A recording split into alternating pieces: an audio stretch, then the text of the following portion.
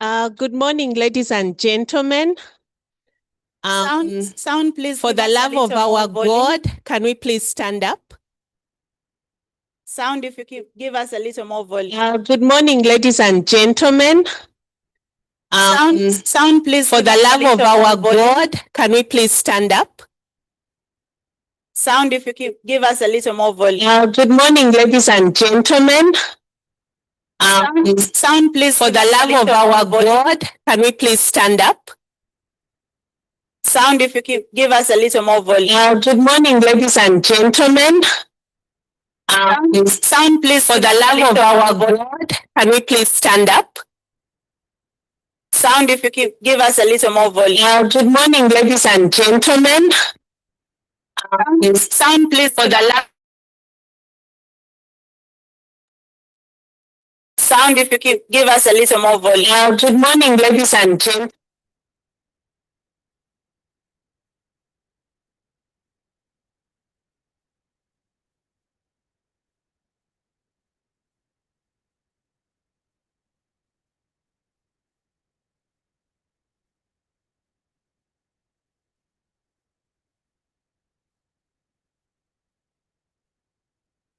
To everyone in the community.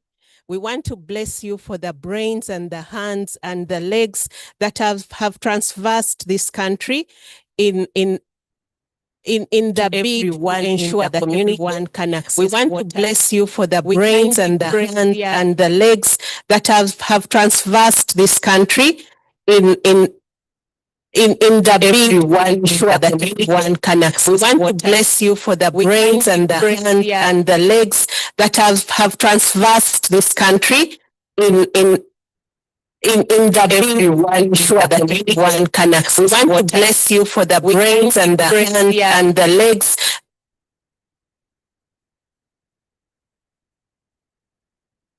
Okay, I think we've said the prayer via AI. So we pray that as we prepare for this day, for all our speakers, our guests of honor, our keynote speakers, that Lord, you'll give them the wisdom to actually share the things that will make us a better sector. And also we pray that as we go through this funding situation, that Lord, you'll open doors to network, and together we come up with ideas that can actually support us to continue in bringing water and better sanitation to our communities. We thank you for all the people who have been at the forefront preparing this event, and we pray that you bless them and give back to them in sevenfolds. In Jesus' name we've prayed. Amen. Very much indeed. A big round of applause for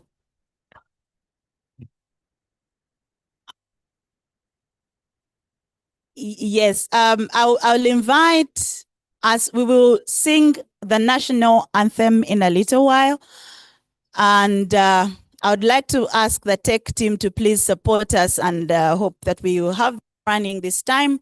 And I would like that we sing that right after the chief guest has walked in, and she is at the door. She is close by, she's at the door. I'll invite us to stand up in welcoming her and honoring her. She will walk in and then stand with us, and we shall sing the national anthem of this country, Uganda. Are we good with that, tech team? I want to be sure that the tech team is happy to do that. Otherwise, then stand with that. So sing the national. Are we good with that, tech team? I want to be sure. Okay, if there are ushers near the door, close to where the chief guest is, you could tell them that we are ready. Tell them we're ready, and they can walk in as we rise in their honor.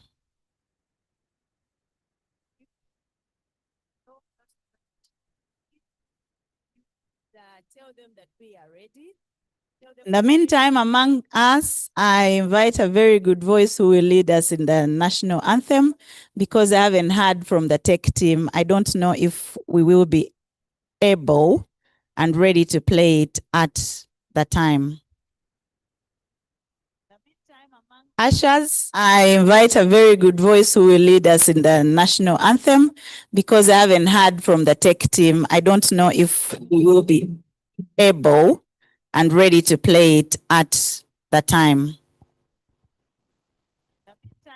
Ushers, I invite a very good voice who will lead us in the national anthem because I haven't heard from the tech team. I don't know if we will be able.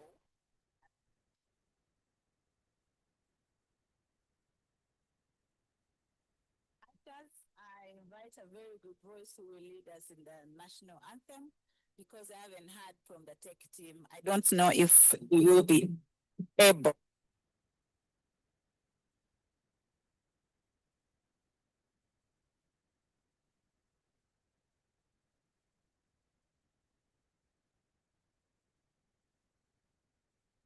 Don't know if we will be able.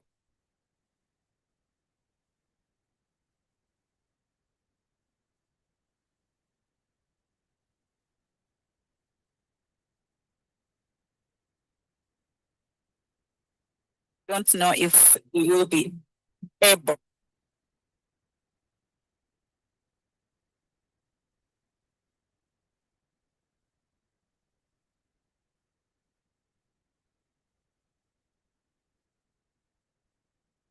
Don't know if we will be able.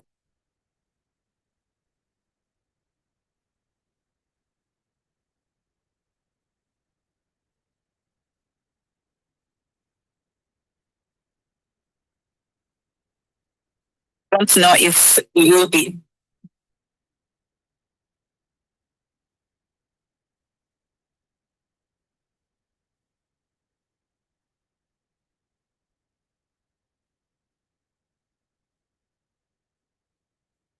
Don't know if we will be.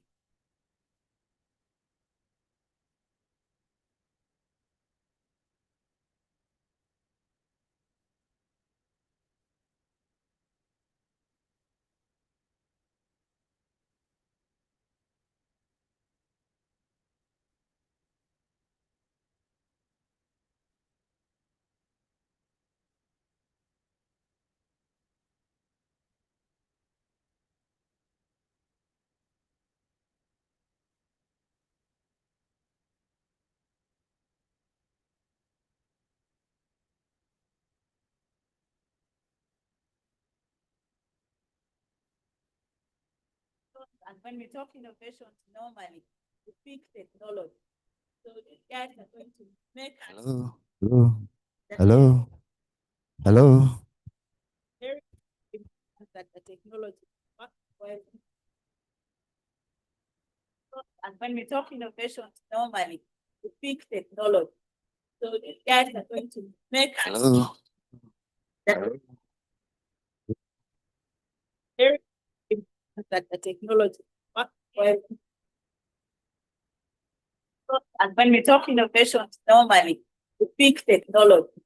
So these guys are going to make Hello. very important that the technology works well. And when we talk innovations, normally we pick tech.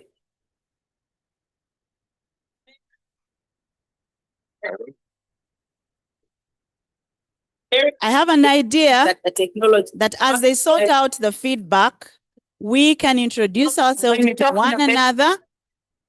First of all, it will give us confirmation that this thing is actually working, but it will also make us comfortable so that you know who is seated next to you or you know who is in the room for your own safety.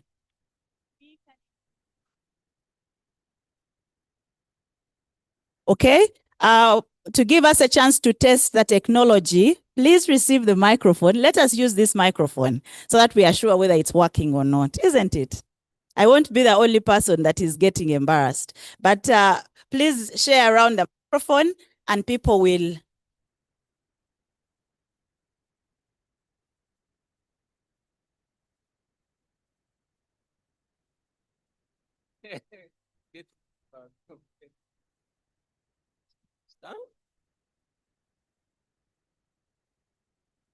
Yes. Good morning.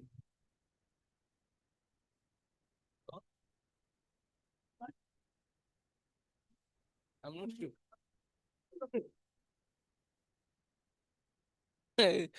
It's a pleasure being the first to introduce myself. I'm Kambi Ali Muzamil, the District Water Officer in Toroko. Thank you. Morning. My name is Sam Tono. I chair the National Sanitation Working Group. Thank you so much. Good morning, ladies and gentlemen. My name is Binepe Luanzo Bwambale. I work with M-Water as a country data manager. Many of us in this room are familiar with M-Water, but in case you have any technical details you'd like to understand, any inquiries, please feel free to reach out. Thank you. Thank you so much. Good morning, ladies and gentlemen. I go by the names of John Twesige.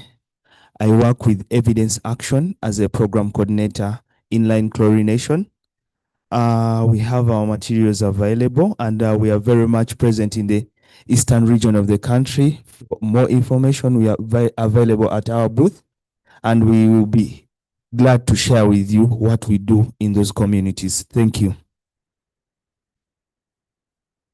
Thank you. I'm called Maureen Akunda, the Country Director at Impact Water. Impact Water, we provide safe drinking water solutions to schools. We believe it's a fundamental human right for every school-going child to have access to safe drinking water, and I'm happy to be part of this forum today.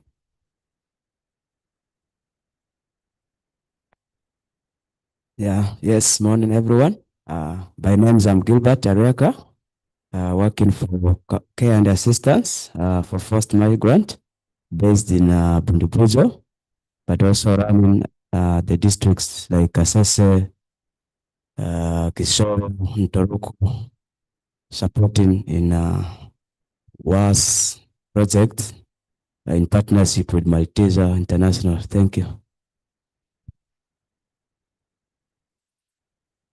Good morning, ladies and gentlemen. I'm Knight Kachuro Olive, CDO WASH, working with the Bundubujo District local government.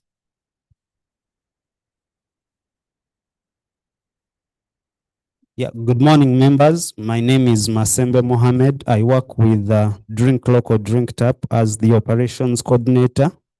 We work in universal primary education schools in Nakasongola, Gomba, and Impiji, trying to drive WASH access. Thank you so much.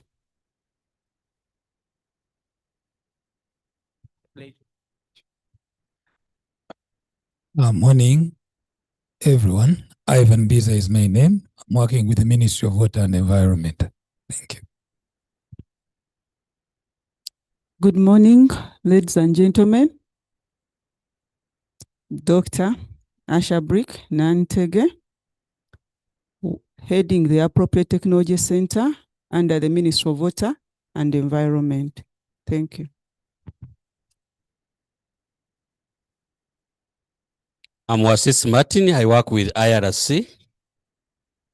Please hold the microphone from where you are and rise. As we agreed that as our chief guest walks in, we shall all rise in welcome and honor to her, the Honorable Beatrice Nyuar, who is the Minister of State for Environment, the Republic of Uganda. You are indeed welcome, and please do not take your seats, because as we settle now, we will sing the national anthem of Uganda, led by the tech team.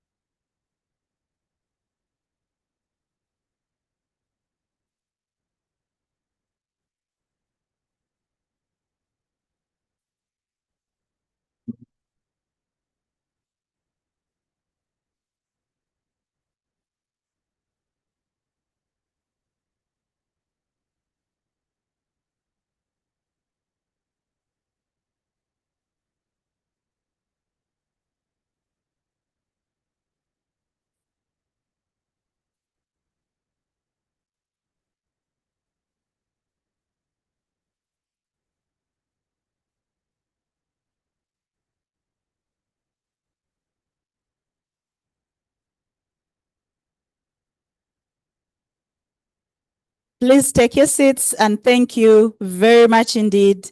And as we take our seats, I remind you once again that you are welcome. When you enter, please move up. We did pray. Somebody is reminding me to pray. We did pray, but since some of you were out, if you would like us to repeat prayer, but Honorable Annual knows that we prayed for her. We prayed for you to walk in, and we prayed for the country, and the Lord is here. I can promise you that. Yes, so we did pray. We have now sung the national anthem. I hope you received your program so you can see what is there. And I welcome you, experts, professionals, champions, and advocates of the water, sanitation, and hygiene sector who are here this morning and tomorrow morning to discuss, to converse about WASH innovations. This year, our theme is WASH. I beg your pardon. Our theme this year is WASH Innovations for Sustainable Development. And I hope that indeed by the time we leave this room, it shall be different for the benefit of our mission and our vision to 2030, that everyone will have safe water, sanitation, and hygiene, universal access by 2030. My name is Naomi Kabarunji, like I said earlier, and I'm honored to be your moderator this session, but mainly the discussions and the insights are coming from the wonderful work that you're doing. So I invite you to share and to enjoy the next 2 days. Without much ado, and noting that we have already used some of our very important resource, which is time, I would like to invite welcome, first of all, distinguished guests, government ministers, political leaders, and development partners, heads of mission. You're indeed very welcome, and we shall recognize you in your capacities as we go along. And so I take this pleasure, without much ado, to invite the Executive Director of Uganda Water and Sanitation Network, Madam Yunia Musazi, who will introduce to us the is in this place. And when she has welcomed us and made us feel comfortable, she will also invite the chairperson of the UWASNet board to speak with us. And in that order, she will be welcoming the keynote speakers and the important guests, the VIPs in our midst. Welcome once again, Yunia. Thank you, Marion.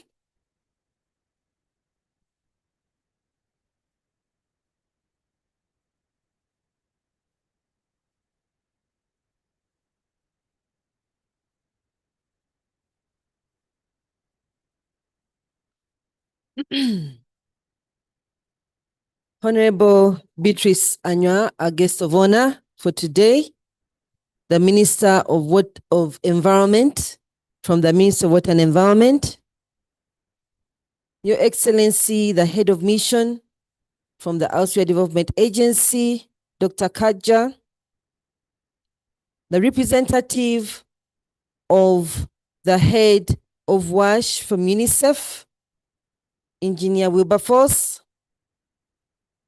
representatives from the different missions in Uganda, representatives from different development partners, officials from line ministries, and also representatives from the different cultural institutions in Uganda, my bosses, the board of directors of Uganda Water and Sanitation Network, my bosses, the members of Uganda Water and Sanitation Network, private sector and media. Ladies and gentlemen, you're all welcome. On behalf of the Secretariat, on behalf of the board, we welcome you all to the 15th Annual Civil Society Forum. And I'm proud and happy that I'm one of those witnessing many of these CSO forums annually. Before I embark on my remarks, I just want to highlight a few a few figures, statistics that should awaken us and emphasize why such gatherings are important. Ladies and gentlemen, every year as a country, much as we know, our head of the nation is always calling on us and propelling that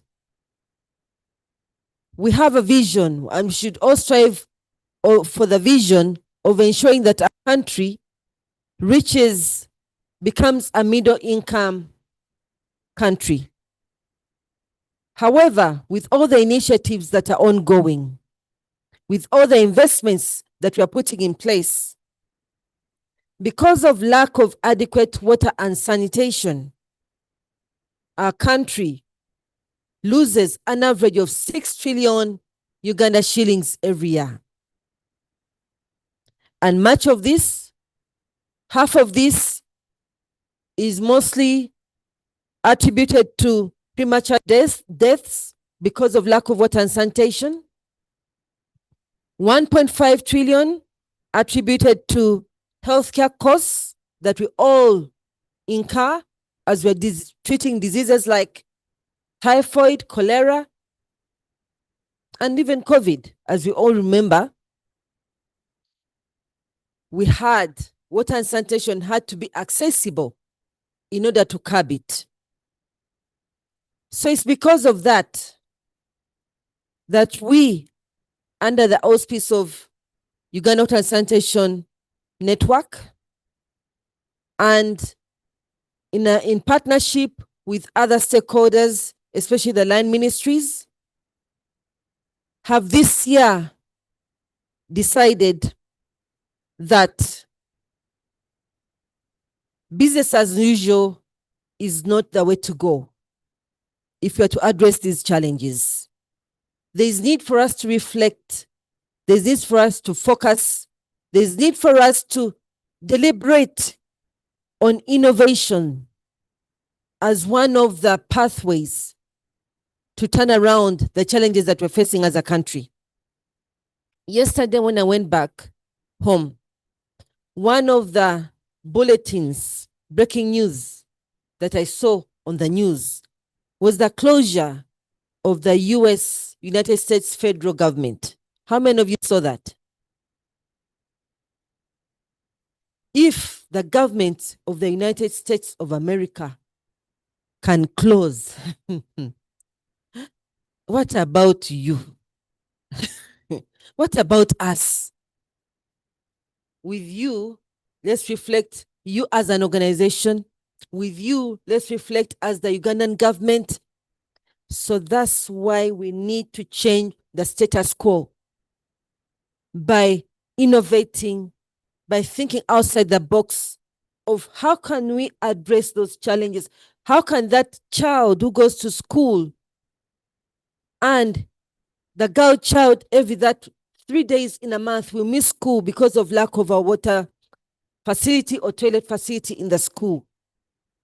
How can we turn around those 33 children who die because of cholera, because of typhoid every year, every day?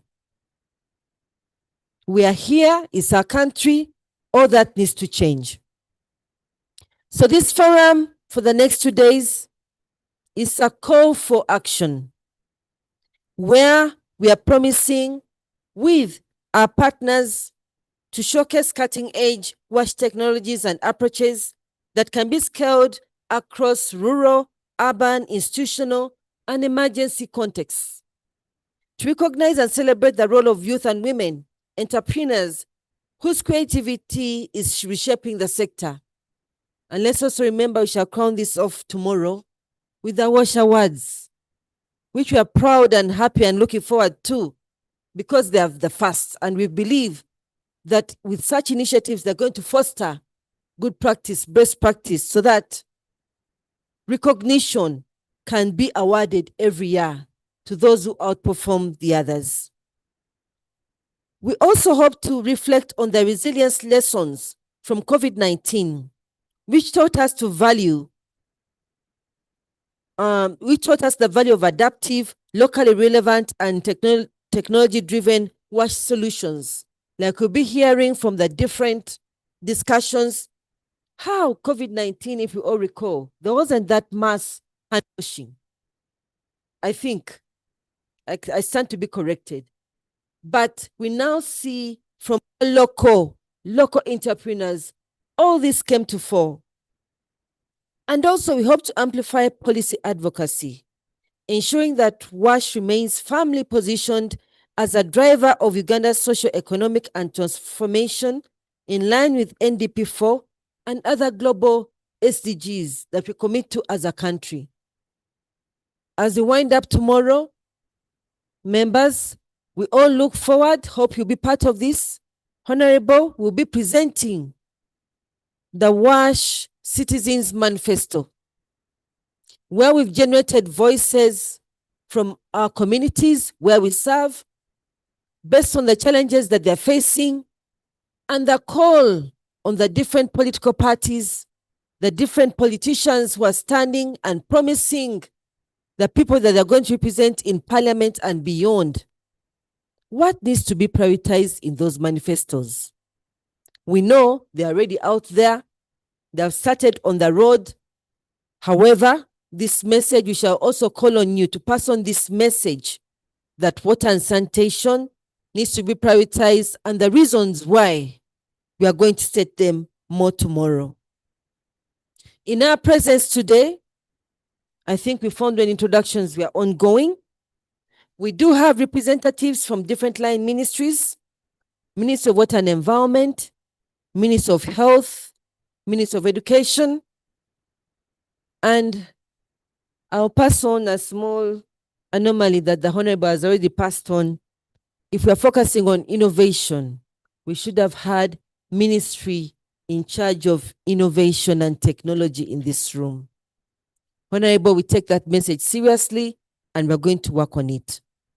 We also have representatives from different development partners, civil society organizations. As UWASNet, we have close to 200 civil society organizations. Some of them are in this room and some are joining us online. We also have private sector, academia, media, and representatives from the cultural institutions. I don't know whether Buganda Kingdom is here. They were expected. So, much of what we're going to witness for the next 2 days, I want to use this opportunity to appreciate the input from our heads of the different thematic working groups, whom we always call upon for such events to support the Secretariat in mobilizing and putting forth the key advocacy issues. They're the channels through which we foster the advocacy issues that as civil society organizations would like to be addressed in the sector. Also our regional coordinators.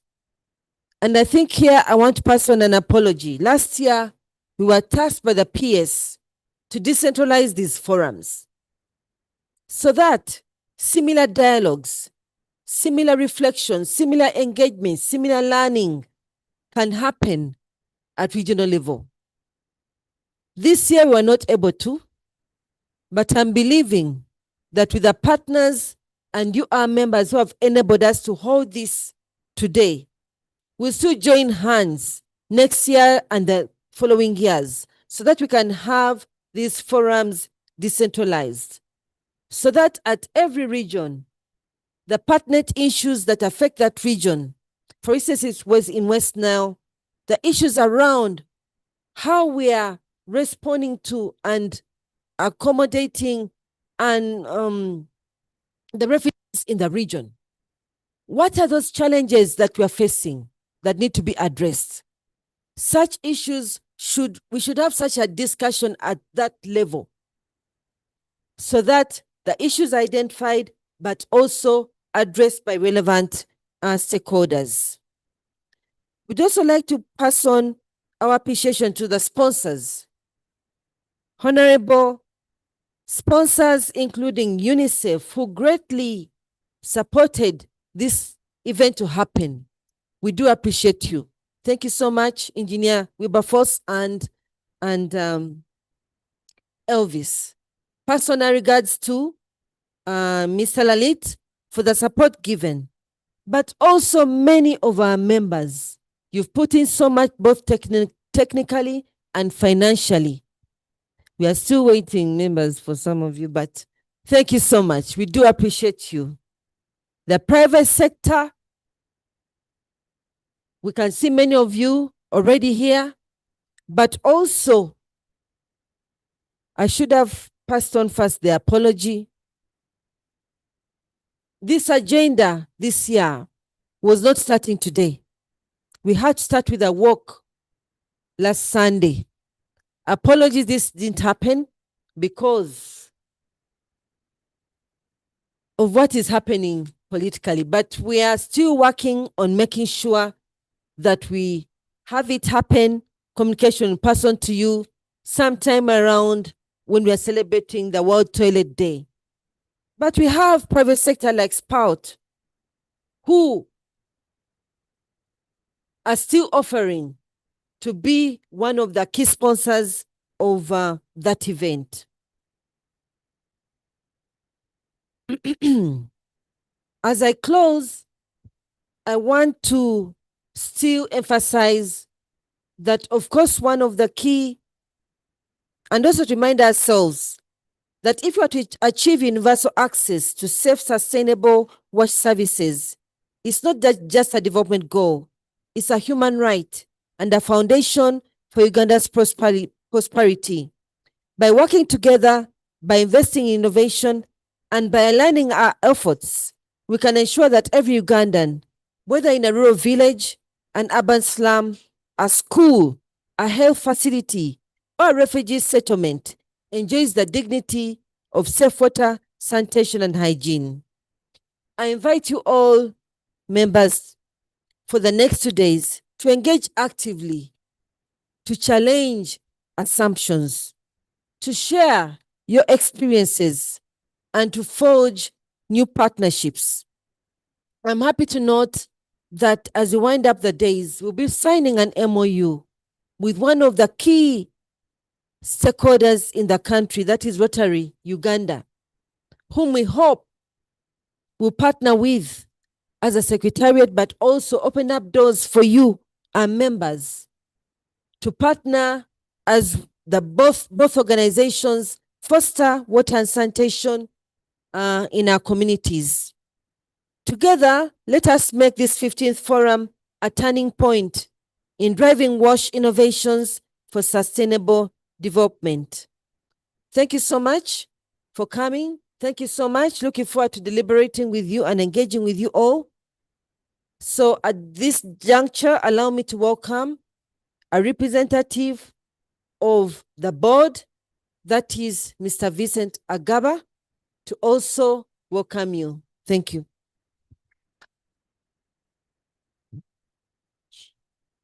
A round of applause to our ED.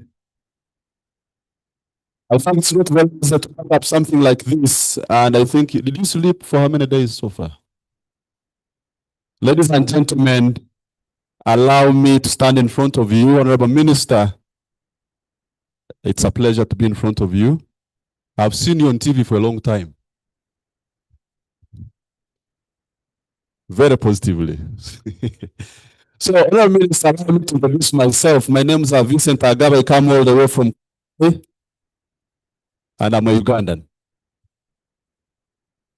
Ladies and gentlemen, just for purposes of knowing who I am, I sit on the board of WASNET and I represent Habitats for Humanity.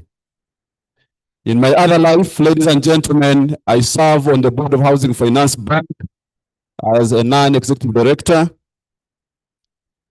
I serve Toro Kingdom as the Minister of Land, Housing and Environment. I serve at the African Real Estate Practitioners Alliance based in Accra, Ghana as a president. I serve as the chairperson of Governing Council of the Real Estate Institute of East Africa. And I also serve in my own private sector as a director of Avat Housing Limited, 18 years, a company that does real estate in Uganda, and also a director at Resort Tourism Academy. I'm also a member of Rotary. That is the Honorable Minister standing in front of you. I stand to represent the board chair of UASNET, who is not able to be here today, but I have his speech and I will deliver it accordingly. So, ladies and gentlemen, distinguished guests, development partners, government representatives, civil society, academia, private sector, cultural institutions, youth and women and innovators, you are very welcome to this yet another event. We can actually clap very hardly for 15 times. 15 times. Honorable Minister, I'd like to inform you that many things in Uganda start, but they don't see their third birthday. So 15 times is worth celebrating. On behalf of UASNET, I warmly welcome you. It is a great honor to see such a diverse gathering of stakeholders united by one cause: advancing water, sanitation, and hygiene. Innovation for sustainable development. Allow me to extend our appreciation to the Minister of Water and Environment, Madam Honorable Minister, our development partners and all CSOs who have continued to collaborate and support. UNICEF, may we clap for you too. There is a special clapping for UNICEF. You have supported us this event, and it was whispered to by the ED that you really did a great job. The importance of the forum, Honorable Minister and all guests, it is a cornerstone platform for dialogue, learning, and collective action. Over the years, it has provided space for stakeholders to exchange ideas, showcase solutions, and build partnerships that move Uganda WASH sector forward. This year's theme, WASH Innovations for Sustainable Development, could not be more timely. Uganda faces persistent WASH challenges. Ladies and gentlemen, I want to pause here and just say, if we sorted the WASH problems in this country, beautiful as it is, the Pearl of Africa will become the Pearl of Africa. And I invite you, ladies and gentlemen, to make that Pearl of Africa become the Pearl of Africa. If you look at our states, however modest they are, we don't need so high wall fences. We just need green patches. Just need clean compounds. We just need nice toilets. We just need slashed and paved grounds. Ladies and gentlemen, there are gaps in infrastructure, especially in rural and peri-urban areas, inequitable access to services, and the growing impact of climate change compounded by emergencies such as refugee influxes. I come from Kabarole district. We are neighboring other districts. We host a lot of communities of refugees there. Minister, as become a very welcoming country, it is also paramount that we have these visitors and neighbors come into a very decent environment. We call it action not only to fix these gaps, but to do so innovatively, inclusively, and sustainably. The role of innovation and inclusion, for our minister and guests, innovation in WASH is no longer a luxury. It is a necessity. From monitoring and evaluation to climate resilient water supply systems to social behavior change campaigns, innovation must underpin how we deliver these services. Ladies and gentlemen, and we must embrace technology. It's only to be whereby we can all see ourselves on screen in real time.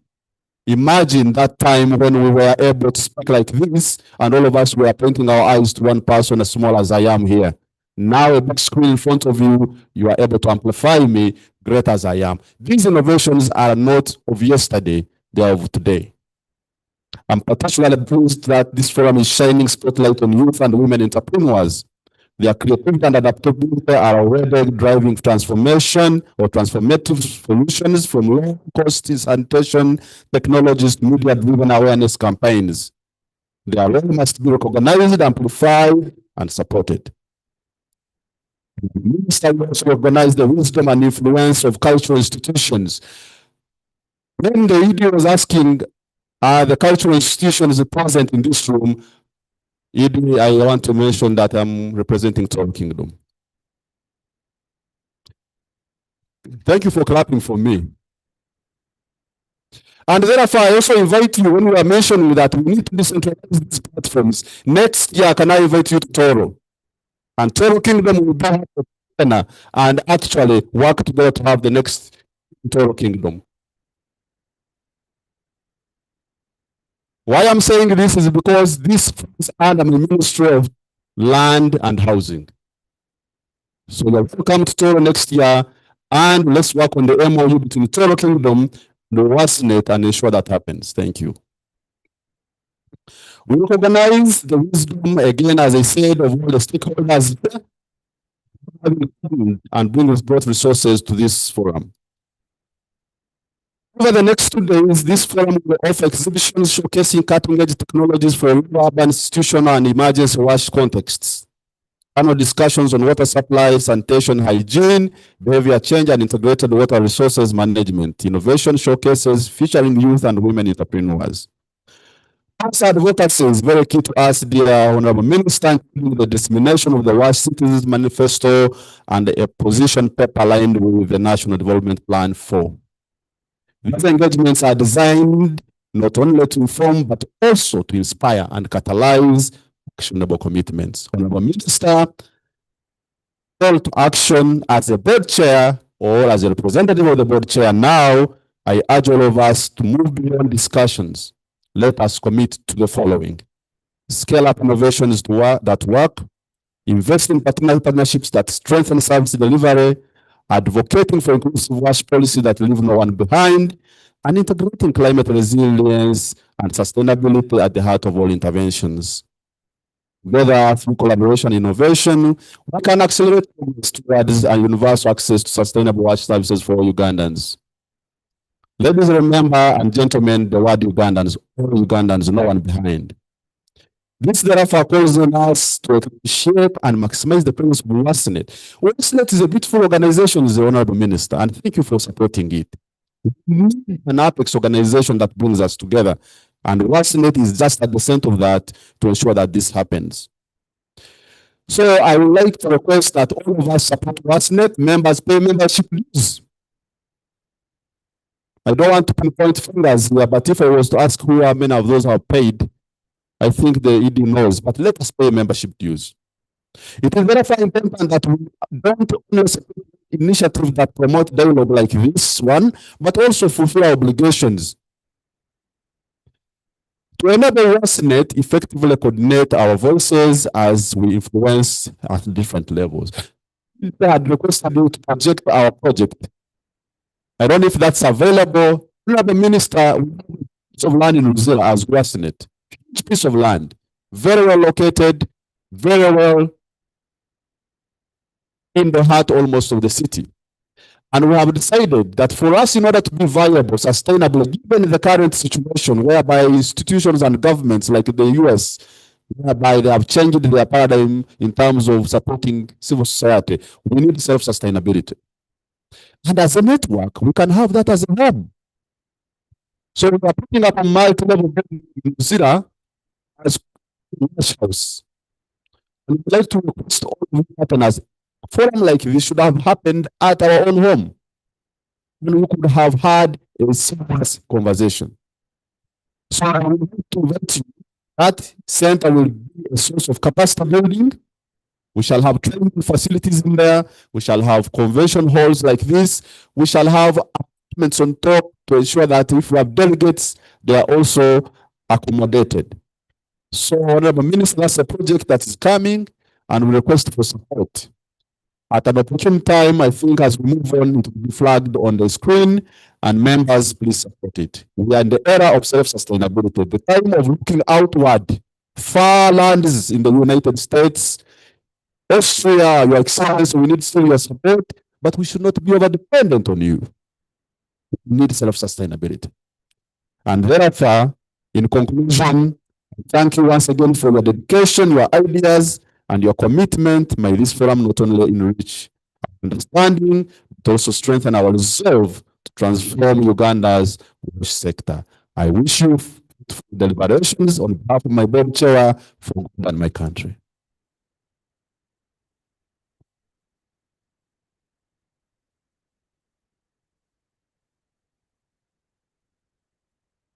Thank you very, very much indeed, Mr. Vincent Agaba. If you would help me give him another round of applause.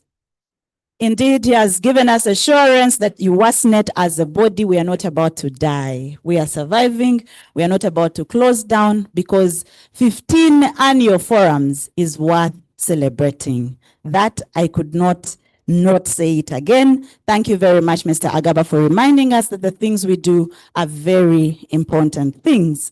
And so as we continue with the program, I would like at this moment to recognize the presence of you wonderful people and the work that you do. I look around and I see wonderful, wonderful partners of UWASNet. And at this point, I would like to mention some of you. And if you would come closer, I would see you and I would actually give you a mention. But indeed, without you, UWASNet does not exist. We would like to recognize the presence and the partnership of Rotary Uganda office. If you would help me, we give them a clap. Rotary Uganda office is here and we welcome you indeed. We would like to welcome so much local government partners. We know you, we see you, we work with you every day. If you could help me give a round of applause to the partners that have joined us. I welcome partners and friends from Viva Konagwa. You are welcome. Please help me give them a round of applause. Join for Water. You are welcome indeed. We thank you. Water for People. Thank you very much for your partnership and your collegiality. We welcome members and partners from Drink Local, Drink Tap. I'll give a moment for that because I love their name. Drink Water, Drink Local, Drink Tap. Please stand up and I welcome you personally. You are welcome. Please help me welcome. The rest of you, you are also welcome. But Drink Local, Drink Tap personally touches me. Why? Because I'm always thinking that the WASH sector has too many abbreviations that do not make sense. Drink Local makes sense and Drink Tap makes sense. You are welcome indeed. I'd like to make special mention of AMREF Health Africa Uganda. AMREF Health Africa, we welcome you and we appreciate the things that you do. CD, we thank you and welcome you. Please help me clap for CD because of all the work that they do in community integration. Evidence Action are doing all sorts of innovations in the WASH sector. We thank you and we indeed appreciate you. Well, Tonga Hilfi, I don't know if I've said it correctly, but we welcome you indeed. Welcome once again, Tonga Hilfi. WaterAid, we thank you so much for your partnership. Please help me to clap for WaterAid. They're here. IRC, the International Water and Sanitation Center, we welcome you indeed. Please give yourself a round of applause. And individuals, we have people in this space that have held us like babies in the WASH sector. I would like to make special mention of Engineer Sam Mutono and ask him to stand up and ask you to give him a round of applause for at least 1 minute. Because this gentleman really carries the sector like a baby. We thank you very much. We do not take you for granted, Engineer Sam Mutono. You are the elder of WASH and we are only just teenagers, so you still have a lot of work to do. I would like to welcome the Ministry of Water and Environment, who are our special partners, who are like our father, really. Mr. Nyakana Ronald and Mr. Biza Ivan specifically, you are welcome. We would like you to stand up. And we welcome you. And in a special way, we would like to welcome Dr. Calist Tindimogaya. We thank you very much. If you could stand up, we thank you. He's like, where Engineer Mutono is like a grandfather. I don't know, he's like, can I say mother? Even though you're a man, But you understand what I mean. He nurtures us, he uses his heart. He really leads with his heart. And we thank you. We don't take it for granted. We welcome you so much. Dr. Asha Brick from ATC, we welcome you and we thank you for your continued partnership. Please give her a hand of applause. And you will be coming later, but I would like to mention Engineer Julius Musimenta, who is also going to be one of our keynote speakers today. I would like you to stand up so that you are seen to be in this place and recognized and thanked very much. We shall hear so much more about Engineer Musimenta as we go along. We would like to make special recognition of UNICEF. UNICEF is a lead sponsor and a partner of the WASH Forum for many, many years. There's a team led by Engineer Wilberforce Chimezere, Engineer Elvis Mwesigwa, who are of the WASH department. Please stand up, gentlemen, so that we can thank you and thank you indeed, because we appreciate what you do. And all the staff and team of UNICEF, if you could stand up, please, so that we welcome you. USNet board, I know you're constantly going to elections. Is it every year or every 2 years? Every 3 years, and there's a new team with your chair already spoke, the representative of the chair. If you're here, board and staff, please stand up, because without you, we wouldn't be here. The board first. Yes, the board first. These are the people you voted. I don't know if it was rigged, but they are the ones that are leading you, and we appreciate them very much. And then the staff. The staff are always cooking something. Please stand up. I know, Madam Unia, you'll be walking around all the time, but allow to be thanked. Yes, and your team, allow to be thanked. Engineer, you're welcome. Thank you for coming in. Dr. Joyce Mpalanyi, Country Director of Water Aid, we welcome you indeed. Please stand up and be welcomed. And heads of mission. We have in our midst, and somebody who has held her hand. She's like a Senga, I think, where Engineer is a grandfather and Dr. Calist is the mother. We have a Senga. And for benefit of language, I know she knows what it is, but Senga is also the head of mission of the Austrian embassy. We really thank you so much. We would like you to stand up. Dr. Katia Yvonne Kashboma. If I've said it wrongly, my apologies, but I think I'm trying, I'm doing well. We welcome you and we appreciate all the things that you do. And Mama Mavida, I will not say much at this time. We know you. Your reputation precedes you. And we are always running to you for all the things that you do, all the things that you say on our behalf, all the money that you push towards this sector. I don't know what we would do without you. But at the proper time, which is in a few, you will be invited to speak to us. But I would like at this moment to invite and to ask you to indulge me with a standing ovation for Honorable Beatrice Anyua, who is the chief guest and is a Minister of State for Environment. Members, please give her the honor that she deserves.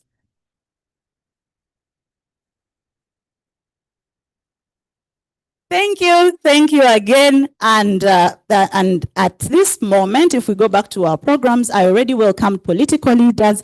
I don't know how they made it here. They are busy campaigning, but there are those who never leave us. There are those who remember that actually, if they do not make sure that water and sanitation are a thing in their communities, they will not get any votes in a few months coming. So they made the time and they came. But they didn't just make the time today. They've always been our members, they've been our partners. And I know that in our midst, we have colleagues and leaders who are from the Uganda Parliamentary Forum for WASH. You see what I was saying about the abbreviations. Drink water, just drink local drink tap. That would make it very easy. But I would like at this moment to welcome Honorable Dr. George Boka, who is the Member of Parliament for Obonge County, who will be representing the chair of the UPF WASH. Here. Yes, you are. Please come. Please come. Please come forward and speak to us so that these people know that you're leading well.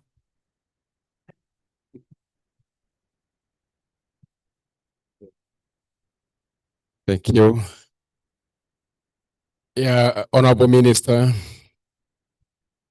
from the Ministry of Water and Environment, distinguished government leaders, colleagues, members of parliament here present, partners, the media fraternity, ladies and gentlemen, good morning. Dr. Boka Didi George is my name, Member of Parliament, Obongi constituency. I sit on the Health Committee of Parliament, but I'm also a member of the Uganda Parliamentary Forum on Water Sanitation and Hygiene. On behalf of the forum and on my own behalf, I want to take this singular honor and pleasure to first and foremost very sincerely thank the conveners of this important civil society organization forum. Deliberate on one thing and something that we talk about as being life. Because when we're talking about water, we say water is life. Sanitation and hygiene secure our health. So thank you so much for the convenership. The Uganda Parliamentary Forum on WASH is a platform of like-minded members of parliament across the political divide that advocate for WASH, legislative frameworks, ensuring sufficient resources are allocated for water sanitation and hygiene interventions, providing oversight in collaboration with other oversight entities, and representing or amplifying the voices of the water sanitation fraternity. I would like to recognize the presence of members of the platform here present. If you are around, please rise up. Honorable chairperson is engaged in the constituency, and the two of us are here to represent the Water Sanitation and Hygiene Forum from the Parliament of Uganda. Ladies and gentlemen, water, sanitation, hygiene issues are human rights issues. As government of Uganda and partners and all stakeholders, we are duty-bound to ensure every Ugandan has access to water, sanitation, hygiene, and sustainable waste management solutions.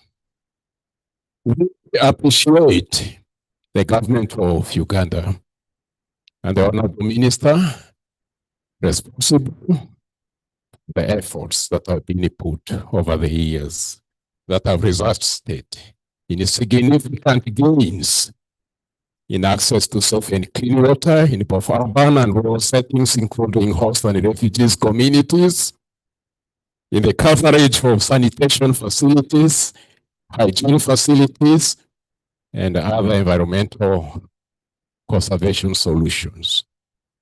For that, we are very, very grateful to the government, the development partners, the implementing partners, the private sector, civil society, and all those who contributed in one way or another for those gains. In spite of the gains, Honorable Minister, ladies and gentlemen, we still see glaring disparities, regional disparities, district disparities, community disparities, urban-rural disparities, host refugees, communities disparities in access to water, sanitation, and hygiene products and services. The time is now for us to recommit ourselves. We appreciate the government has committed itself by providing us clarity of policy direction and strategic direction in the Vision 2040.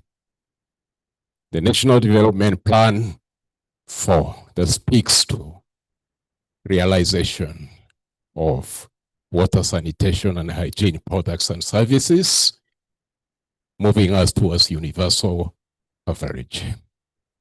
Achieving this requires action at many levels: national level, regional level, district level, community level, and in our households and families. Achieving this requires a multi-pronged approach, wearing a multi-sectoral lens that will ensure all sectors and programs that in one way or another contribute to water and sanitation programs, projects, and services do their role. Achieving this requires a multi-stakeholder engagement from the public sector, the private sector, the civil society, faith-based organizations, including the communities that we serve that oftentimes we think of as an afterthought. We need to put the communities at the forefront of advancing our efforts to ensure no communities left behind. I am tempted, ladies and gentlemen, to think some of these conversations, high-level policy conversations, need to be taken to the regions, to Mbarara, to West Nile, Gulu, Soroti, Karamoja, for the people in these regions to be able to see the faces that are contributing to the realization of the right to wash. As the Parliament of Uganda and the Uganda Parliamentary Forum on Water, Sanitation, and Hygiene, we do commit ourselves to play 4 cardinal roles. The role to see to it that we have an enabling legal, regulatory, and policy environment. We thank the Ministry for advancing that course, the Water Act, and many other related acts are in place. Nonetheless, with advancement in science and technology and the operating ecosystem, there may be the need for us to repeal some of the laws, to amend others, to update others, and to borrow from the global community best practices that will help us be able to create an enabling legal and regulatory environment. So, this conversation has come at the right time when we have put in place a national strategic plan, the National Development Plan 4, with a medium-term expenditure framework that needs to be operationalized through an annual planning and budgeting process that is all-inclusive, bringing on board all key stakeholders and partners under the stewardship of the Ministry of Finance, Planning and Economic Development.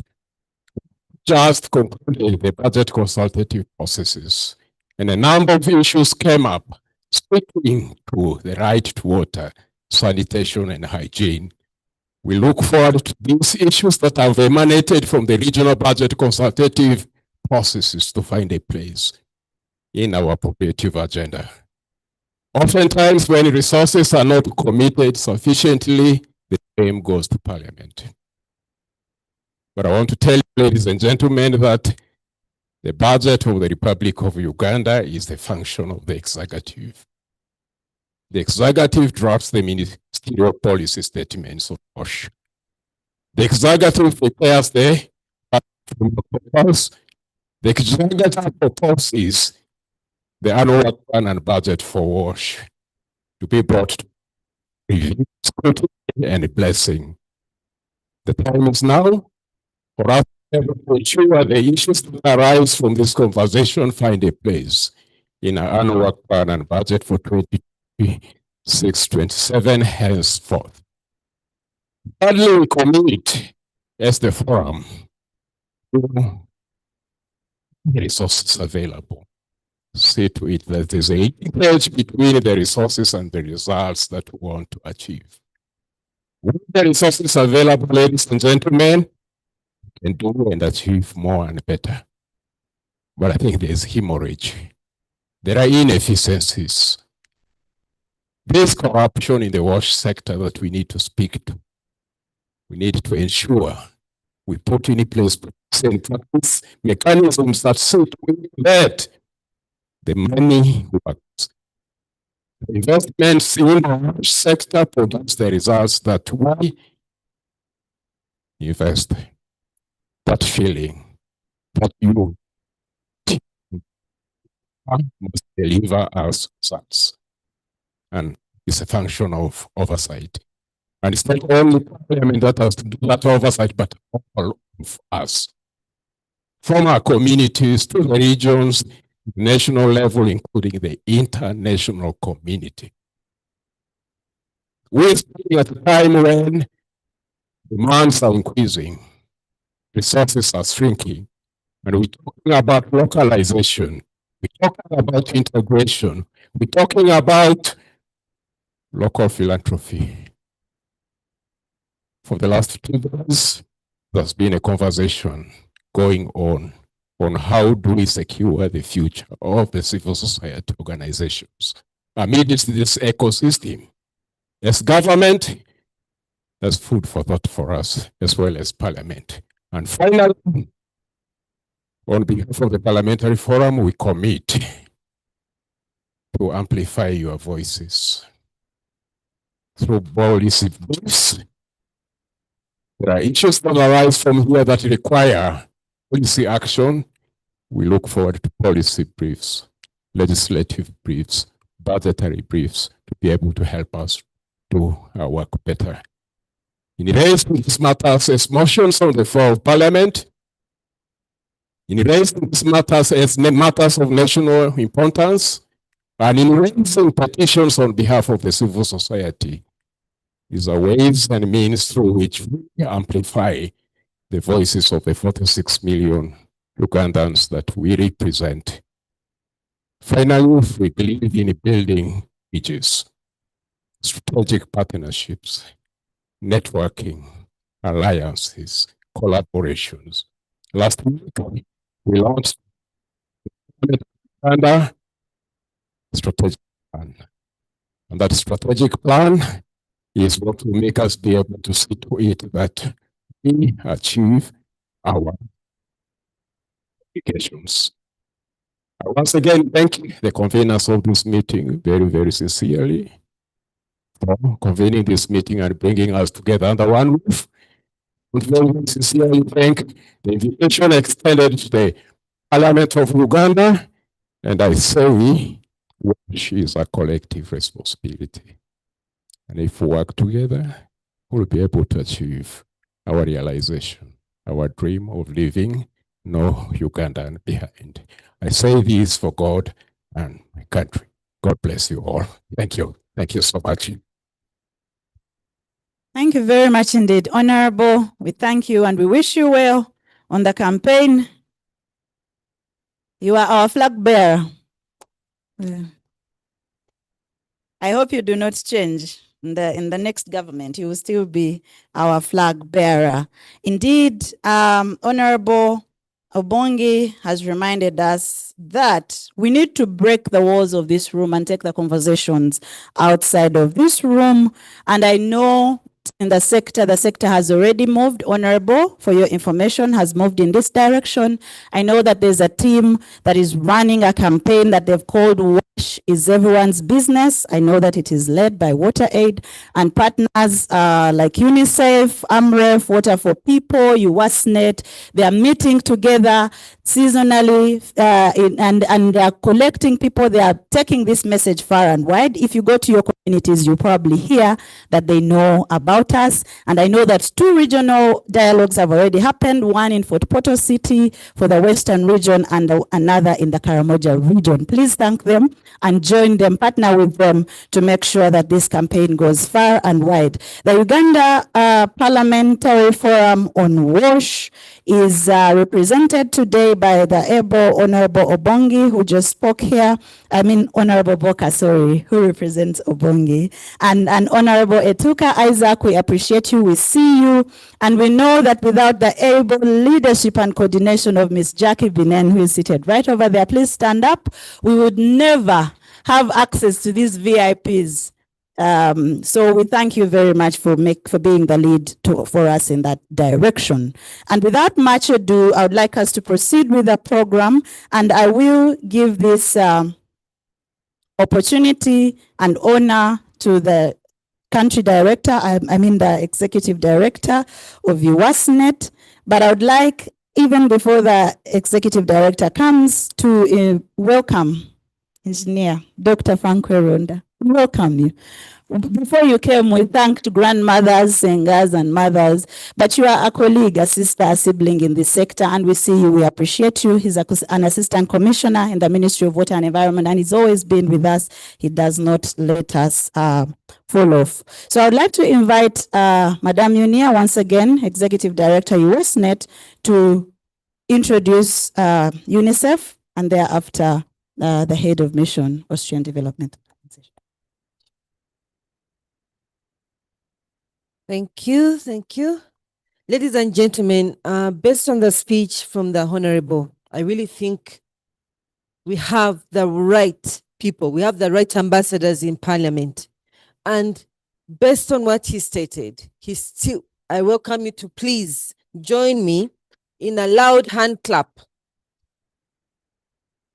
You could see that the issues that he was speaking, they're really at heart. And also he's representing us well. I just want to say that, Honorable, hope you'll be joining us tomorrow as we launch the WASH Citizens Manifesto, where the issues that you've mentioned are really enshrined there, where we are calling on all the politicians who are standing at different levels, the different political parties, to take note of the 5,000 schools, the close to 2,000 healthcare facilities that currently lack water and sanitation, the close to 20,000 water points that are not functional and need to be prioritized.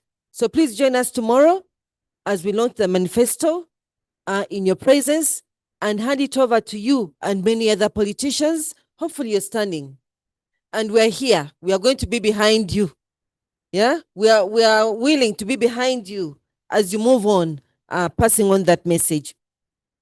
My role right now has been to invite some of the representatives of the development partners that work with UWASNet and enable us to fulfill our mandate. Allow me right now to welcome Engineer Wilberforce, who is going to be representing UNICEF, and also all the other different development partners that work with UWASNet to help us foster our role of coordinating your voices, to foster our role of convening, like here today, and to foster our role of capacity building our members so that we can effectively deliver and support in attainment of the sector targets. Thank you. Yeah, thank you, the Executive Director, UWASNet. Our chief guest, the Minister of Water and Environment, Honorable Beatrice Anywa. All protocol observed. My name is Engineer Wilberforce Kimezere. I work as a water specialist with UNICEF, but I'm here representing the country representative of UNICEF, Dr. Robin Nande, who is unable to be here today physically, but he is with us in spirit. Yeah, as UNICEF, we are very glad to be associated with this year's symposium with the theme WASH Innovation for Sustainable Development. This theme is very relevant. As you are aware, we only have 5 years to go to reach our SDG targets, which is 2030. And you all know the targets of 100% safely managed water, 100% safely managed sanitation, We have targets for water resources management, but 5 years to go, we are still lagging behind. I was looking at statistics yesterday. Our representative is in Belgium. I wanted statistics on water and sanitation because he was meeting some delegates. When I looked at the statistics, I feared to look at safely managed sanitation. Yes, I looked at basic sanitation, and the figures told me that we had 54% basic water. When I looked at sanitation, I didn't want to send the figures because it showed me 19% basic sanitation. So that means 46% of our people lack access to basic water, and 81% lack access to basic sanitation. So that is the situation as of 2022. I'm quoting the UDHS, Uganda Demographic and Health Survey of 2022. Maybe 2027 will give us better figures. So this situation is leading to the preventable diseases, especially children, and hindering overall community well-being. So when you go to the healthcare facilities and you look at the statistics, I'm sure you will get the results for diarrhea and other water and sanitation related diseases. So as UNICEF, we are very happy for this year's theme, and it gives us some of the solutions when we talk about innovation, which can help us to accelerate progress and to develop more effective and sustainable solutions. So innovation, this year's theme, I think, can help us to try to catch up to at least have better results come 2030. As UNICEF, we are available to be part of the WASH innovations. Basically, we are looking at digital innovations, financing models, technology advancement, and data and monitoring. So these are some of the areas where in the next country program, 2026-2030, we are planning to work in the sector around these innovations. Therefore, looking at the magnitude of the problem, echoing what Dr. Boka talked about, there is a need to strengthen partnership, both public, private, and the civil society, in order to increasing our financing, because without financing, we shall be talking stories. So we need financing so that we are able to scale up and try to achieve the sustainable development goals, at least to reach somewhere towards the target. So this is my call, and this is UNICEF call. For the next 2 days, we shall be around, and I wish you a good deliberations so that we can pick it up to next year's CSOs forum. I thank you very much for listening to me. Thank you, Engineer. I thought you'd also commit to the decentralized CSO forum, but we thank you for that. Ladies and gentlemen, allow me now to invite Her Excellency, the Ambassador of the Austria Development Agency. As you all know, Austria Development Agency, please, has been a strong lead partner working with UWASNet, supporting us in fostering governance and accountability within the West Nile region and also at national level. Dr. Kaje, welcome. We appreciate your commitment to governance and accountability, not only in the water and sanitation sector, but also other sectors in Uganda. Thank you so much. Thank you. The Honorable Minister for Environment, Honorable Beatrice Aniwa, the Executive Director of WASNET, Ms. Yunia Musazi, the board members of WASNET, honorable members of Parliament, representatives of the Ministry of Water and Environment, and the government of Uganda,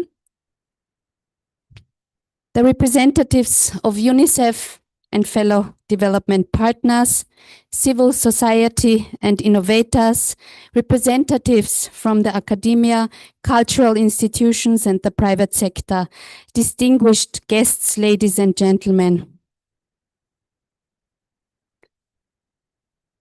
I actually want to start a bit differently, and Honorable Minister Beatrice and I were just talking that we lost a global leader yesterday in Jane Goodall. So I'm deeply saddened by the passing of this renowned chimpanzee expert who passed yesterday at the age of 91.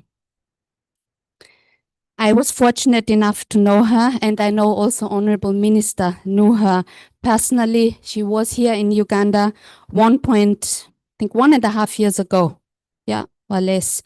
Her life was nothing short of extraordinary. She dedicated her whole life to protecting our nature, to protecting chimpanzees, to giving a voice to animals who could not speak for themselves. Jane impacted the lives of so many, and the legacy she leaves behind will continue to inspire generations. So let me please suggest, with your permission, Minister, to observe a moment of silence in her memory.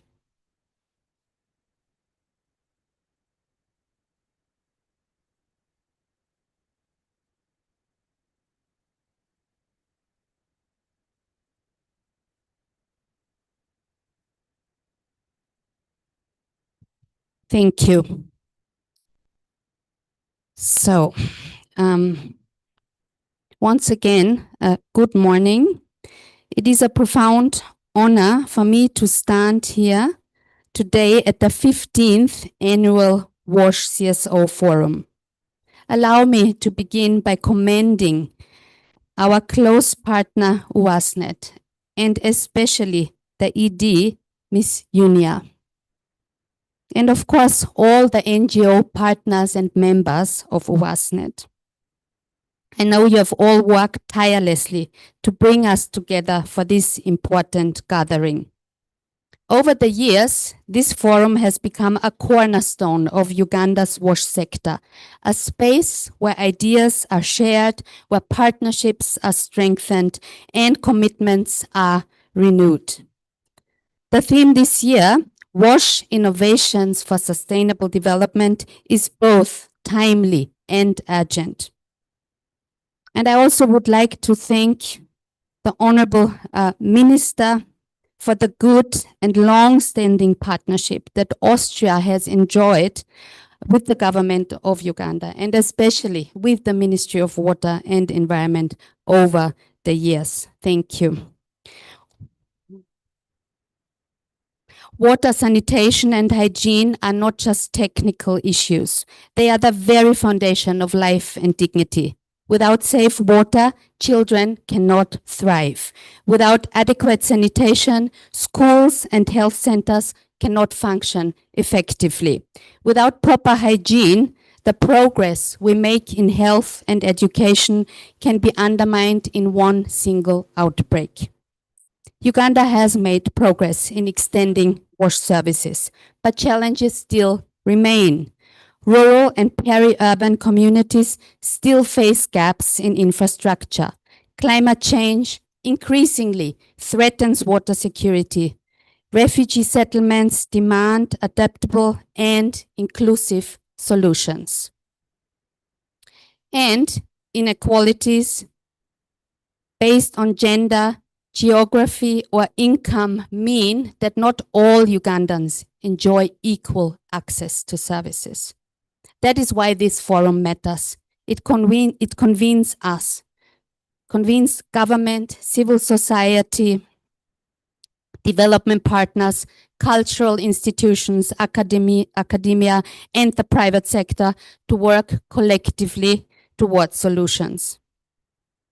Austria has long recognized the centrality of WASH in human development. We see WASH as a multiplier, an enabler of health, education, economic opportunity, and gender equality. Innovation is the key driver that will accelerate Uganda's progress. And innovation in WASH is not limited to high technology. It includes new approaches to financing, new models of community engagement, and new ways of ensuring accountability. We have seen remarkable examples. Smart water networks that use digital tools to reduce leakages and ensure equitable supply. Low-cost sanitation technologies that transform waste into resources. Community-driven hygiene campaigns that change behaviors sustainably. Resilient infrastructure is designed to withstand floods and droughts in a changing climate. Austria is committed to supporting such innovations because they demonstrate that sustainable solutions can be homegrown, they can be affordable, and they can be scalable. Allow me to share a story that captures why innovation matters. In northern Uganda, I met a group of women who had developed a simple rainwater harvesting system using locally available materials. What moved me most was not the design itself, though it was clever and it was effective. It was the change that it brought that really moved me. For the first time, children could go to school without spending hours fetching water. Mothers could dedicate time to income-generating activities. Families had water stored for dry season, reducing daily stress and uncertainty. This example shows us something vital, that innovation is really not about technology. It is about the people. It is about restoring dignity, saving time, opening opportunities, and giving communities control over their future.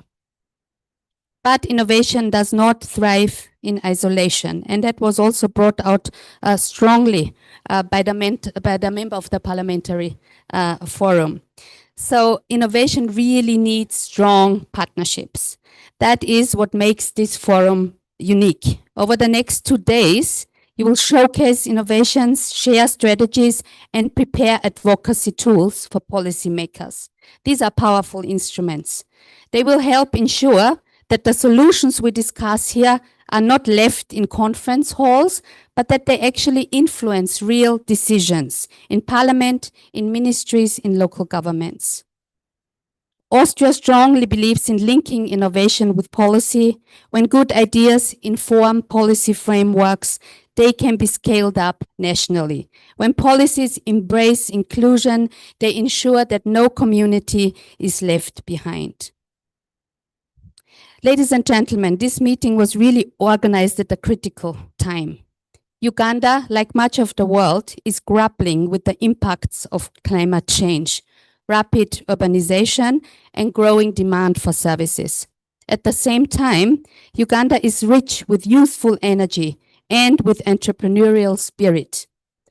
This is the moment to harness that energy, to place young innovators and women entrepreneurs at the center of WASH transformation. Their creativity and their determination are Uganda's greatest resource. We must strengthen coordination among civil society, government institutions, the private sector, and development partners. Fragmented efforts will not be able to deliver the universal access that we need, but shared action can. Let me once again reaffirm Austria's commitment to the WASH sector in Uganda. We will strengthen climate resilient water systems together, expand inclusive sanitation and hygiene services, build the capacity of local governments and communities, and empower youth and women innovators to bring forward their solutions. Distinguished guests, the forum is about courage. The courage to face persistent challenges honestly, the courage to embrace new ideas and scale what works, and the courage to collaborate across boundaries. As we begin these 2 days of dialogue, let us remember that the future we are working toward is one where every Ugandan child grows up with safe water, every school has dignified sanitation, and every health center promotes hygiene. Every community is resilient to climate shocks.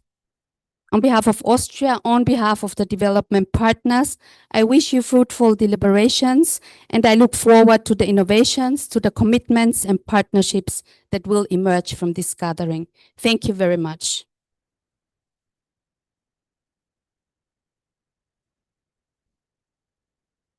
Thank you, Dr. Kaja. And ladies and gentlemen, I think from her speech, the buzzwords were that we're in the right room. It was reassurance that we're in alignment with the strategies of the Austria Development Agency, but also other development partners. And her key buzzwords were innovation, partnership, and the link to policy influencing, but also the need to address the key sector challenges through scale up and inclusion of women and youth empowerment. Thank you so much, Doctor, for those words. As we come to the conclusion of the session of the opening, allow me to invite our own, because me as uni, I can't invite the honorable, but I have to go through a window.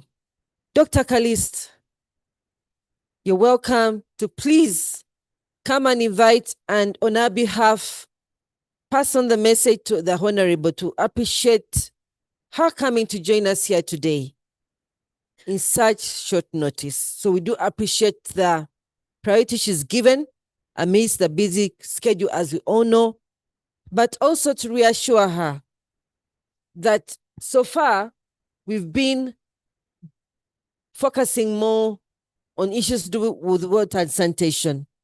But the membership of UWASNET, the 200 or so CSOs in this room, we are cognizant of the fact that we can't deliver sustainable water and sanitation services without being mindful of conserving the environment. So environment is our engine. Environmental conservation is our engine to ensure that the services we deliver are sustainable. So thank you, Doctor, and good to see you today. Thank you very much, Edie. I would like, ladies and gentlemen, to allow me to stand on the protocol that has already been mentioned. Honorable Minister was here at 9. Actually, she wanted to come in, but we told her to hold on a bit so that other people can actually come in here. So, Honorable Minister, on behalf of the Permanent Secretary, Minister of Water and Environment, Dr. Alfred Okoto Kidi, who is not able to be with us, but requested me to represent him in this forum. I would like to thank you, Honorable Minister, for sparing your time to come. Honorable Minister is also holding the fort for Minister of Water and Environment. So she's not here only as Minister of State for Environment, she's here in her capacity as Minister of Water and Environment. So let's give her an applause. So Honorable Minister, we thank you. Honorable Minister is also a flag bearer, and I am flag bearer for Kitugu Municipality. And all of you know what is happening. She was supposed to be in Kitugu. Actually, she was supposed to leave yesterday, but she decided to stay around to be part of this forum. So Honorable Minister, I want to thank you once again. We do appreciate your commitment. We are basically pulling you left and right, but you are resilient, as you have always been. So let me take this opportunity, Honorable Minister, to invite you to come and take the floor, deliver your speech, and formally open this 15th annual WASH CSO Forum. Honorable Minister.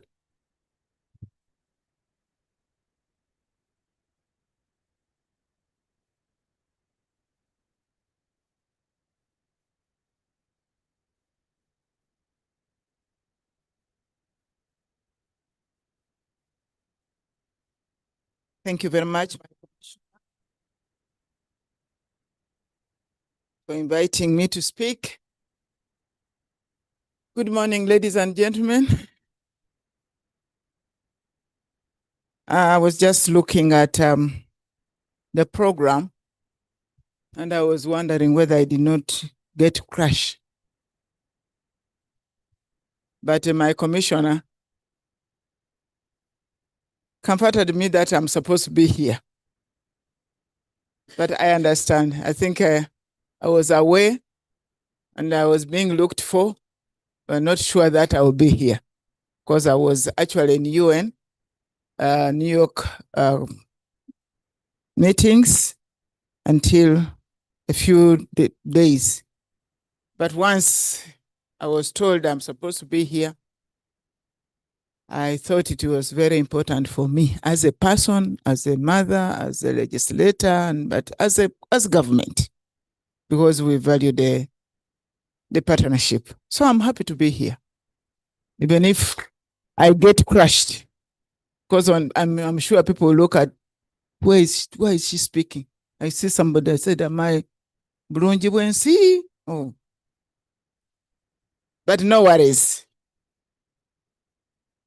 Honorable members of parliament who are here, Her Excellency the head of mission, Austria Development Agency. The protocol is long. You will allow me to stand over the protocol, but the ED and your team, the organizers, development partners, indeed, it's a good morning.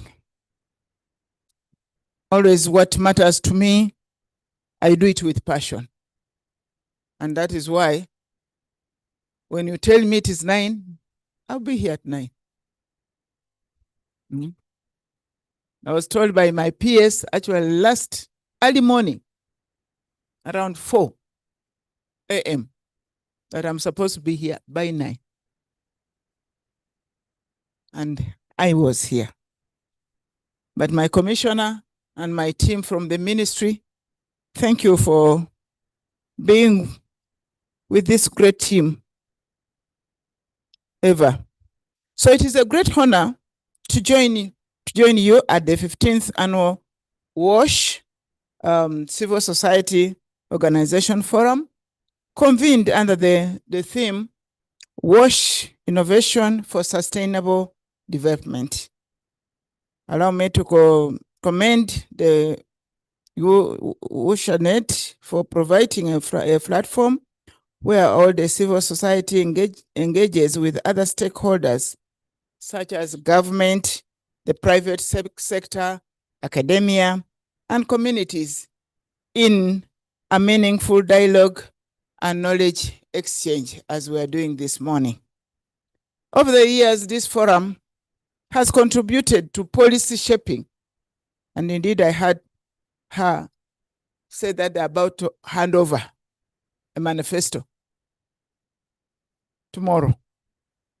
So they have been part of it for policy shaping. And I'm happy my colleagues, the members of parliament, are here who are policy makers. They're always with us with the innovation scaling and the partnership building in Ugandan's WASH sector. We have always walked the journey with you. This year's emphasizes on innovations, particularly those driven by the youth and women entrepreneurs. Resonate well with government's commitment to inclusive and sustainable development. As I said early morning, I would have been comfortable to see my colleague, the Minister of Science and Technology, with us here, because when we bring the youth on board and we are putting the theme to look at innovation, the next question will be, where do you get the funds for that? It is government, and the government has a budget for research and innovation through the Ministry of Science and Technology. And I'm happy that we acknowledge that science and technology, especially the artificial intelligence, should be in the center of our engagement. Ladies and gentlemen, distinguished guests, Uganda continues to face challenges in expanding access to safe water, sanitation, and hygiene. Based on data from my ministry, contrary from what UNICEF has, is that national safe water coverage stands at 72% in rural areas and 79 in the urban areas. That is safe water. And that is through our agency, our Agency of National Water and Sewerage Corporation.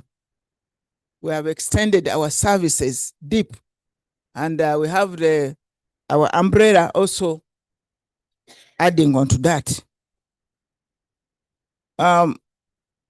We have also sanitation coverage in my ministry's data, standing at 79.9% in rural areas and 91% in urban areas.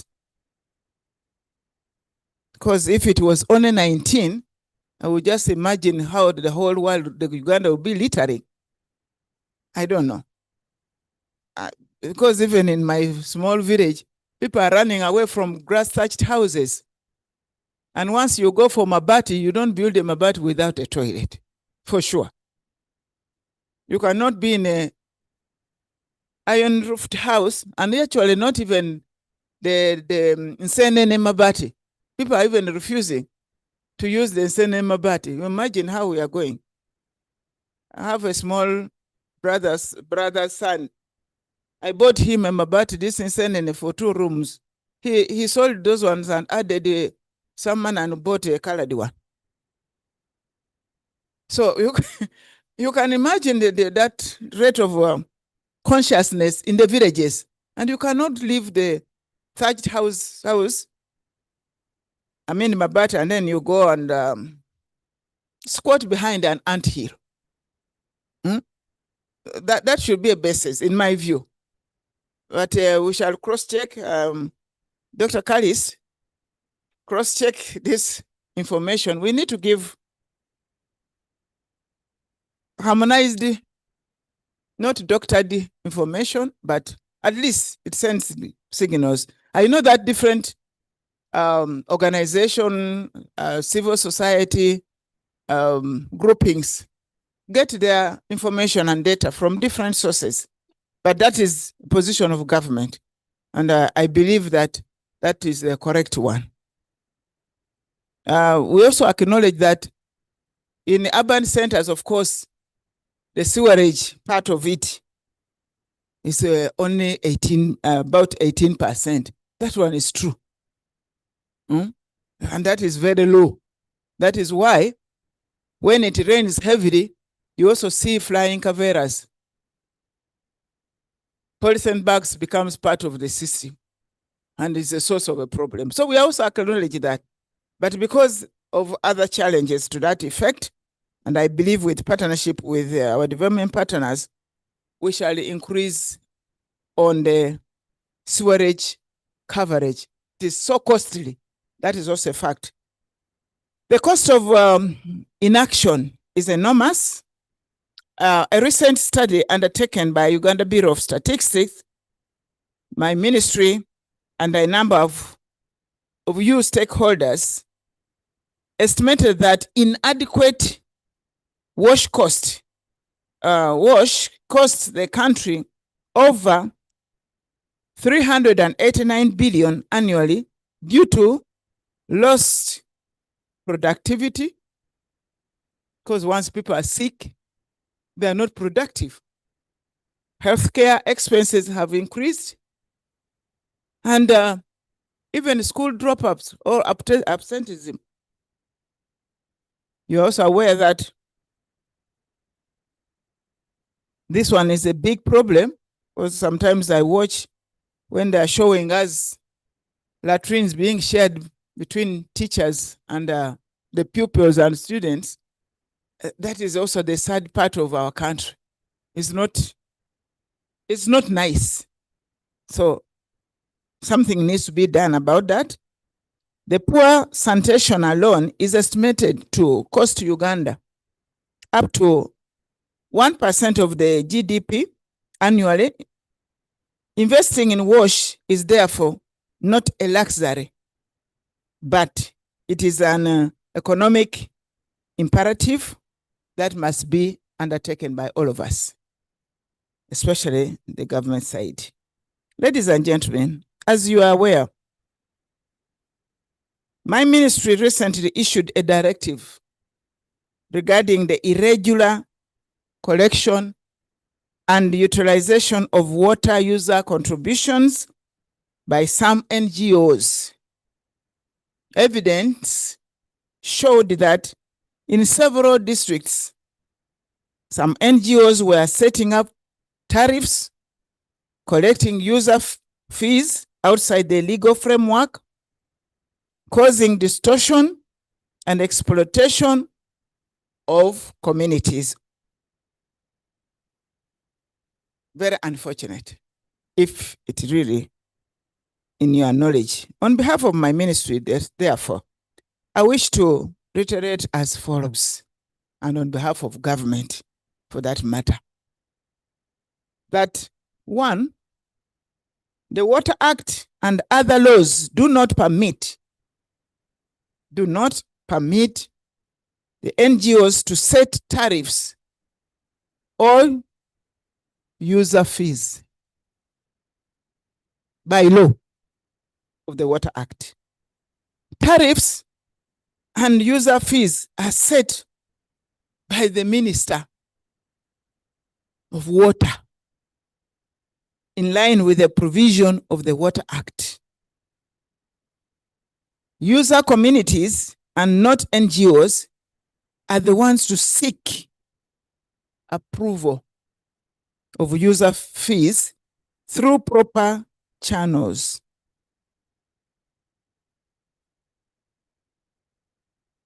We have even seen in some instances, our friends, some NGOs, they sink some shallow boreholes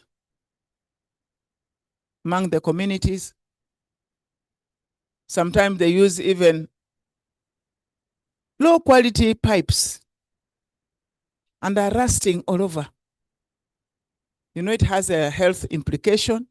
They break down, they get contaminated, the water gets contaminated because it's not sunk properly. I think these are some of the anomalies that are happening. As partners, NGOs are encouraged to focus on supporting communities in developing their contribution plans, collection methods, and the utilization strategies in line with government guidelines, not outside government outlines, including intensifying on sensitizing the communities on WASH and behavioral changes. Going forward, all NGOs working in WASH subsector must, one, submit annual work plans and reports through the district, local governments, WashNet, ensuring alignment with government priorities. Two, coordinate interventions through established district WASH coordination frameworks and WashNet platform to avoid duplication, to ensure equity and enhance accountability. You should walk in the light. 3, adhere to national policies and guidelines, particularly regarding the user contributions and community engagements.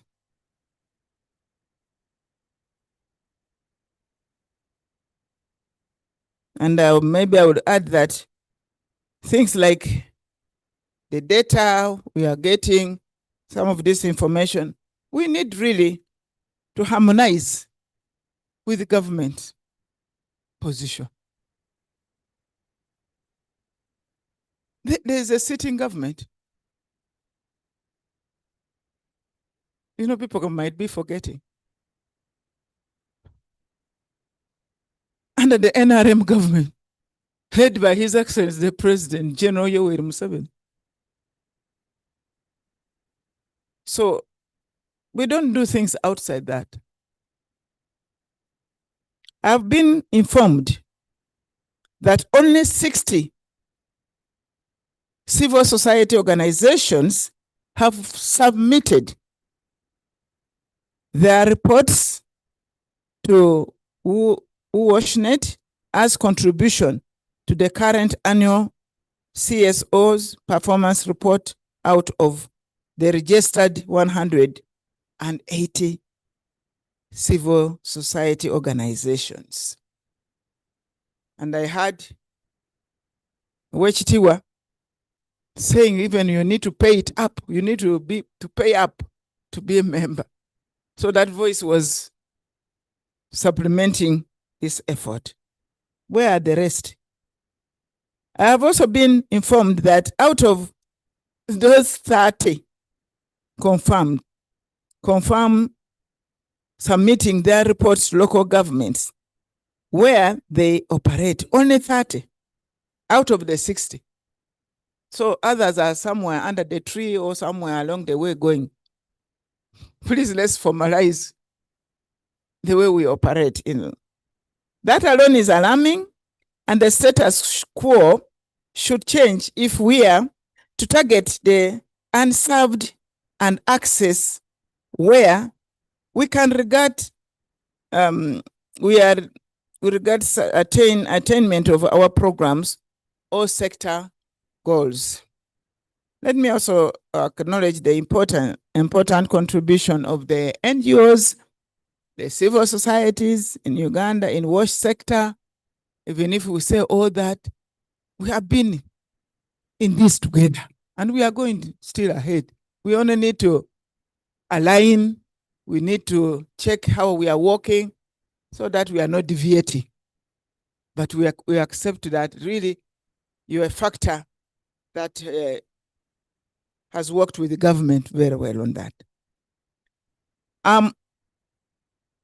According to WashNet, civil society collectively contribute not small amount of money, 100 billion every year in Uganda, particularly in undeserved rural areas and refugee hosting districts. As government, we want to say asante sana.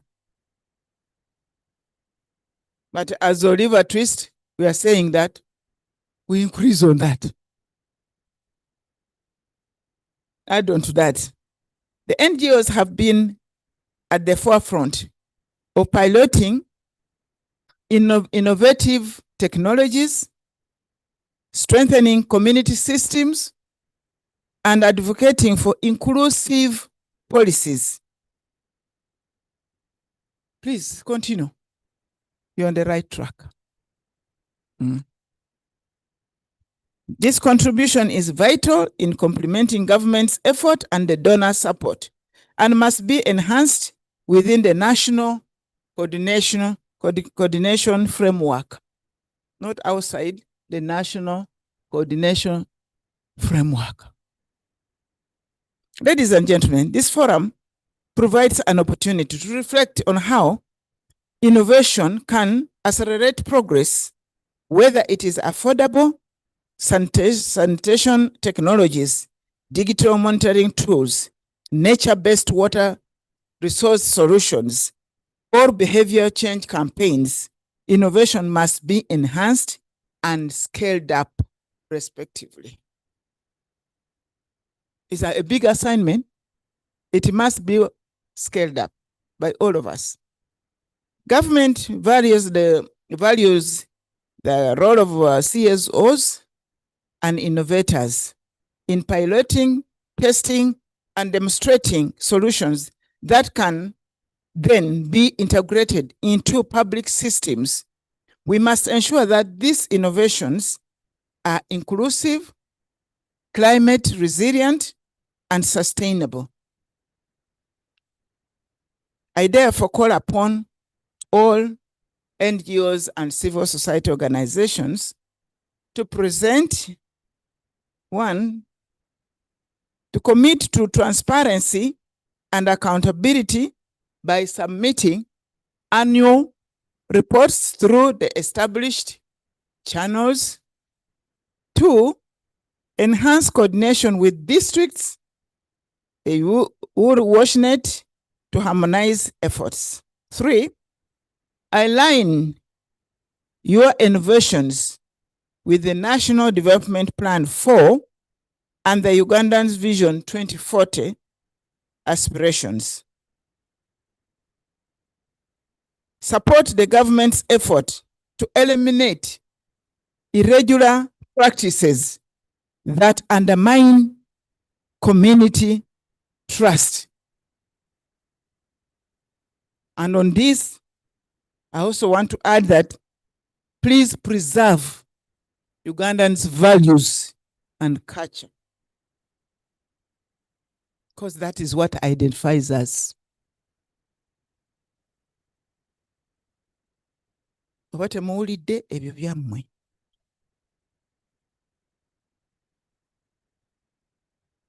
Together, let us ensure that innovations are not only showcased, but translated into scalable actions that bring lasting wash services to every Ugandan.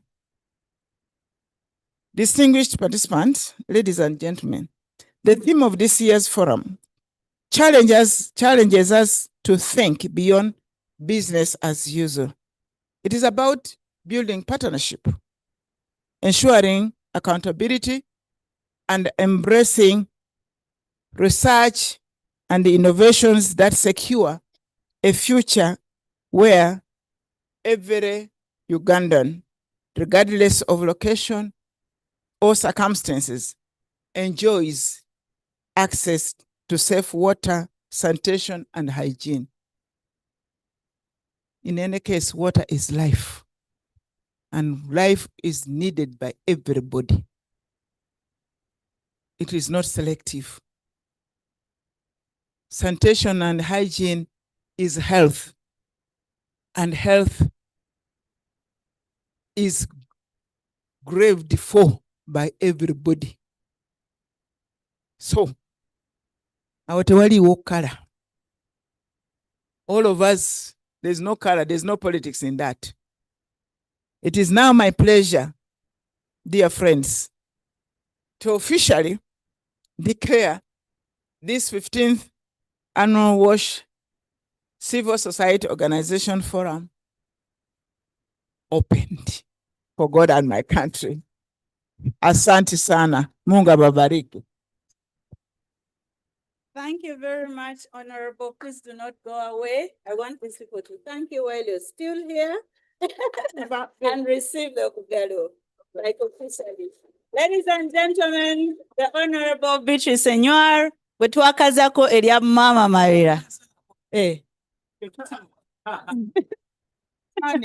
Aha. You see, that's what I needed to hear. Our lifetime flag bearer, always and forever. It doesn't matter. She will always be our flag bearer in environment. We've been in the trenches with her. And before you sit down, Honorable Minister, I would like you to take a position at the center so that we have the honor of having a photograph with you that we can remember. Gentlemen, ladies, please send your best representative to the front. to have a photograph with the Honorable Minister of State.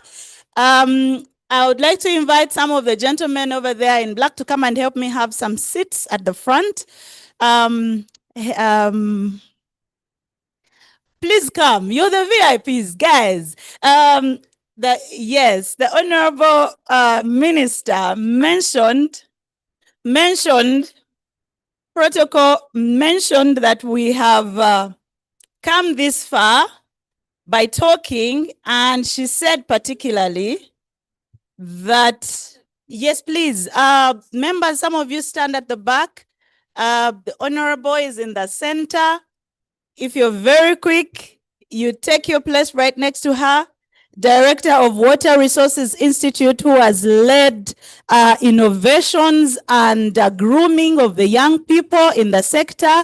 Dr. Kalisti Ndimugaya, please take your place right next to your minister.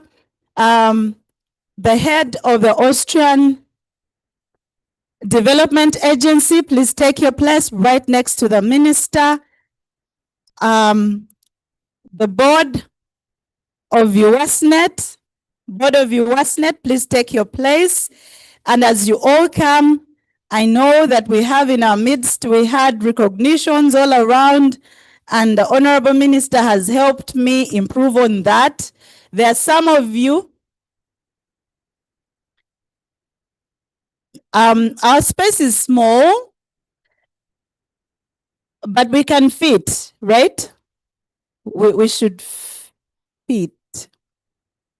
Okay, and I thank you, the members of the Fourth Estate. They are the ones, those are my people. We'll be in the trenches together. Thank you very much. Please give us your best smiles, guys. We don't want to have you on our profile photos with you looking gloomy. And if you're not the best representative in your organization, please bring the one who smiles better, so that then we can have a better WASH sector. The official photographer, please raise your hand so that the Honorable can. Thank you very much. Thank you very much. And we know that the academia is here. Engineer Dr. Robin Akulawako, I hope you were in this photograph from the Civil and Environmental Engineering Department of Makerere University. Thank you very much. And immediately after this, you have sat for a long time. Gentlemen, let's take a majestic walk to the exhibition stores. Colleagues, friends, let's take a majestic walk to the exhibition stores where the Honorable Minister will launch officially and open the exhibition.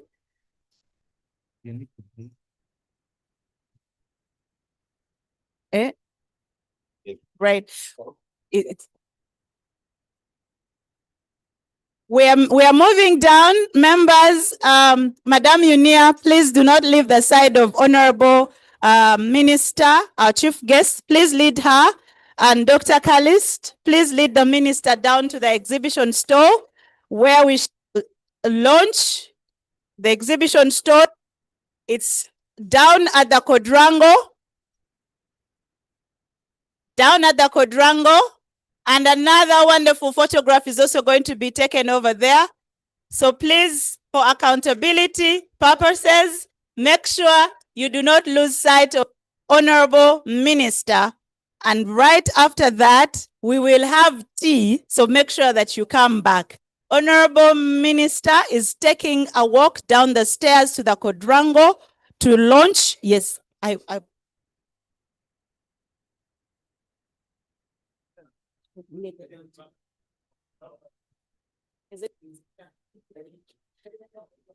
Members, we need to redeem some of the time that we lost in the beginning, and in the spirit of the theme, yes, we are moving down to the exhibition.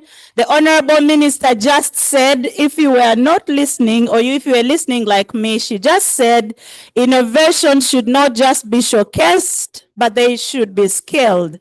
So if you are exhibiting, and if you have come in earnest to be part of this, please walk down majestically down the stairs to the main quadrangle of where the exhibition stores are. and the minister will officially open the stores. We have 3 minutes, 5, 10, 15 to do that, and then we shall be back to proceed to the next agenda.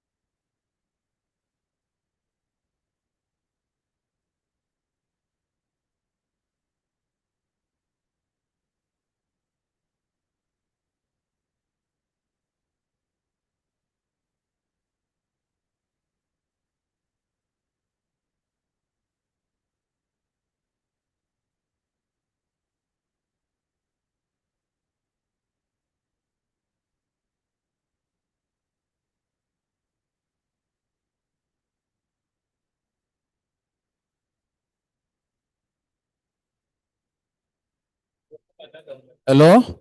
Ladies and gentlemen, those of us inside, I pray, if you are not at the exhibition, let's go and take our tea. The next is coming in the next 10 minutes. In the next 10 minutes, we will be having the next speaker. So for those of you who want to grab a cup of tea, please do it so fast. As you move out of this hall, you will find the place for tea. In the next 10 minutes, we will expect everyone back. Our next speaker, we have already consumed a lot of our time, and I don't want us to finish very late.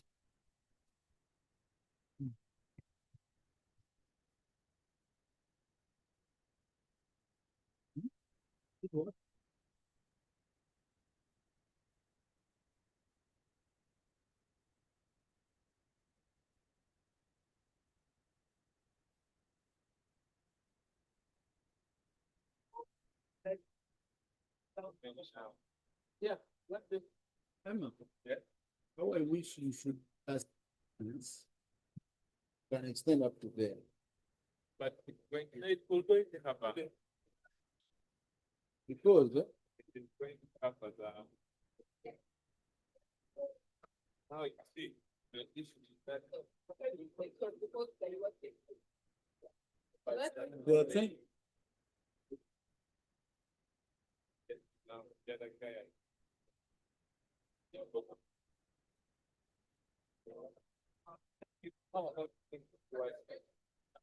Oh, yes. The what? But we don't. It's that it happens or It's like after the keynote.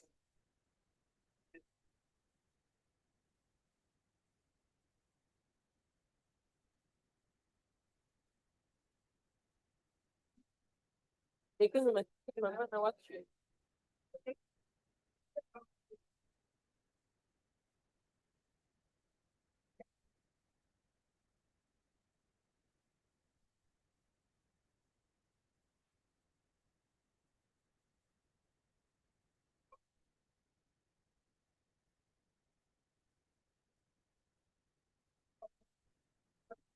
Yeah, perfect.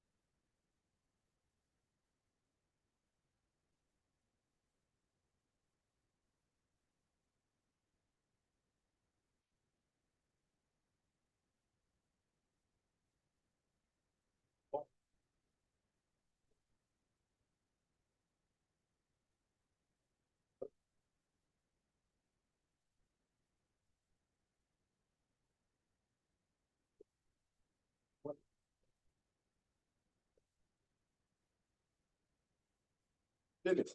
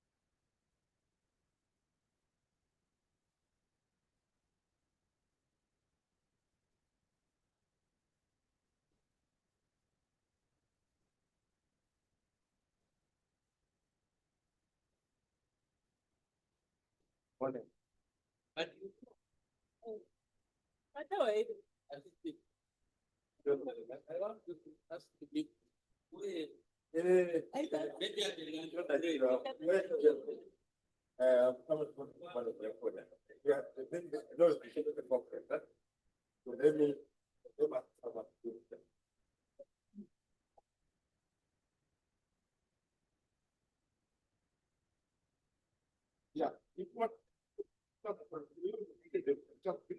if you are not better. Come on.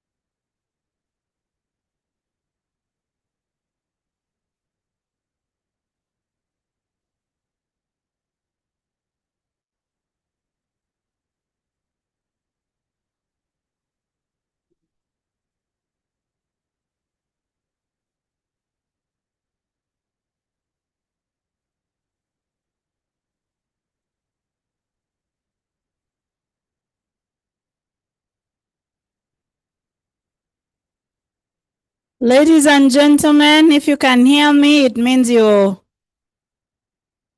here. But because I can't see you, and we have not yet innovated AI lenses that see beyond the wall, please come. Please come. If you have served your cup of tea or coffee, you come with it and take your seat so that we roll into the next session. We need to redeem as much time as we possibly can, knowing that we have lost a couple of hours already.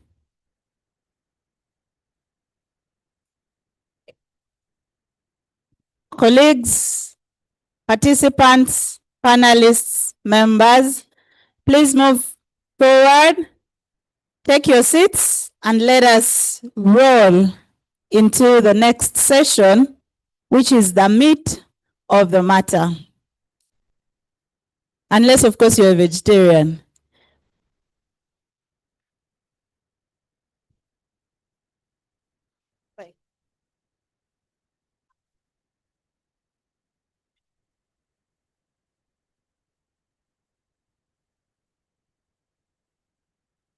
Gentlemen and ladies,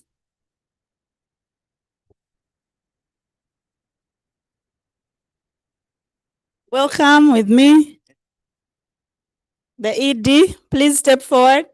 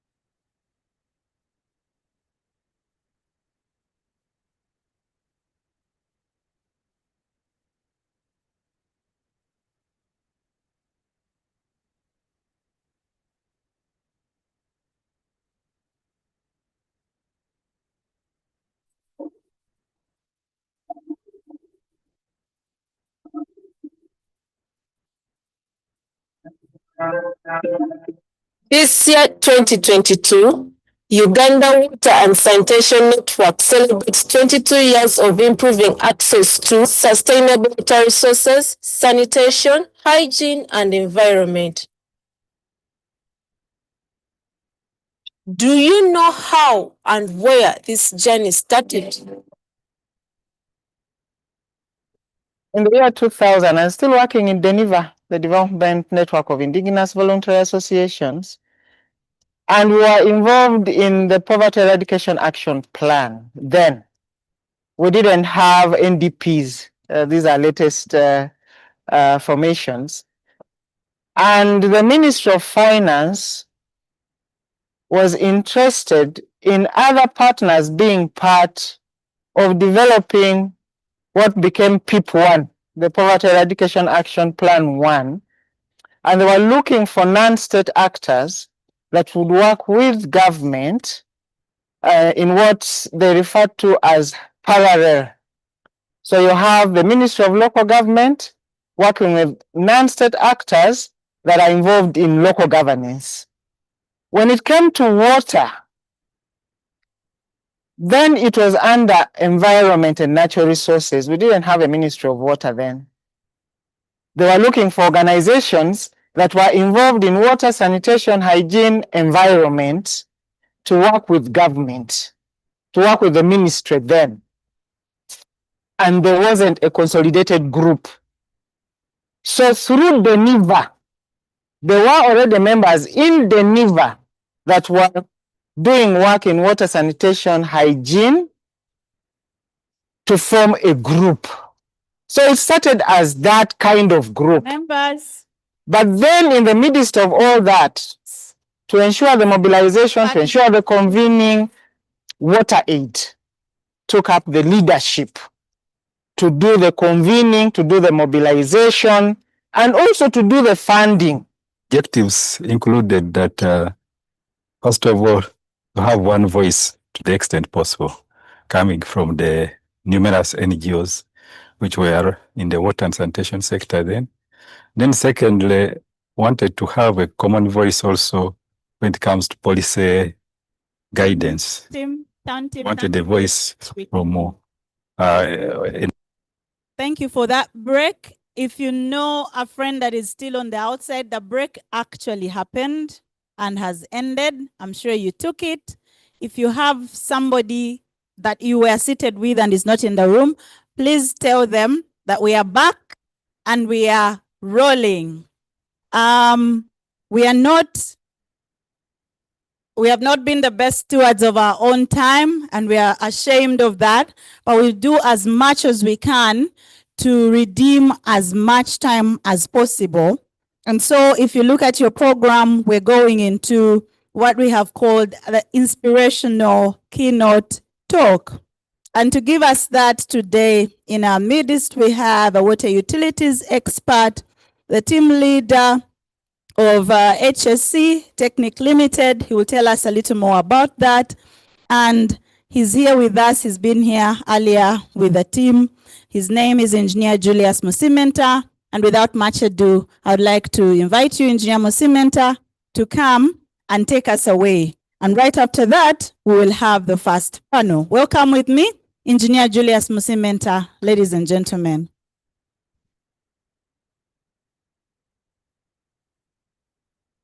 Good morning, everyone. Good morning, everyone. The tea was not enough? Yes. I thank you very much. I thank UASNet and all of you for inviting me. I'm not a civil servant. I'm a servant of Uganda. And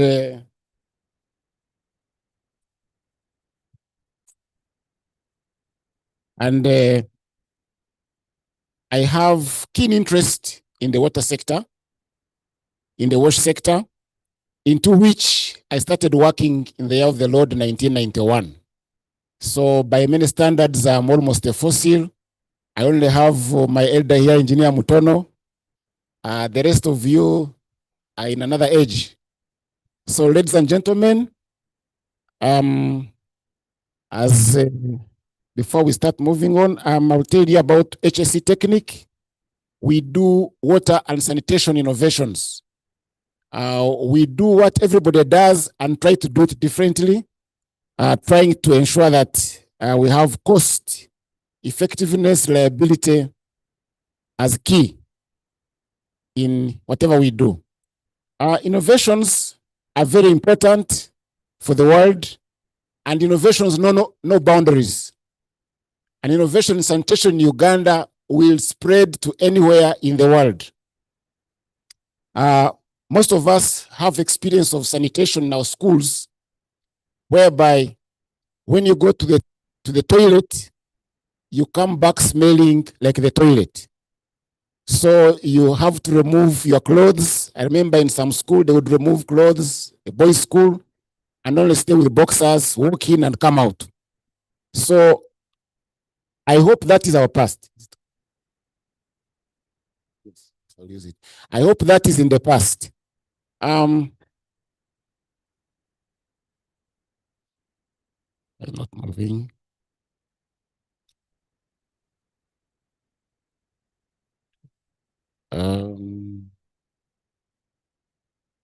Let me see how to move this. Okay. So when I say that going, gone, and soon going, what do I mean? Going are the days when NGOs used to get money to do spring protection. I don't know how many NGOs here are still doing spring protection and are being funded for it, because many things have happened. Also, going are the days when you just have a surface water source as the water source and it meets the right quality, or it is easy to treat. Also, going are the days when the bore that you drill meets the water quality standards. Okay? Spring protection is still a viable technology, but it's no longer available. Most of the springs have been protected because they were easy and cheap to implement. And also, gone are the days for planned settlements. Planned settlements like Kololo, Nakasero are no longer there. Seems we have money, we build the way we want, and we occupy the whole of our land. We leave no space even for waste treatment, even for our own luxury, like those compounds in which to host me if I want to visit you. So that time is also going. Now, what are we welcoming? We are welcoming COVID and its impacts did not go. In Ruchiga, we call a bat akachurama. You know akachurama? A bat. It's called akachurama because it's upside down. And remember, when they said, they alleged that the bat was the source of COVID. And ever since, everything is upside down. Funds disappeared, money disappeared, interest rates went up. There are some of the things that have changed with the COVID and its impacts. We also have increased pollution. Now, increased pollution, this impacts everything that we are doing now. Unplanned settlements. Unplanned settlements are very important, and you'll see how it affects sanitation and the solutions that we have before us. We have also increased unemployment. Now, all these people who don't have jobs can't afford my technologies. I didn't tell that I'm a businessman, so most of these things that I do is because I enjoy them. I have a passion for sanitation, for water treatment, because my master's degree is in sanitary engineering, and I have invested in trying to develop new technologies, because I strongly believe that there is some money hidden in water and shit. We have issues with finance restrictions. Currently, the Ministry of Finance cannot just give you money for sewerage. Sewage is seen as a luxury. First of all, having sewers laid means a lot of compensation for the way lives, because sewers are gravity. Therefore, they are very expensive. You can even see that where we have land compensation, like in PG Express, where it's taking many years.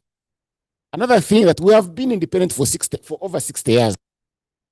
But I want us to be independent from the technologies the Europeans and Americans have developed. These people have developed technologies to suit their needs. They can do urban planning, they can do sewerage, they can treat the sewage. So for you, what are you doing? Are you just sitting by and watching? So we have got to wake up and do something different. What's the existing situation? We have school buildings and apartments which are becoming taller. The number of students in each school is doubling. Those were in Namagunga, in SMAC. Now you have students, 500 students in S1. That used to be the total population of the school.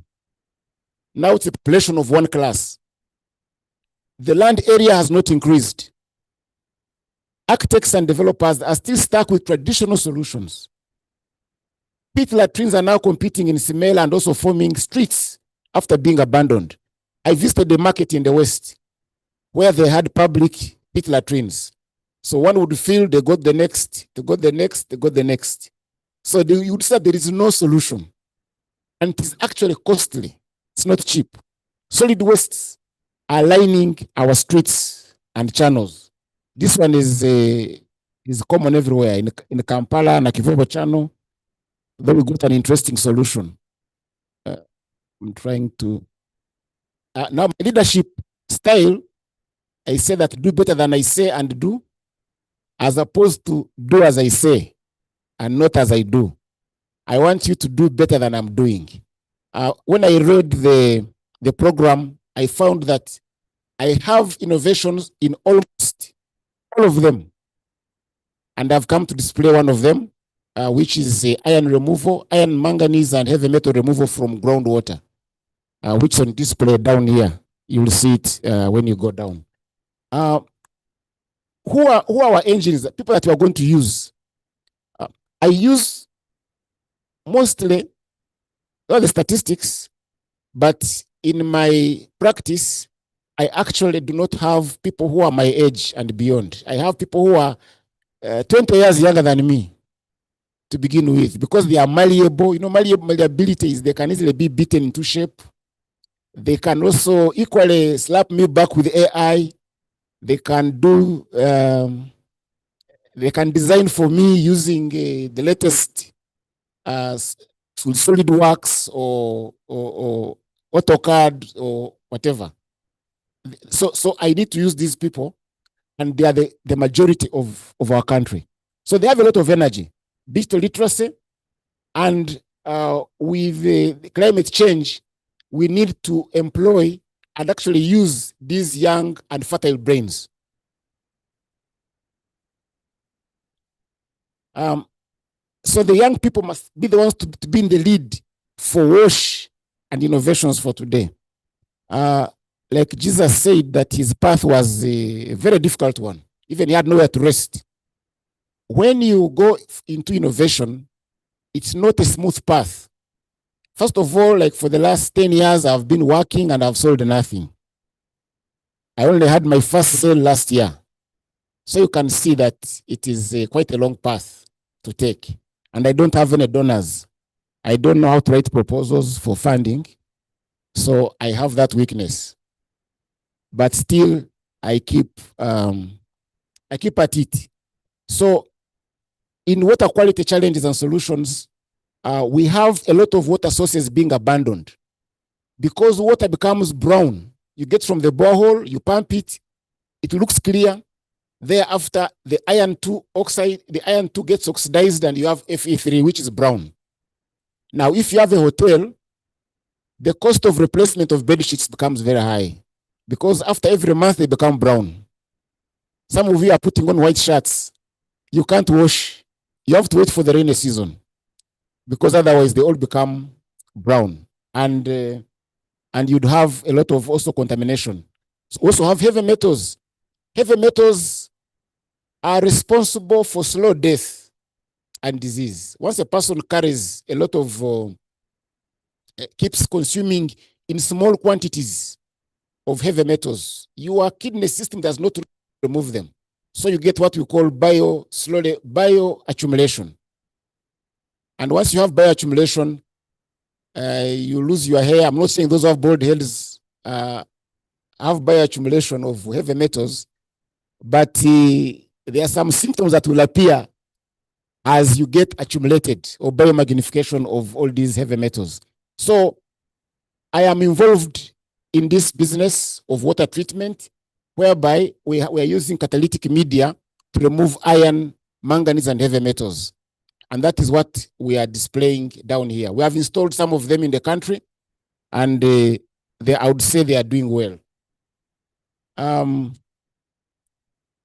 One thing that we are doing also is because water resources are getting scarce, and so are investment costs. So it seems I'm not commanding fast enough. So let's go to rethinking sanitation. Sanitation, like you can see, sometimes when you go up country, it's better that you go to the bush than go into this one, because there's a risk that you could also fall in. I have some news captions for not even long ago. Last year, we lost about 2 people who fell into pit latrines. So what we are doing is at HSC Tech, we've designed a new zero liquid discharge sanitation technology. I couldn't carry it here, but I invite you to come to Nigeria. Nigeria 2, we have our exhibition center. We have 4 toilets, flush toilets. Maybe when you visit us, you could also leave us with your poo so that we can harvest it and demonstrate how it works. Because we have been encouraging all workers to go there. What happens is that the toilet now is not only for where you go to and you run away. I see some of you on your phones.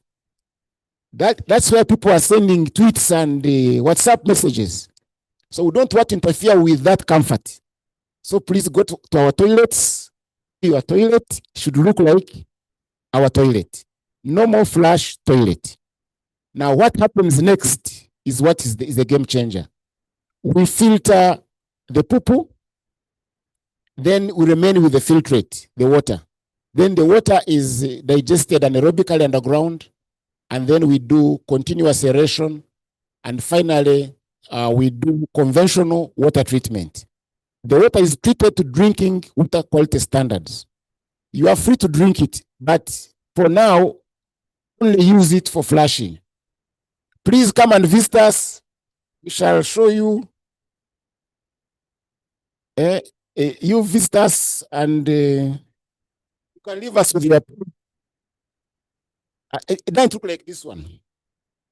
This one here is likely to take somebody down. Another issue is that what we address is that with this, the high water table is not our problem. There are those of you who want to build buildings on hilltops, on rocks.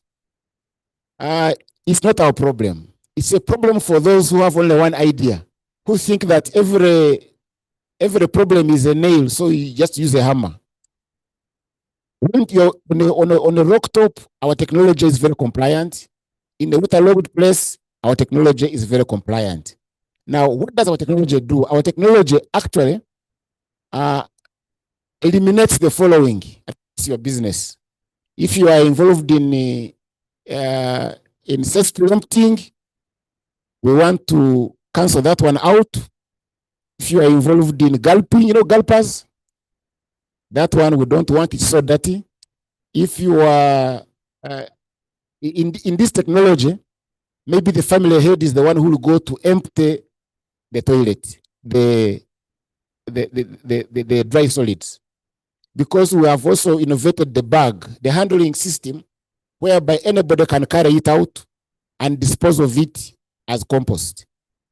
and the water is recycled 100%, therefore zero liquid discharge.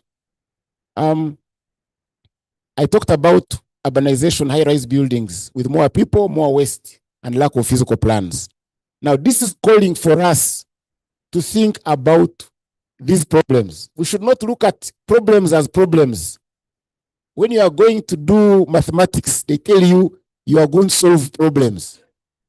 But you only see numbers, X, Y, find X, find Y. That's the problem. Then you get an answer. So similarly, the world is offering us problems. It's offering us problems of physical planning and its consequences, because there are consequences. You see now, when you want to lay down pipes for water supply, you have to go moving around homes. I had a picture which I took in Kulambiro the other day when I was walking. There were like so many pipes meeting. Somebody says, I need water, so pick from the other line. All that confusion because of physical planning. Then also because of high indebtedness of our developing countries. We cannot keep begging. And now we are no longer having, Yunia Msazi talked about the US government closing. Now you are talking about, and yet here you are going with a bag begging for money. So let us innovate to get out of these problems. Whenever I have some savings every year, I go for international exhibitions. What do I go to do there? I don't go for holiday. I go to learn new ideas. I can share with you some of them. One of them is Aquatech, Amsterdam. Another one is IFAT in Germany. There are also others in Mexico and UK. Please get some time off, maybe to help you see what others are doing so that you can add on. So this is what we are doing at HSC. I was describing what I've already said. Solid separation and drying, flush toilets, treated biologically, then conventional treatment, and then in the end, we have water that is suitable, which you can use for compound irrigation, which you can also use for flushing. Another thing that we are doing is process automation. We automate our processes because we'd like to minimize too many experts who come, open this tap, do this. No, we have the program designed for you, and we've been testing them over time. This is what our place looks like. So this system is suitable for a school of about 2,000 students. Doesn't look so big, but it looks beautiful. It would also be something people can come to see as a tourist attraction. But the aeration uses renewable energy. The conventional treatment uses tube settlers for enhanced coagulation and help. So we have other issues: water supply and functionality. Non-revenue water is between 30 and 50%. So all this water is actually capital expenditure. Because imagine the amount of money that has been invested, and half of it has gone to waste. So we would rather invest in reducing non-revenue water. We have some solutions.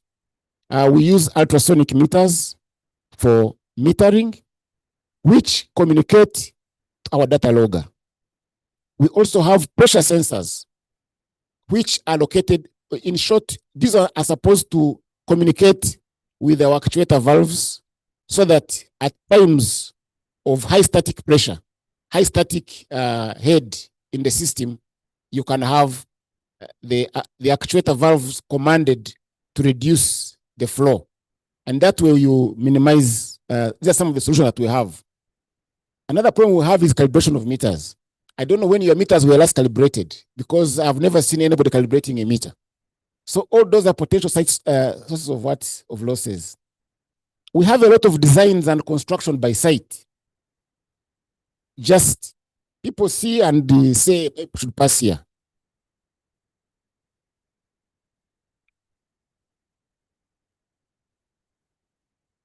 So what are the solutions to our challenges? Precision meters, pressure sensors, use of IoT for real-time monitoring. We are researching into this, and I encourage you to join us in researching into use of IoT. Since the Commissioner for Water Utility Regulation is here, I look forward to working with him in solving the problems of non-revenue water. And I believe that could also help those who are into infrastructure development because they would have to use less.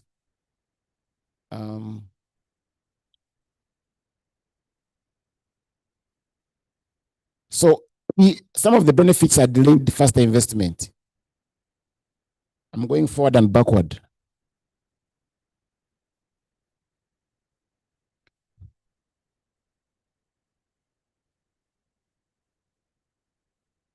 So I've already addressed that.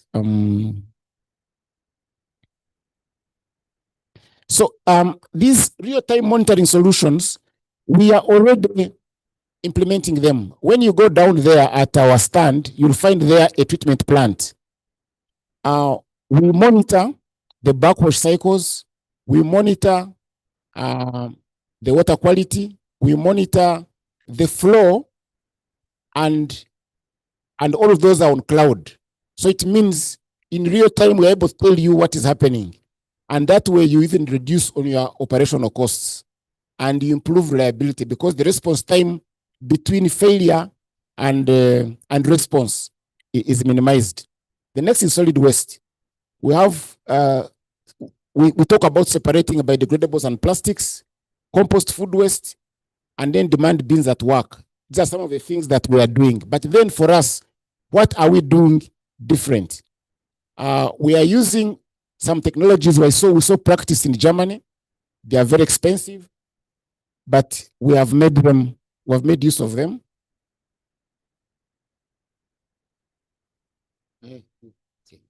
Okay, thanks. So I think to move, what we are doing is we first have to shred the waste combined with the plastic that have remained. Because you see, you may not completely separate the solids from the plastics from the biodegradable stuff. So we shred. After shredding, we use air knives. I don't know whether you know what an air knife is. You know an air knife? An air knife is a compressed air that is being released through the shape of a knife. So it is able to accurately enter the waste and blow it in the air. And then because of densities, we separate the plastics from the solids on a conveyor belt. So that is what we are doing. We have imported some of these and we are practicing them at our workshop in Nigeria. So if you give us some resources, we shall be able to demonstrate even more on the use. If this one goes slower, then I will have to. Now there are some challenges to what we're supposed to do. Like I've said, is train the next generation. We need smart systems in mobile payments. Now the next is remote meter reading. Like I've told you, for the bulk meter reading, we don't need, we're already beyond this. You'll see if you come to our store, we have an ultrasonic meter there, and we can already show you one that is working in Rakai. We give you the results, and we show you the performance of that system. Now, there are some challenges that we meet.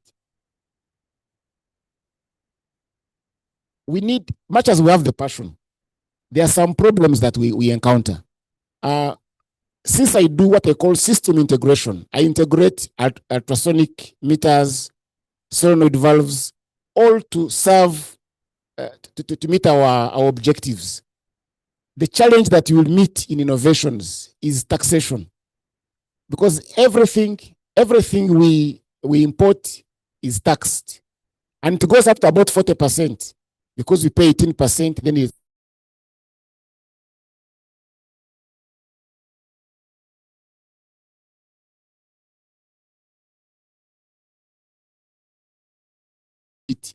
in helping reduce problems that are encountered in the water and in the wash sector. So we are advocating that the members of parliament to have mercy on us innovators and maybe have a category whereby the imports, I know Makerere University must be having similar problems because the components that we import that are sensitive are precision components. We are trying to reduce the costs by fabricating what we can locally. So, and you know, water is very important and very expensive, and now is the cause of conflict. You know about the Grand Ethiopian Renaissance Dam. It could cause war anytime. We have other rivers, Jordan River, source of conflict in Israel. You have Euphrates. All these are potential sources of conflict. So the key challenges I was talking about,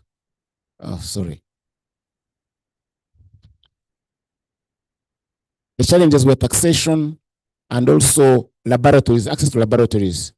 Last time I took samples to labs, I spent 3 million shillings in lab tests. Now that's not for every Tom, Dick and Harry, and especially a student or somebody who thinks he wants to do innovation and prove that what he or she is doing is worth being on the market. So in conclusion, we've said that water is life, water is an economic good. We are blessed with water, but we need to treat it well. We should invest in recycling, in reducing and reusing.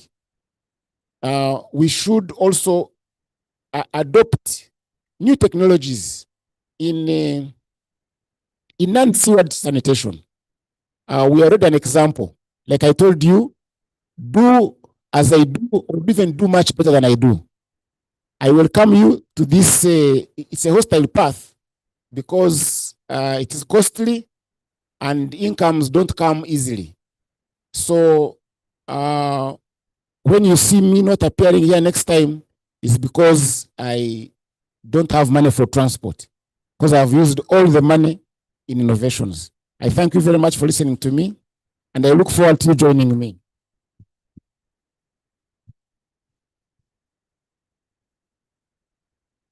Another round of applause, a befitting round of applause for Engineer Msementa of HSC, where you're going to go and deposit your sheet so that you can get clean drinking water from the same sheet that you will deposit. What? That's exactly what he said. Did I get it wrong? I think I got it right. Unless the rest of you were not listening, I'm sure you were. And if you were, we are going into a session where you will be able to bring up some of the things and connect them to the things that Engineer Msementa has shared with us and connect them to our realities and some of the other things that our colleagues in the same sector are doing. While we were in this session, I noticed the presence and the arrival of one of us, our Koja.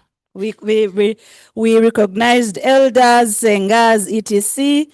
And now our Koja in the sector, Honorable Silas Aogon, who is the chairperson of the Uganda Parliamentary Wash Forum, and who is always also our flag bearer. How are campaigns, sir? We are doing well. Perfect. We are not going anywhere. Yes, so we would like to go into the next session, and you have missed something, but this is the right time. We're just getting into the meat of the matter, and so you're right in the time. And without much ado, I would like us to invite, I hope you took down your notes so that you can engage in the next session, and I would like to invite a WASH enthusiast, who is also a senior manager, national impact and influence at Water for People, and who has put together a distinguished panel that will introduce us and take us into the next session, which is about water supply and quality innovations. Engineer Diana Kesiga, please come. Welcome her and let her take us away. Thank you. Thank you so much. Yes, I will manage the time. I'm a project manager. And as chair for this session, I'm going to take on that role very seriously. So one of the things I'll be managing is not just the time, but also ensuring that we're also all able to get value out of what is going to be shared.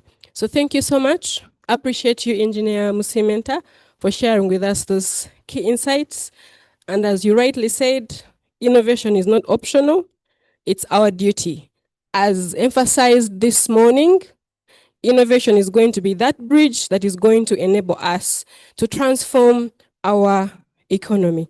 Yes, my name is Engineer Diana Kesiga, and I'm really privileged and honored to welcome you to this first panel that we are going to be having this morning, focused on water supply and quality.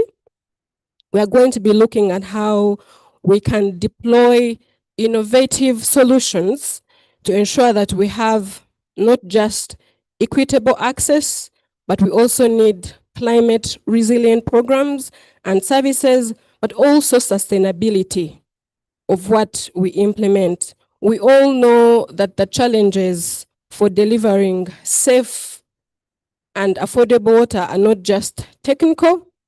We also speak about elements related to finance. We speak about the environment, among many other things. And also, we also speak about politics. You can see I came, dressed properly. We have to align, right?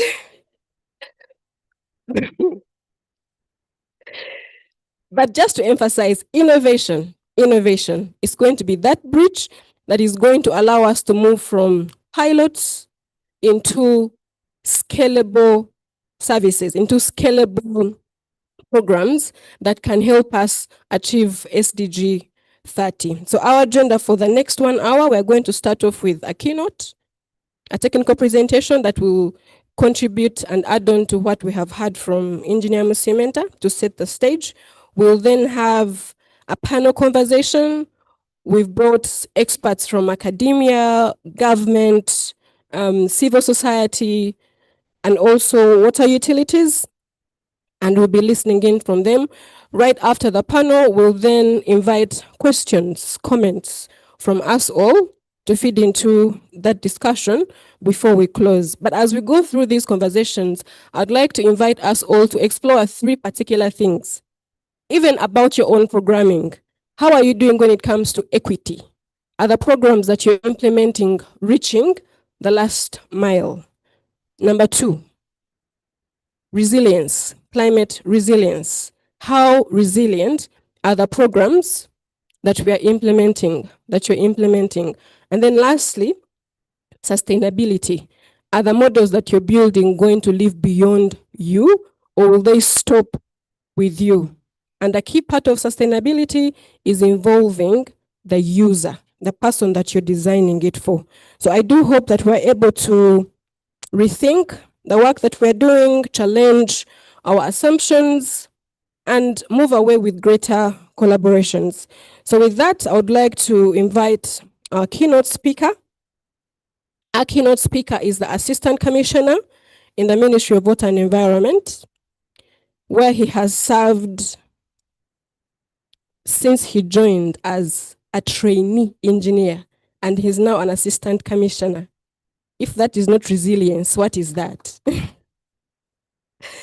So he, moved through the ranks: trainee, engineer, senior engineer, principal engineer, assistant commissioner. What comes next? President. Yeah, that's coming. That's coming. He holds a Bachelor's of Science in Civil Engineering from Makerere University, a Master of Engineering in Hydropower Development from the Norwegian University of Science and Technology. He has an MBA in Leadership and Management from York St. John University in England. And recently, he attained a doctorate in Executive Leadership from the European Institute of Applied Science and Management. So he's now a what? A doctor. Yes, he is a certified PPP specialist and regulator from IP3 and Loughborough University, registered engineer with ERB and a corporate member of UIPE.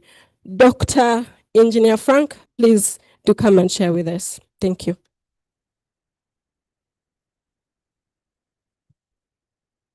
Thank you. Good afternoon, ladies and gentlemen. Observe the protocol. We have the DPs, if they're still around, honorable members of parliament, all the CSOs present,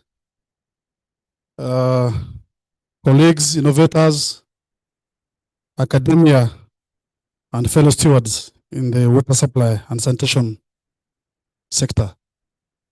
I will speak through my presentation here, so I request that you give me your ears. I want to thank Engineer Msimenta for the presentation that he made. You realize that as a government, what we need to pick from here, we need to support these innovators. This is a local person from here, but he's doing great. He's doing great. So as a government, we need to support these innovators. I am therefore pleased to stand before you today at the time when the global water crisis is no longer a distant possibility, but a pressing reality for billions. My minister has already talked about the coverage for both urban and rural, so I'll not go back into that. But we believe that we need to do more also with sanitation, because sanitation goes hand in hand with the water coverage. Otherwise, we shall be as if we are writing on water. 100% water coverage, sanitation on the low, then we are not doing much. I want to thank the organizers also for convening this essential session, which has brought together minds and hearts committed to one purpose. That is ensuring that everyone, everywhere, has access to safe, reliable, and sustainable water. And as per the theme, we're looking at the WASH innovations for sustainable development. When we look at the UN SDG 6, it emphasizes that water is life. And this is a phrase we have all heard again and again. But 1.24 billion of access to safely managed drinking water remains out of reach for many. The climate crisis is compounding this inequality, drying up of water sources, aging of water infrastructure, poor operation and maintenance practices, contamination of groundwater resources as well. Meanwhile, we have rapid urbanization and population growth and weak governance structures in some areas, which continue to widen the gap between abundance and water resource. That's what I mean with access. In this reality, we can no longer afford to pursue business as usual solutions. And that's why some of the innovators that have been speaking to us are very key. We must rethink how water is sourced, managed, delivered, resilience, and sustainability at the very core. When we look at the Vision 2030 agenda, where we say we don't have to leave anyone behind. Well, this is a phrase towards achieving equity.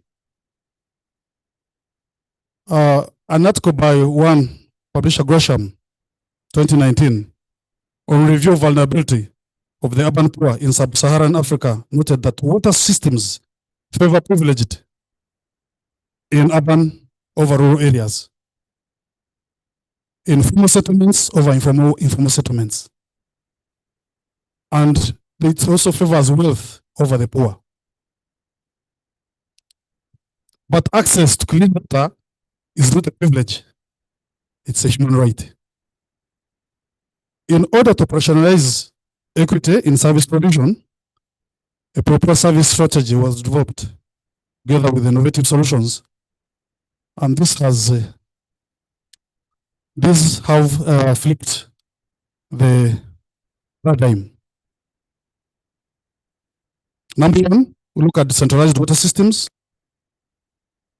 Government and DPs have made significant investment in solar water supply systems, which lowers the operational costs and improves on affordability. If you've seen down there, you've seen the solar technology, which is being displayed down there, and other technologies. Solar boreholes are empowering off-grid and marginalized communities.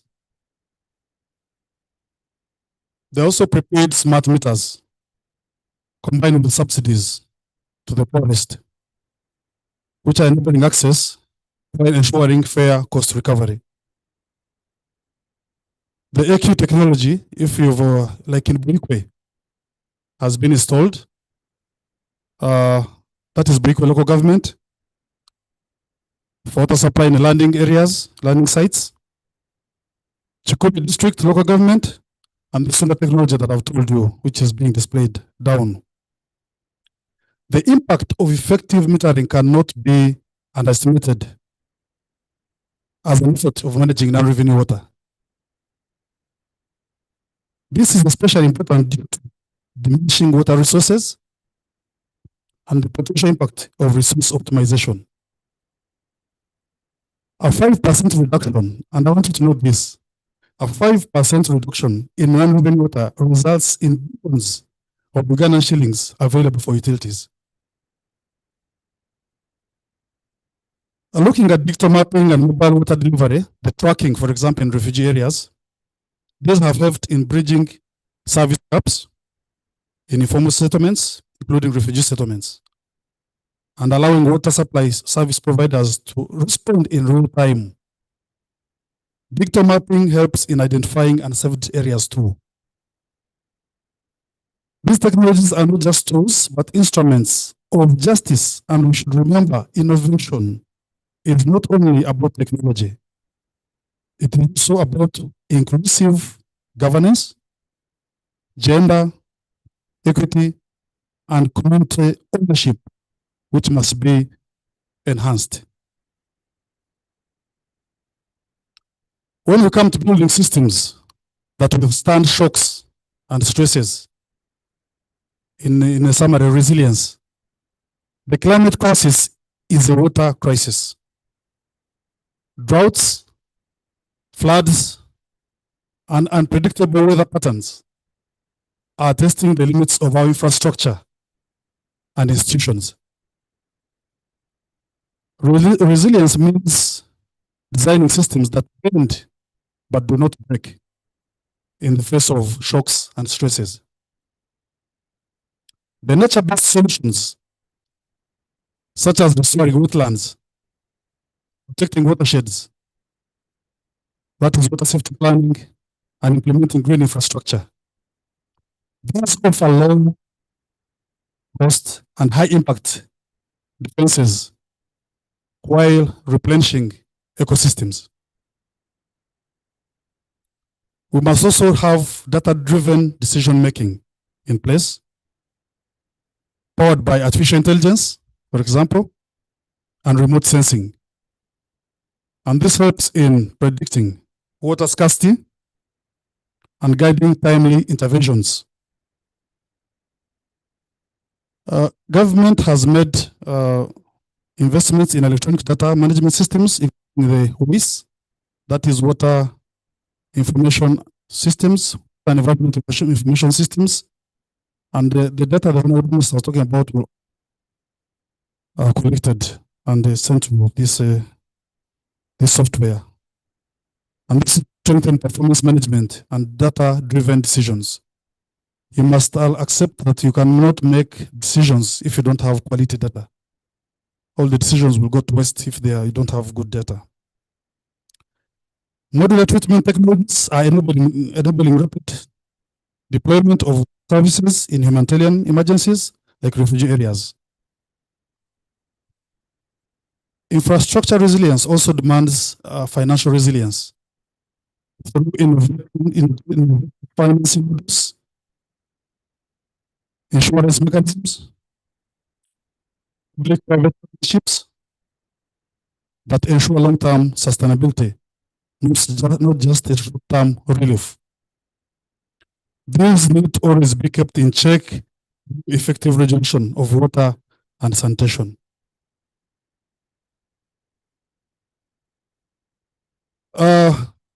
Looking at sustainability, I'm being warned here time, but I'm almost finishing. I was given only 10 minutes, but I'll make sure that I finish within time. Securing water for the future generations, that is sustainability.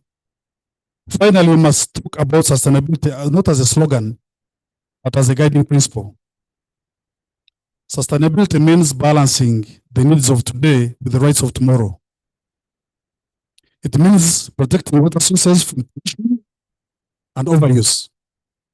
It means rethinking water in the context of agro-industrialization, the ATMs, agro-industrialization, tourism development, mineral development, including oil and gas, science and technology, and innovation, including ICT and creative arts. These are the recognizing them, and these are the 10-fold growth strategy indicators plus they are enablers. And that's the direction we are taking as a government. Innovative solutions here include reducing non-revenue water to manageable levels, as well as encouraging optimal use. Water reuse and recycling, he has talked about it, Engineer Simanta.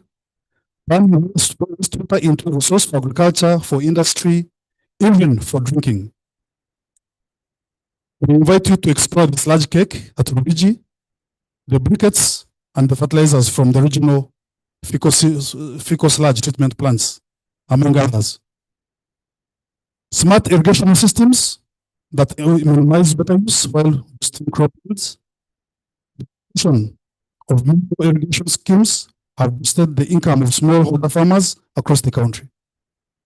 However, no solution is sustainable unless it's maintained, monitored, and managed over time. This requires capacity building, institutional strengthening, and a long-term investment, especially in low-income and fragile settings. As we conclude, innovation is not just about inventions, but an intention to adapt and to endure. Our task is not simply to design water systems, but ensure that those systems serve all people in all settings, rich and poor, stable and fragile. It takes the engineers, economists, social scientists, storytellers, policymakers. Above all, it will take the political will, collective courage, and shared belief that equity is not a dream, but a destiny that we must deliver. Our government today should help us to remember that every innovation is a promise. Every drop saved is a life sustained, and every person is a victory for humanity. Let us build a future where water flows with justice, resilience, and hope for all. I thank you for good on my country. Thank you. Thank you very much, Dr. Engineer Frank, for that address that does really emphasize the three things I talked about: equity, resilience, and sustainability. We are all in the WASH space here, right? So if you know you have a water program, stand up. And in the work that you do, if you know you have water, just stand up. Stand, let's exercise. Stand up, if it's the whole room, it's okay. Water, if you know you have a water, it's water, sanitation, and hygiene, but if you know you're doing water, okay? So in the technologies he spoke about, he said we need to do, smart metering, EquiTaps. If you know you're doing smart metering, you install the meter, you don't have to go back to the field for the data to come to you. The data comes to you. It comes to you. Remote monitoring. So if you know you have something like that, stay standing, otherwise sit down. If you're not doing smart metering, sit down. Yo! Wow, let's clap for those that are still rising. I do hope we can learn from their experiences. I see they're actually on our panel today. So they will be able to share with us some of their experiences. Well done, Red Rhino.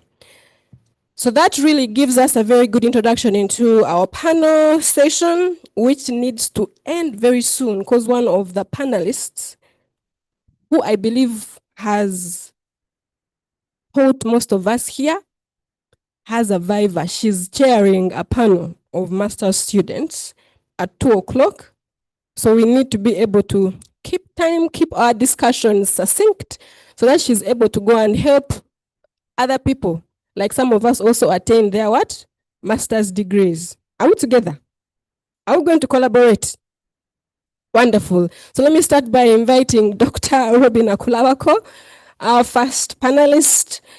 She's a senior lecturer and head of the Department of Civil and Environmental Engineering at Makerere University.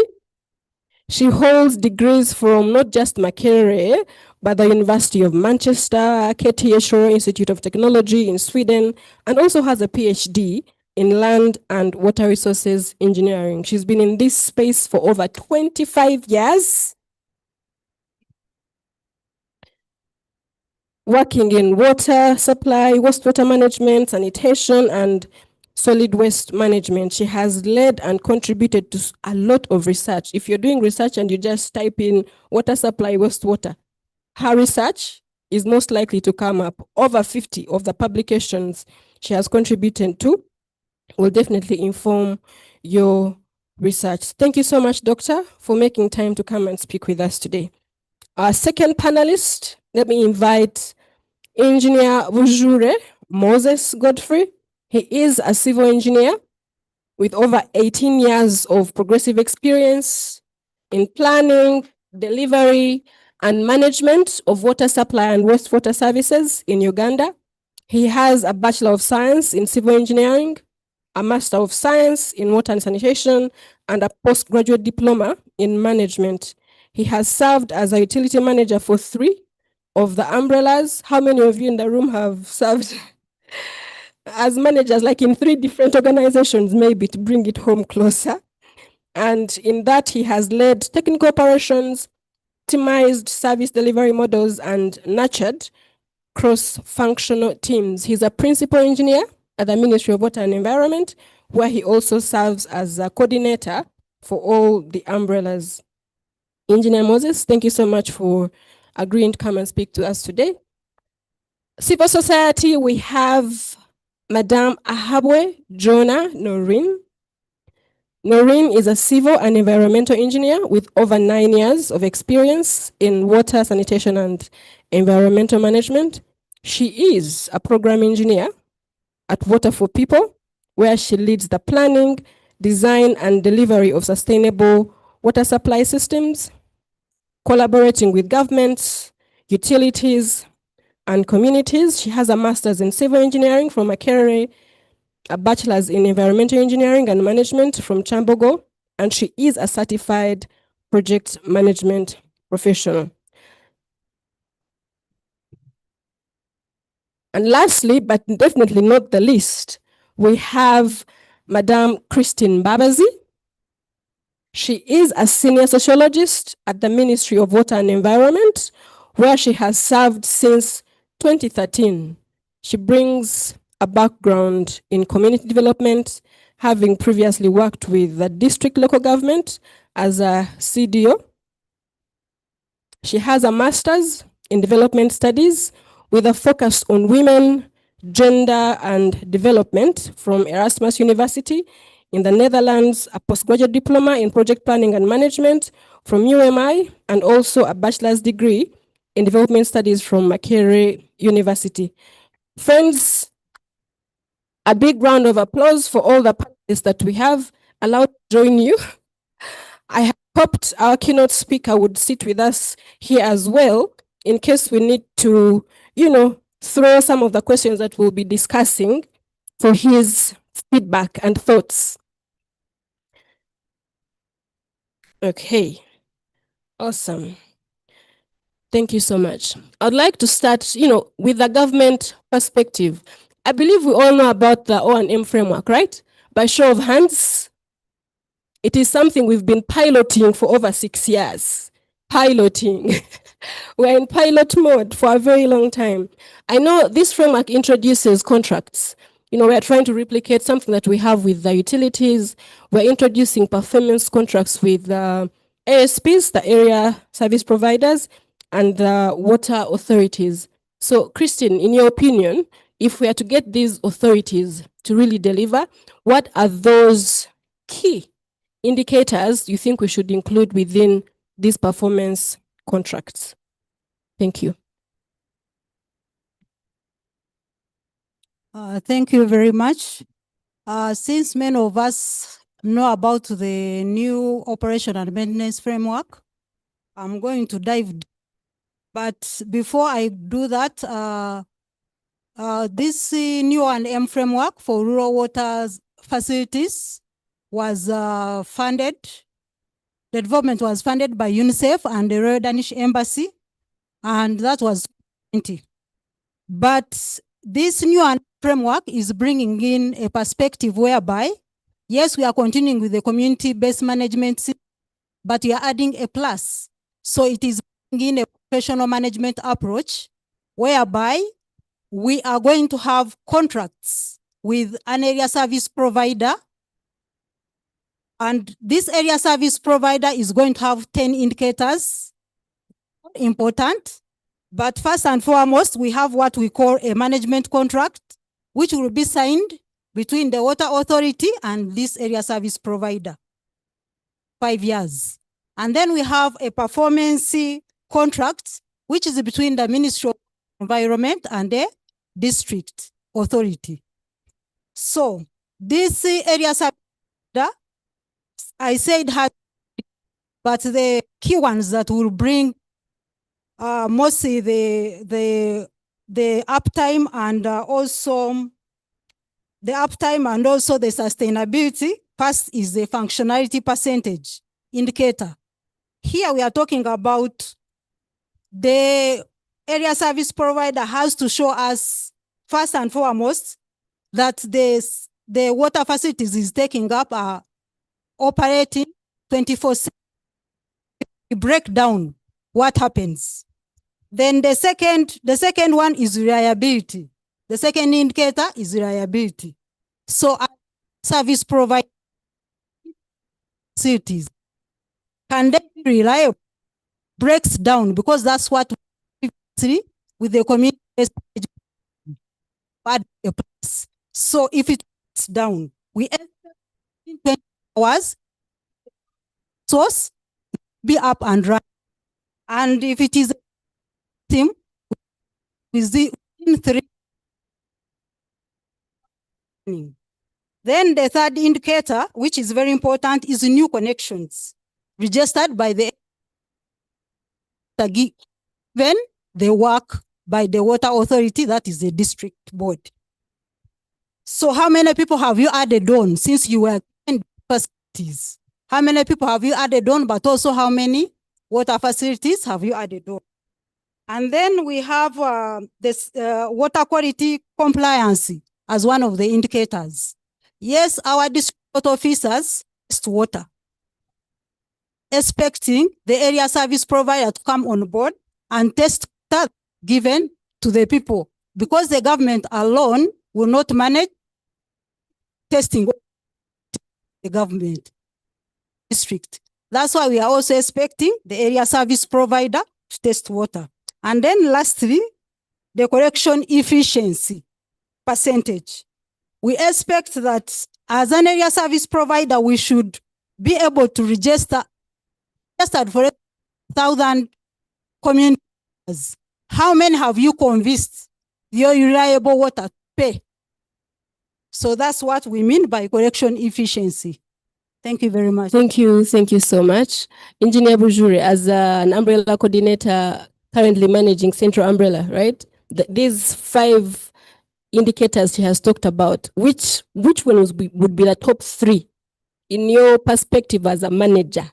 what would be your priority 3 indicators that you would follow up on? Thank you very From the much. 5 she has talked about. Thank you very much, Diana. From the 3 indicators she has talked about, us as a utility, we focus more on optimization, minimizing costs, but also increasing revenue. And secondly, water quality. Because we are customer oriented, we want to make sure that our customers have the right quality and adequate services. And the third is a capacity building, institutional capacity building, to make sure that the communities are engaged in management and also the institutions have the relevant capacity to offer the service. Thank you very much. And while you're still there, I know Dr. Engineer Frank talked about a couple of innovative technologies and operational approaches. Which ones are you implementing as the umbrella to improve reliability, reduce losses as you're expanding to all communities, but also ensure that you're not leaving anyone behind? Thank you. The umbrella is using the automated dispensation on the public kiosks, and we have installed remote sensing meters that a customer is able to fetch water at a real tariff that is subsidized. And secondly, we have also adopted the payment model that is automated, and the customer can pay at their convenience in their homes through either mobile money and bank. We have also adopted asset management monitoring systems where we make decisions based on data that is presented in real time. We have looked at data collection systems that collect data and dispense it in real time. That's what they call APMIS, the Utility Performance Management Information System. We also have a customer relation management system which interact with the customers in real time, and they're able to get feedback from the customers, and thus we're improving our service quality to the customers. Thank you so much, Engineer Bujure. And I just want to bounce this off you, Engineer Dr. Kweronda. As a regulator, you've seen most of the challenges that are happening within, the sector. Where are you always, advising the utilities to focus of the things that he has mentioned? Thank you, moderator. I think he has mentioned the first 3, but what he forgot is non-revenue water. It's a monster in the room. We are losing about 200 billion every year plus, including national water umbrellas. And now we are going to start metering and monitoring the local governments. So that's something we need to concentrate on, because when you plow this money back to the economy, it can do something for the poor down there, the unserved people. So, for example, we have already had an engagement with the Engineer Cementer, that is hydraulic sanitation consult. Soon we are going to be installing, we have the SCADA system, real monitoring of losses, water losses, and it gives you where the losses are taking place so that you can respond in time and do what? And do some repairs on ETC. So we are already piloting it. He didn't talk about it, but it's yielding very positive results.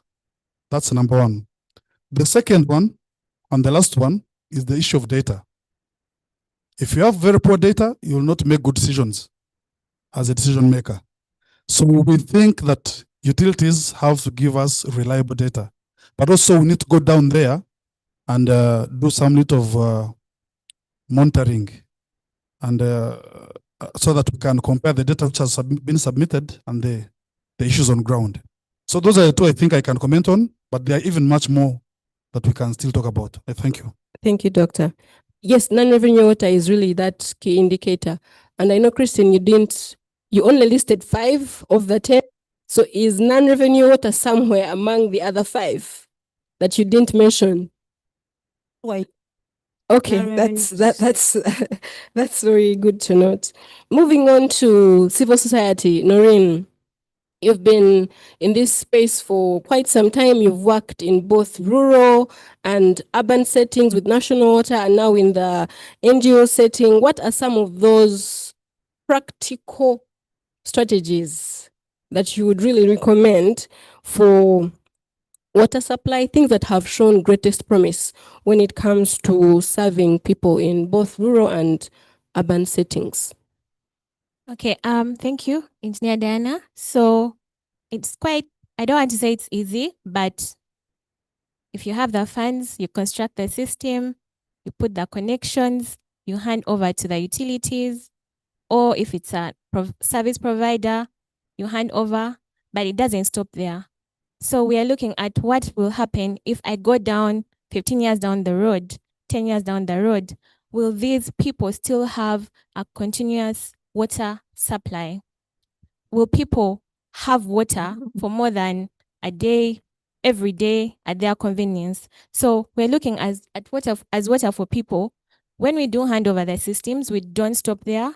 We do come back and we do monitoring. So part of our monitoring data showed that much as 70% of the water points that had been constructed or received at the time of the visit received water, but 37% in 2 weeks had not received water. So we thought about it and said, what do we do to promote sustainability of these systems? So we piloted a program initiative called Payment for Water Service Reliability. This is a result-based financing model where we incentivize the utilities to have continuous supply. You're looking at functionality, 90% of your water points being functional. You're looking at all your water points meeting the water quality standards. You're looking at having non-revenue water below 20%. We've really been talking a lot about non-revenue water today. You're looking at the volume of water being consumed, because in the rural areas you find someone will tell you, I'm getting water from the tap just for drinking, but then for washing I'm going maybe to unprotected source. So we are saying, can you, the utilities, teach the communities that water can be used for all these purposes, and so you up your consumption. So what happens is that we work with the utilities, we set targets, we set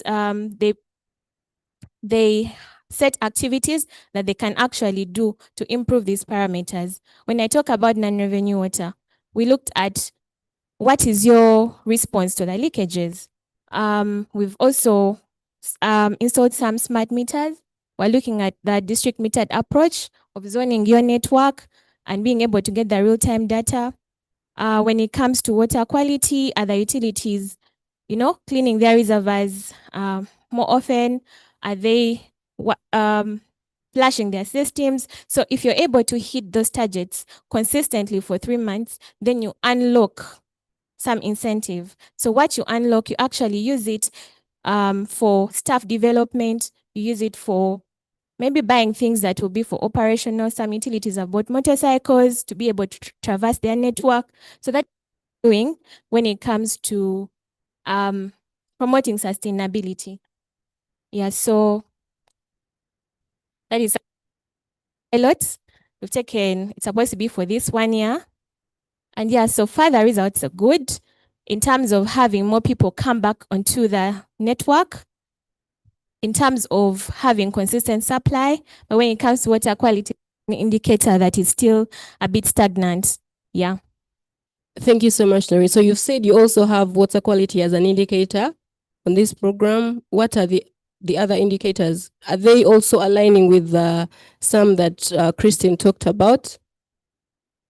Okay, yeah. So we have non-revenue water, keeping it below 20%, and then we have the functionality that is ensuring that your system is running at all times, so that at all times you have water supply coming through.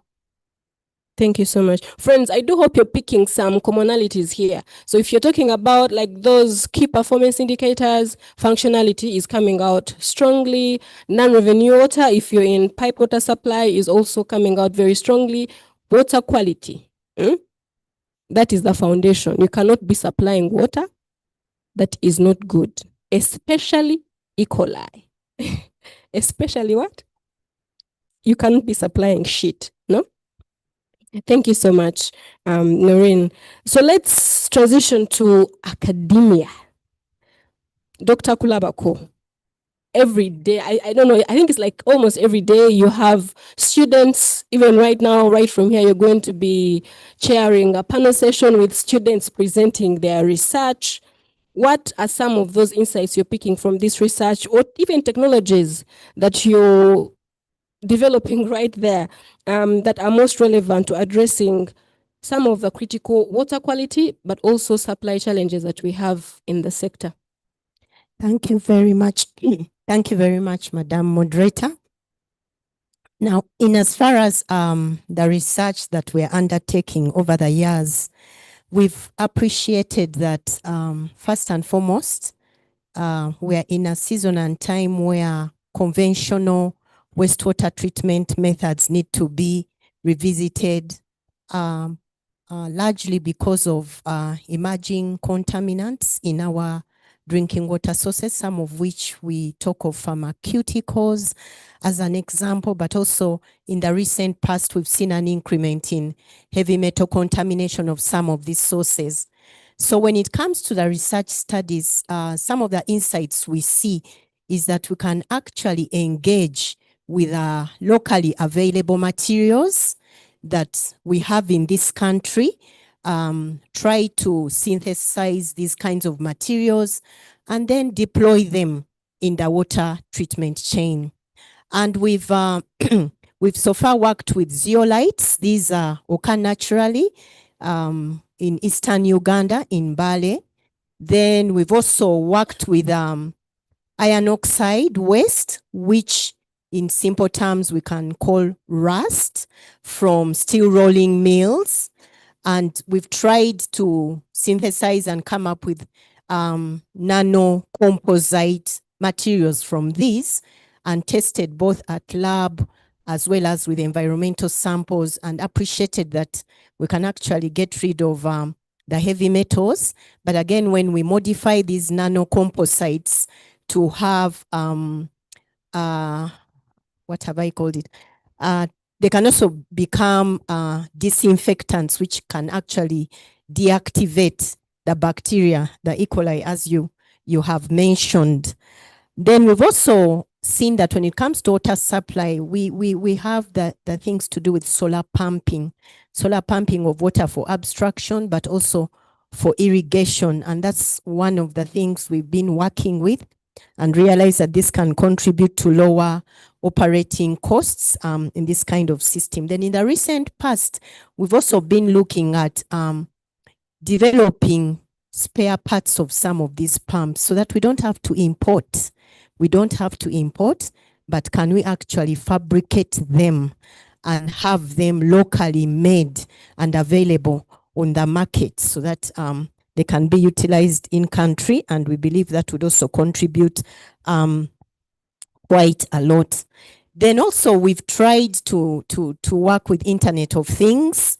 We have sensors which could probably help us with detecting different water quality parameters like pH, temperature, and turbidity, but also worked with tiny machine learning models, which are very crucial, particularly where you have data, huge data sets, and these can help with predictions, but also they can help a lot to make the operational response as well as data-driven maintenance of our systems. Yes, Madam.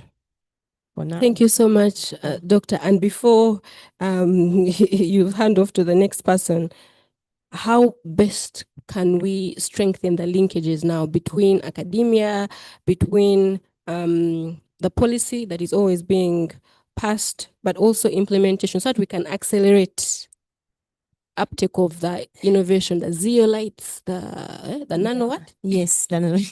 Thank you very much. I think for a very long time as academia in university, we've suffered from the fact that when we do these researches, they end up in books and on shelves, and even where the ideas are amazing, somehow they end up on shelves. Someone got their degree and they match off, but there's a brilliant idea on the shelf. And we've come to realize that one way of getting them out there is to have living labs. And if we can have these WASH innovation hubs or even living labs where we are able to test these technologies in real communities with researchers, support from government and private sector, I think that would take us a long way. And I must confess though that it's one thing to have this idea, you've researched it, but now it's another to get the requisite financial resources to get it out there. And of course, when it comes to innovation, as you will appreciate, the journey can be a very long one. Research is just the beginning, but then there are those steps, you know, until you finally get it to the market.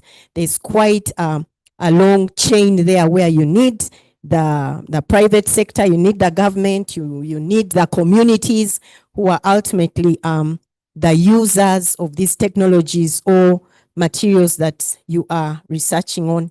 But we also believe that if we can be given platforms where we can, because from these research studies, we can write up what we call policy briefs, which we can use for advocacy, you know, and then we have these dialogues and share that this is what we have found. In the recent past, we've been also doing some research which has direct applicability to national water, and we're thinking that at the end of the day, when we are done with this research, we are going to cause a meeting to happen between us and them. And then we tell them what we have found and what we believe they can pick out from it and take the utility forward. And also when it comes to data, I keep mentioning the issue of data. It's one thing to have data, but it's another to have good data that spans years. I've come to appreciate that access to data is quite challenging. Some of our organizations here, when you approach them for data, it doesn't come very easily. It does not come very easily. And I would encourage if there were like data sharing platforms, maybe you register, you explain what you're going to use the data for. Otherwise, I'll give an example. If we have to access meteorological data from Ministry of Water, we have to pay for it, rainfall data, blah, blah, blah, blah. And if you want so many years, then the budget can be very huge. But I believe if we have data sharing platforms, then that could also help with research, but then we also feedback into those kinds of platforms so that this helps to give the connectivity between the researchers and the policymakers.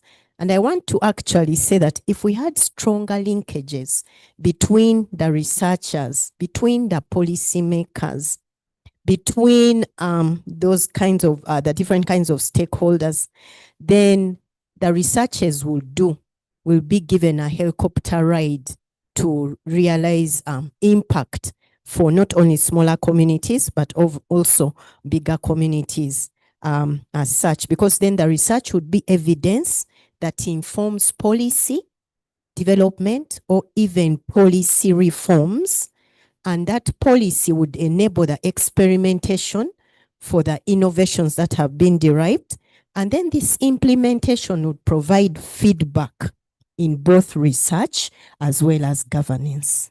Thank you so much, Doctor. I do agree with you, and I hope even us inviting you to come and participate in this forum is a beginning to getting some of those researches off the shelf. Yes, thank you very much, and I appreciate. And thank you so much for coming. In that same light, you know, of translating research or even pilots to get scaled up, Noreen, how do you think NGOs can also help bridge the gap between the pilots?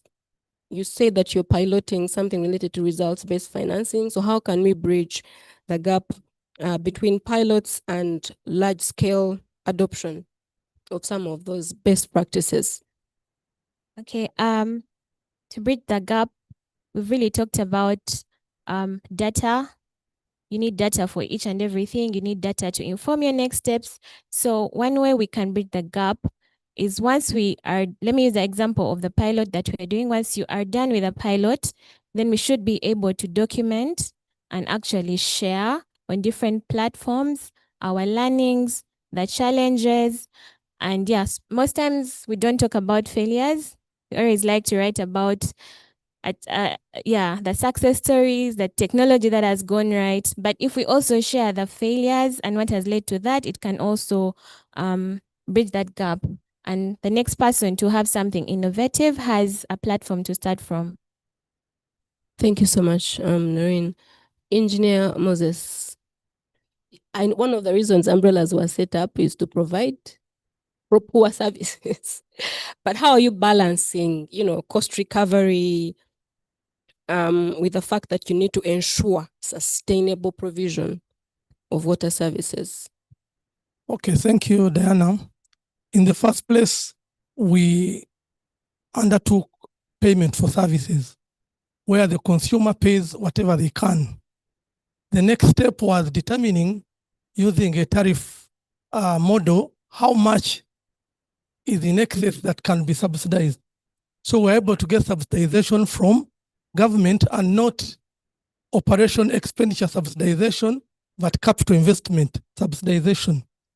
And the view is that in the long term, once we build capacity of the systems, then they should be able to generate sufficient revenue to meet the operation and maintenance cost.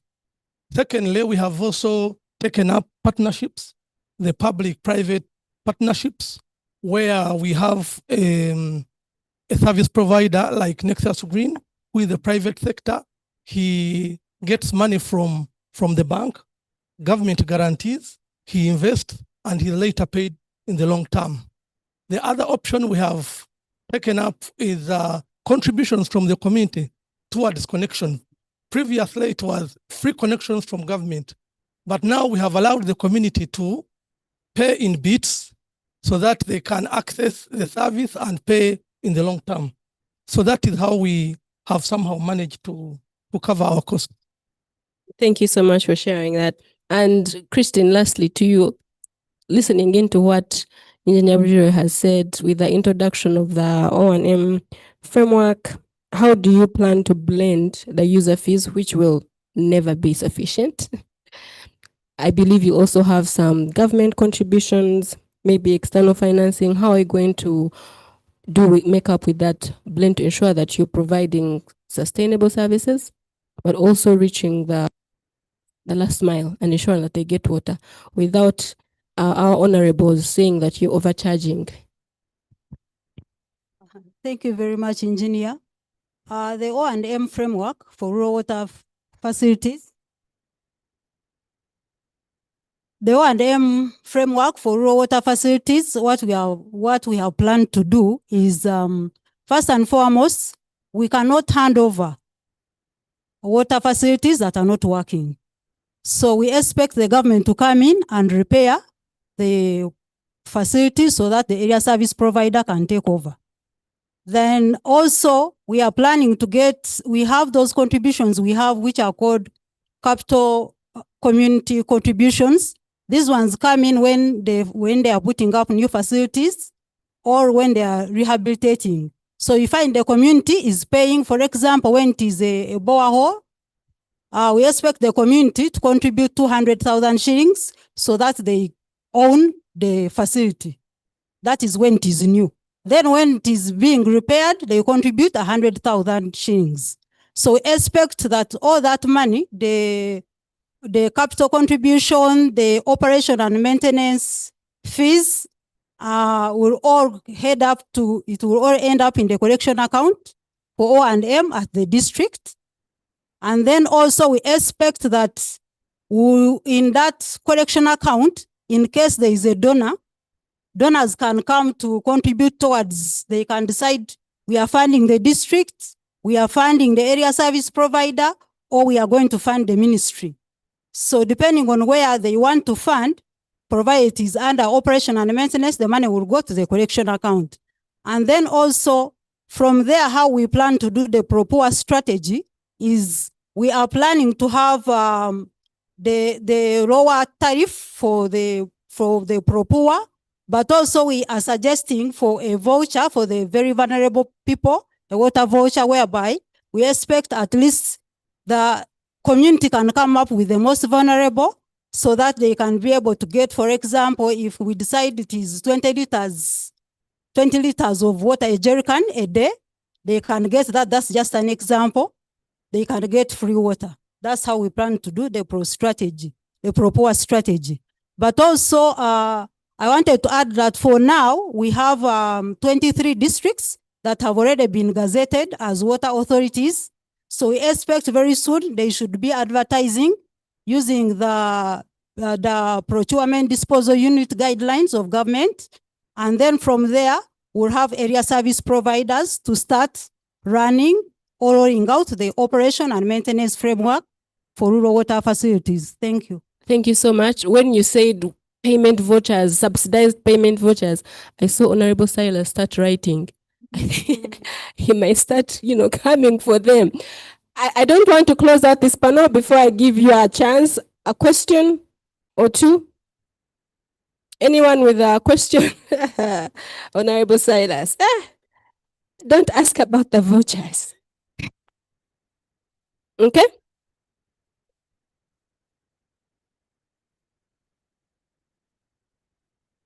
From the person who has just presented, actually my issue is on the community contribution. The money that our people pay towards operation and maintenance, for me, because I am the person closest to the voters, I know the challenges.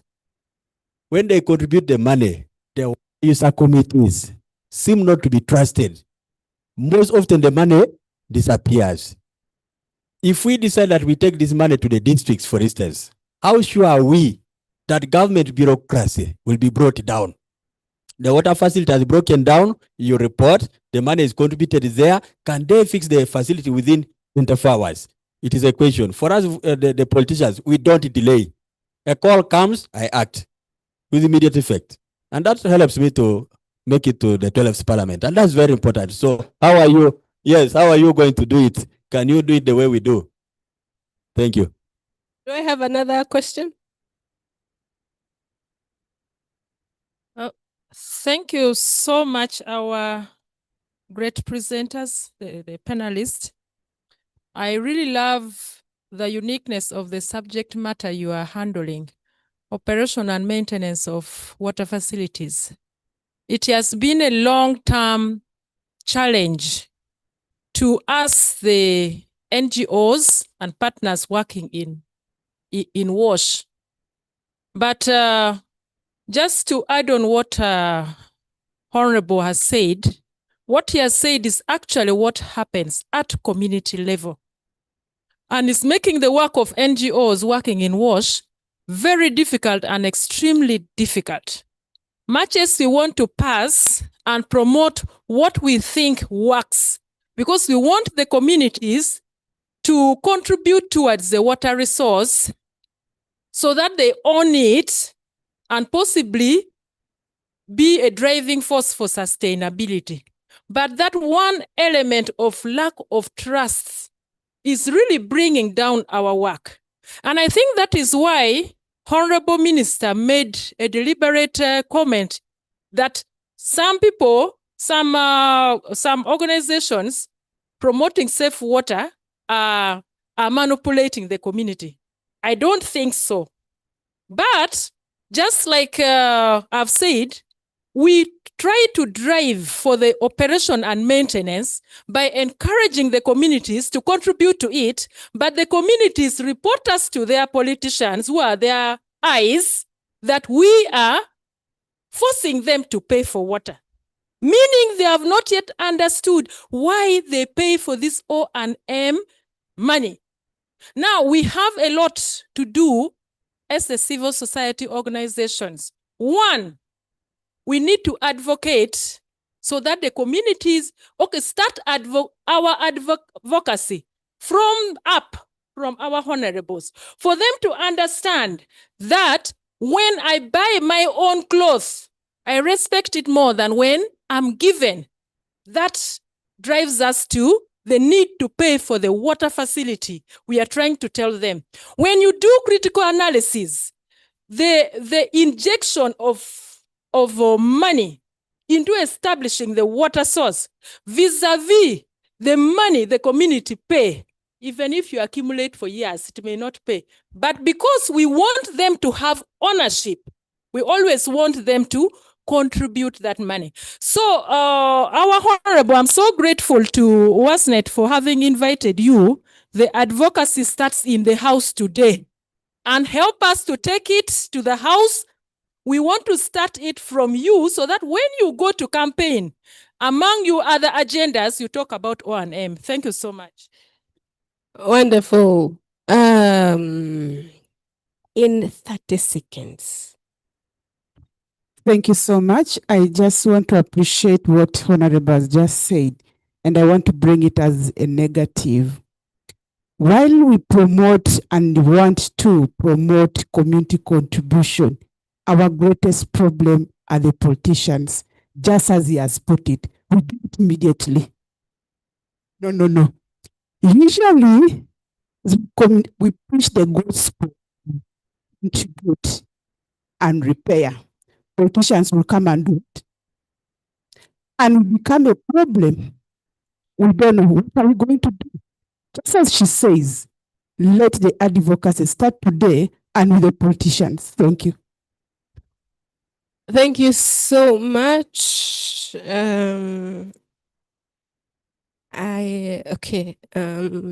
it a question or a comment? Thank you so much. A lady spoke about scalability of WASH innovations. And we can admit that scalability has really faced a lot of challenges, especially when we talk about youth and women entrepreneurs in WASH innovations. What are some of these strategies that the youths and women entrepreneurs can take in place to see that their initiatives, their interventions around WASH are being brought to a higher scale because they have lacked platforms to bring out these innovations because of the various challenges that are underneath there? Thank you. Thank you so much. If I don't let Diana speak, she might not. My question is on non-revenue water. What exact innovations do we have in the house in regards to research? Because it's actually a big issue, and that's why I think we even pay higher bills because of the loss. So to me, the other thing is, even when you have responsible citizens reporting that there's a broken pipe, the response takes a very long time, and that's for the two big major utility players, National Water and the umbrella organizations. What is being done about it, and what research do we have? Thank you so much. So as the speakers are responding, you're not going to respond to particular questions, but you just also give your concluding remark, your parting shot. And I'm only giving you 1 minute. I will even stand here as you speak so that you can look at me. And once you hit 1 minute, you just stop. Doctor needs to leave as well.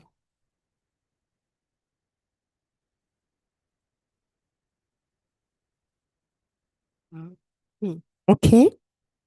Thank you very much for those observations. Maybe to talk about the question of political interference, I think I would encourage dialogue with politicians so that they understand what the CSO and the fact that much as water is a right, it is not a free good per se, and therefore people need to chip in something so that that ownership is felt right from the ground. Now, someone did ask a question around what research do we have around non-revenue water.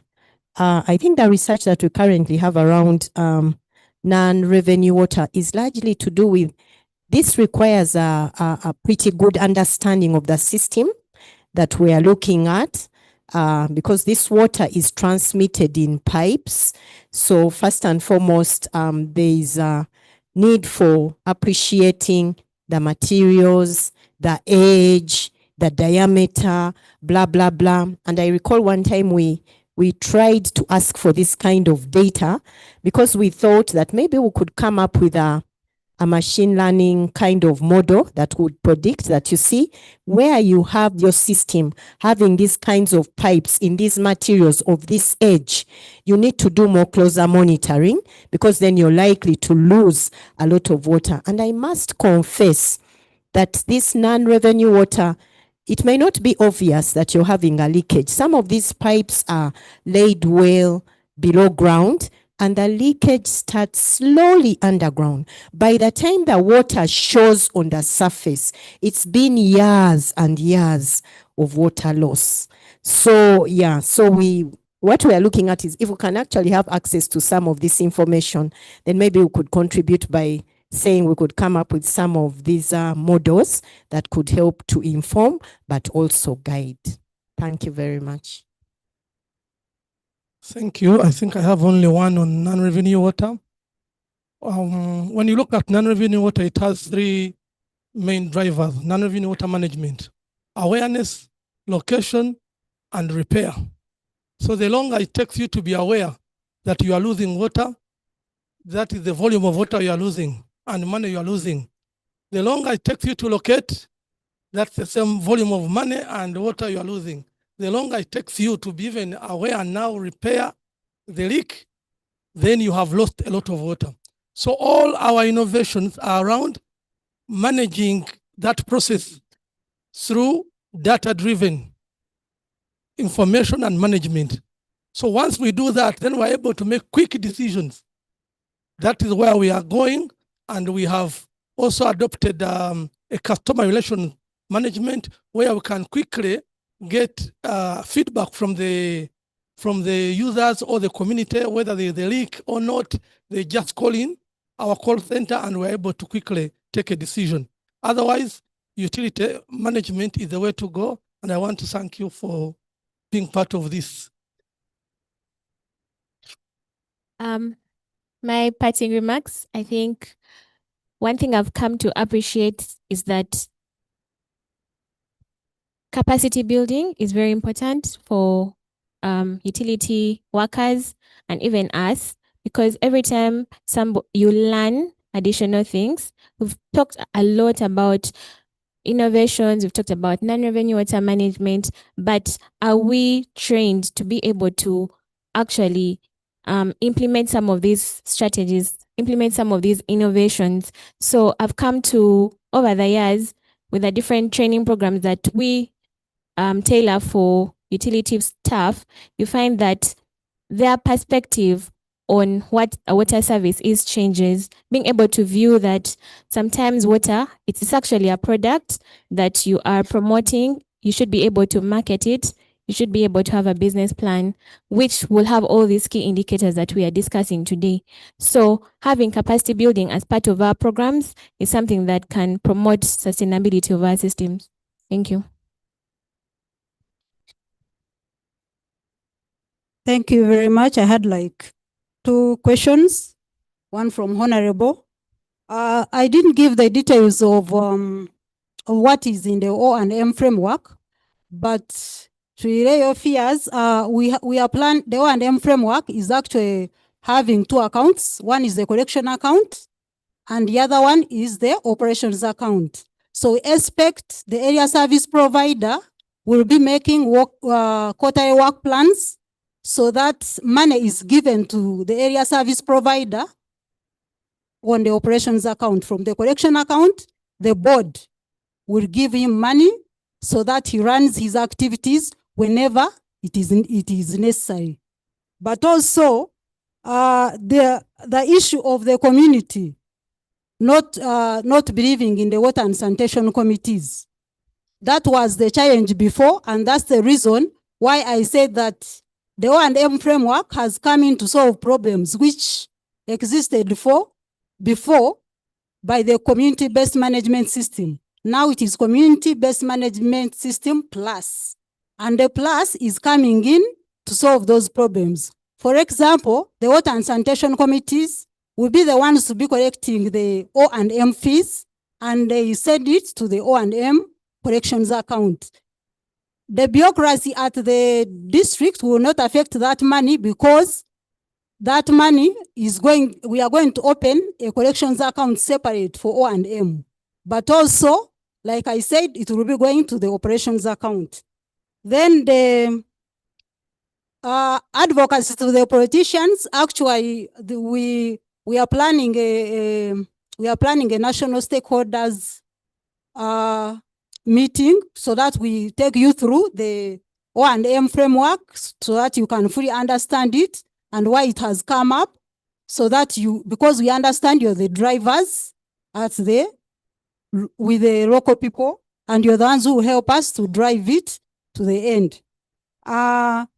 In conclusion, maybe I wanted to say that this O&M framework, it's new. We started it in 2020, and it's mainly for rural water and sanitation department. So we are calling everyone who can come in to help, because the 21 districts, we thank all the NGOs that have helped, all the 21 districts that have been gazetted. It's because of the help of NGOs that have come up for these districts to become water authorities. Because the water authorities will help us to remove all these problems we have, all the challenges we have with the water and sanitation committees. Thank you very much.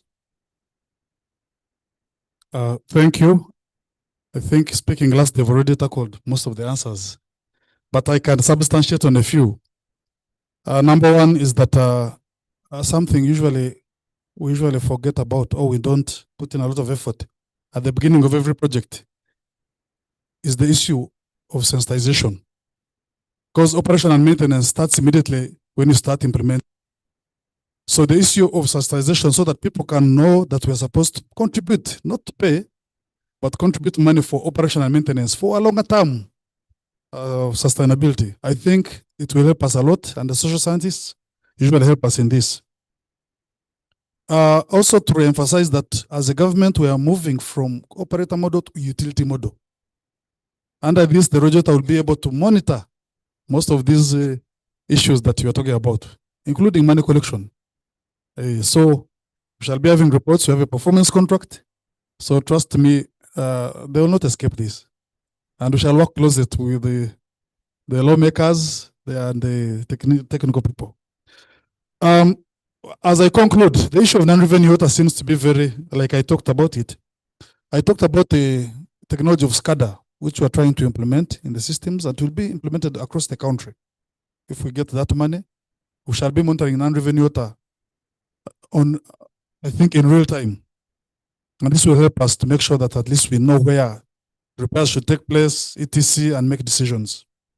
But also, as a regulator, we are setting up calibration centers for water meters, both bulk and small meters, and this shall be based at every region. Because most meters, when they get a small problem, they are thrown away, and the government is losing money. Can't we recalibrate and repair these meters, then reinstall them? So it's something that we're going to work on. But also the standards for metering and guidelines and standards for metering, for meters, for both the people who are going to implement and the utilities shall be published together with UNBS to make sure that we follow these standards and we eliminate fake meters on the market. We have many fake meters and we shall make sure that we eliminate this. But also, as another innovation, we shall intensify in the name and shame for people who are stealing water. I think the utilities should do this to make sure that it really helps us.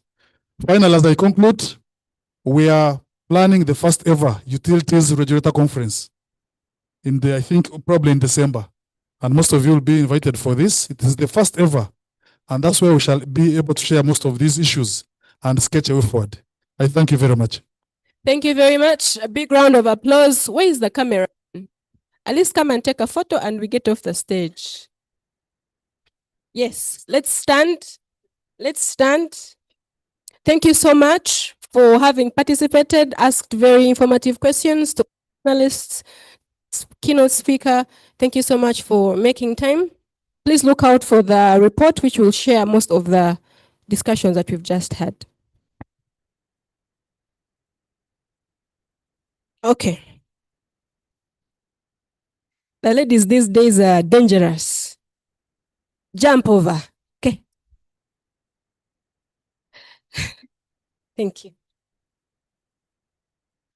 Maya, please give them a round of applause. They've done a good job explaining to us.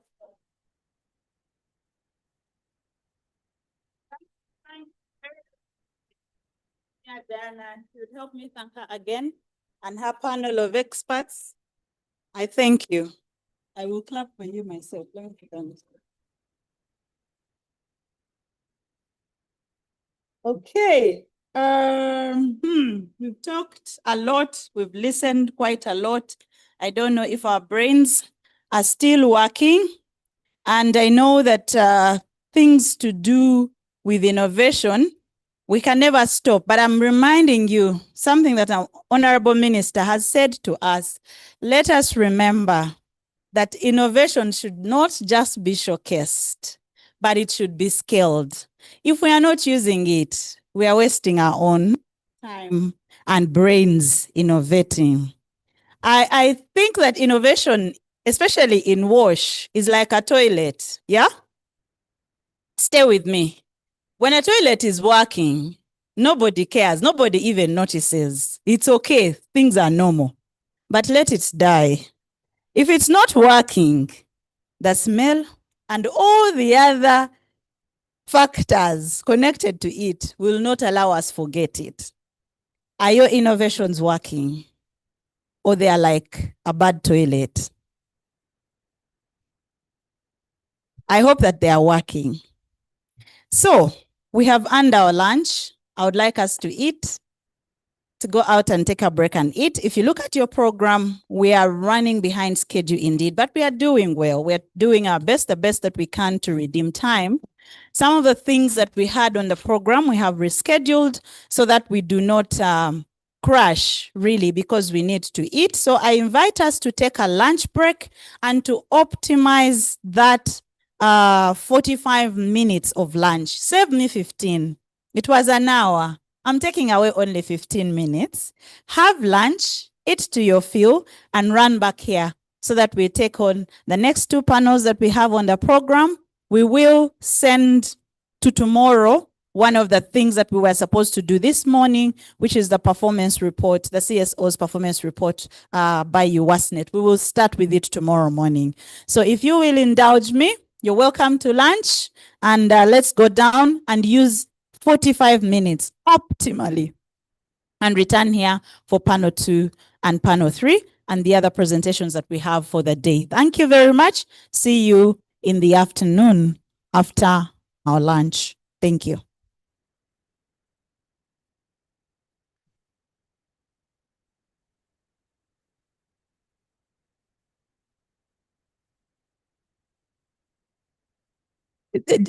Where? I think in the restaurant.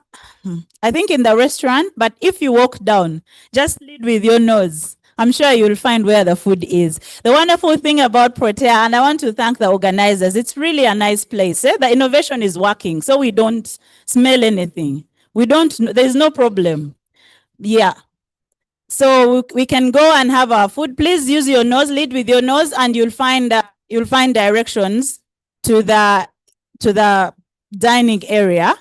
We have only 45 minutes, kindly, and then we'll be back here to complete the day. Thank you.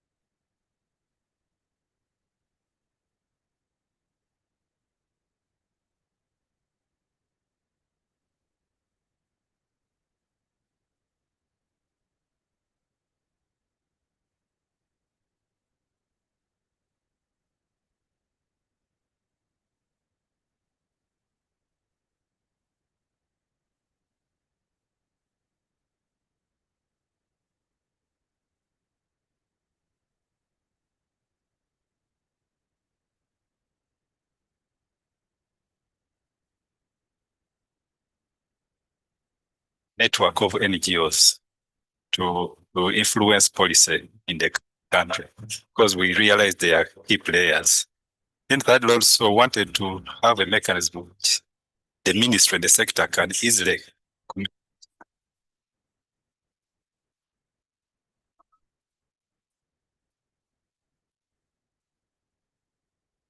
This year, 2022, Uganda Water and Sanitation Network celebrates 22 years of improving access to sustainable water resources, sanitation, hygiene, and environment.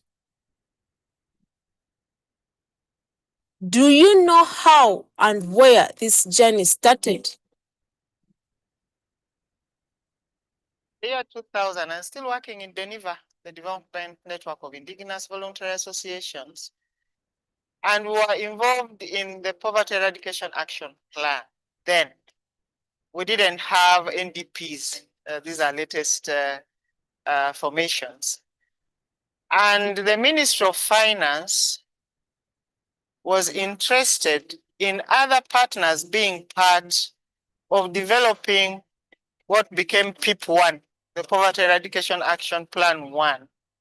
And they were looking for non-state actors that would work with government in what they refer to as parallel. So you have the Ministry of Local Government working with non-state actors that are involved in local governance. When it came to water, then it was under Environment and Natural Resources. We didn't have a Ministry of Water then. They were looking for organizations that were involved in water, sanitation, hygiene, environment to work with government, to work with the ministry then. And there wasn't a consolidated group. So through DENIVA, there were already members in DENIVA that were doing work in water, sanitation, hygiene to form a group. So it started as that kind of group. But then in the midst of all that, to ensure the mobilization, to ensure the convening, WaterAid took up the leadership to do the convening, to do the mobilization, and also to do the funding. objectives included that, first of all, to have one voice to the extent possible, coming from the numerous NGOs which were in the water and sanitation sector then. Then secondly, wanted to have a common voice also when it comes to policy guidance. Wanted a voice from a network of NGOs to influence policy in the country, because we realize they are key players. And that also wanted to have a mechanism which the ministry, the sector can easily communicate to the NGOs on various issues. For example, we see that I've said on the strategies and approaches, so that we want some of the reasons why the sector failed and set up the network NGOs. There was a meeting that was convened in Ghana, and this meeting involved a number of stakeholders drawn from the NGOs fraternity, the NGOs that were active in the water sector at that time, drawn from the Ministry of Water and Environment, some other stakeholders like donors. I remember some NGOs, like there was Concern Worldwide, but there was WaterAid. WaterAid was actually at the forefront of everything. And I think, if I'm not mistaken, the very first kidney probably came even from WaterAid. But WaterAid was at the forefront of it. But there were a number of other NGOs, including Accord Uganda. It is around that time that we had an Ethiopian country representative, Amsalo Debussy, who was very instrumental and was the think tank behind the establishment of the president. WaterAid was working very closely with the ministry to introduce the participatory approach, but also to elevate the space, the civil society organizations to improve coordination and collaboration. Government of Uganda, specifically the Ministry of Water and Environment and Ministry of Health. So it is during that time that Rotary was requested to represent civil society organizations on the Water and Sanitation Development Partners Group.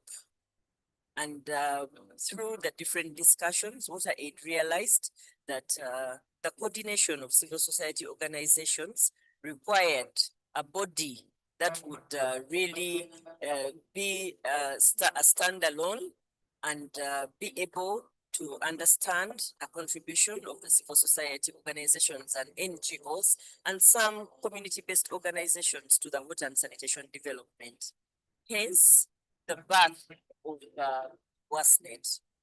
In the process, of course, the Ministry of Water is involved. And remember, the now retired engineer Richard Nchimanga, Simon Mugayo. Myself, I was working in the Embassy as the program officer for water in the country. I'm the director then of WaterAid. When we completed the PIP 1, I definitely went back to deliver. I was delivered. That group led by the late Monica continued and eventually evolved into what we now have as USAID. But I'm talking of period 1998, 1999. It's in 2000 that WASNET became WASNET. I'm proud to be one of those members, the founder members of UWASNET, because I was working with WaterAid at that time. So UWASNET first started in WaterAid offices. So they got just some office space and it was one person.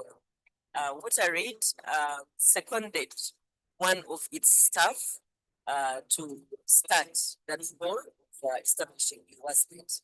And at this particular time, I want to pay tribute to our fallen colleague, Monica Kodira, who was the first country director for UWASNET. So I really know it has been a long journey, but I'm very grateful for all those people who have supported the establishment of UWASNET. It is my wish that UWASNET enjoys its 22nd birthday to celebrate the gains and the milestones over the years.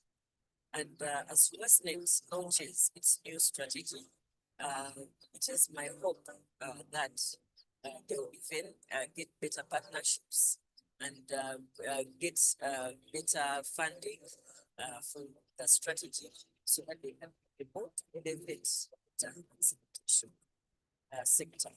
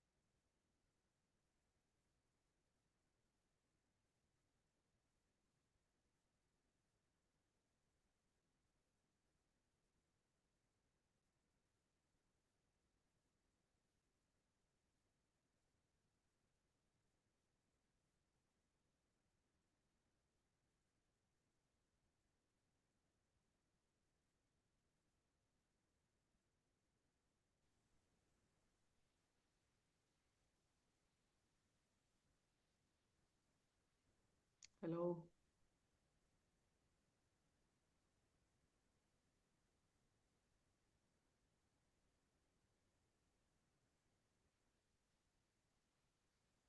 Can you hear me all right?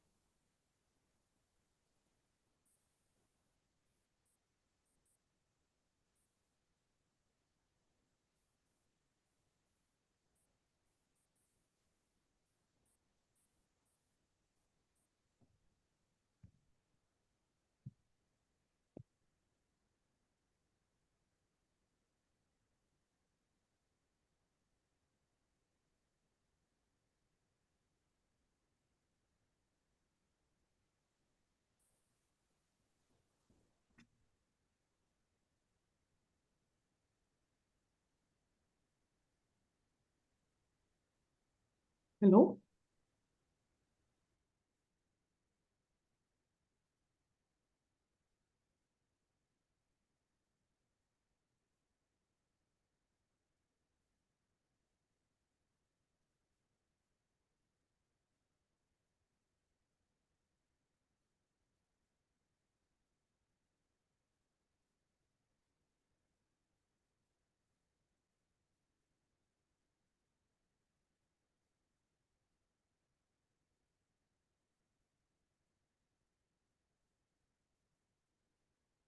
Hello. Hello, hello, hello. Hello. How are you? Have you had lunch? No. As, as a WASH champion, you're your brother's keeper. If your brother is not seated next to you, or your sister, please find them and tell them, send them a message and tell them we are back and we are live. In the next session, we're indeed going to be live. We're going to start using that which we said we are doing. Innovations for sustainable development is our theme today. And we have innovatively found a way to have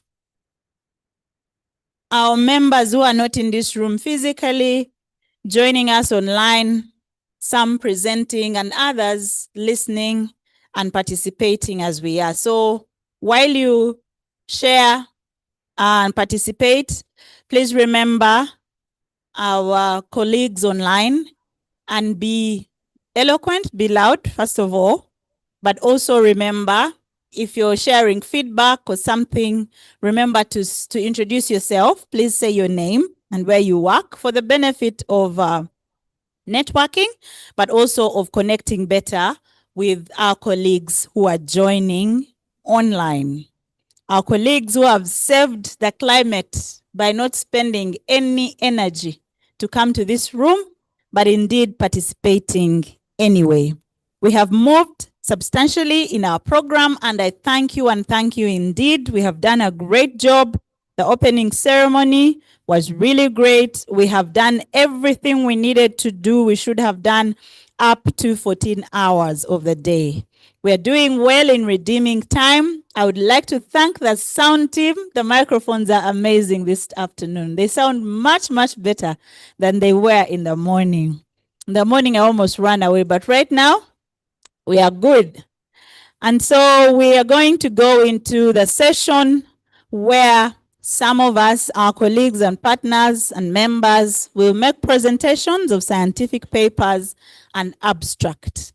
We have a number of them. We have 5, And in the interest of time, we're going to make sure that we strictly keep to the time that we have allocated, which is 10 minutes per presentation. We have some of the members that we have.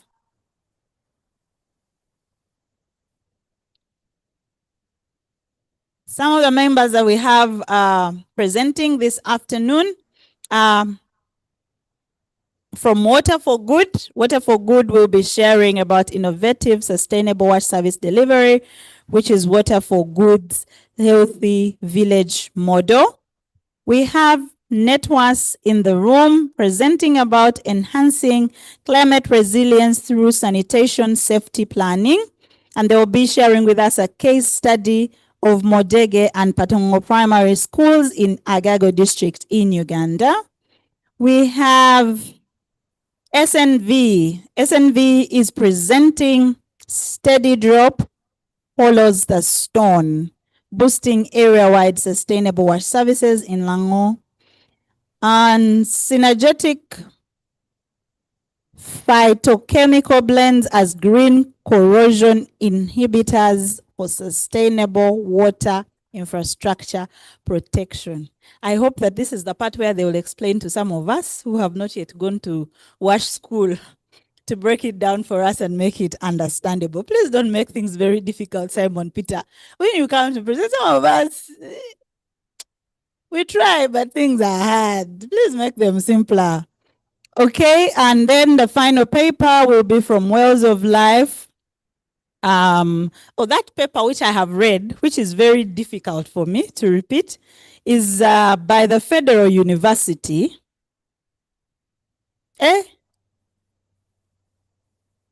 Oye Ekiti State in Nigeria. Yeah. And finally, Wells of Life will also share with us about turning the page on traditional latrines, affordable pathways to improved sanitation in Mityana, household investments, unlocking safe, stronger, and more hygienic facilities. And that is one mouthful, but it is not one paper. To encourage you, I invite friends from the other table in the corner there, my wonderful colleagues over there with the machines, to please keep the voices down so that we share in the same conversation. Okay, so without much ado, I would like to confirm with the tech team if Sonia from SNV is online. Please allow her take the floor. And then we will hear about SNV's Steady Drop Hollows the Stone. Good afternoon. Can you hear me all right? Yes, sure, we can hear you, Sonia. Please proceed. I would like to switch on my video. Is that possible? Sure, please do. We would like to see the you. host has stopped it.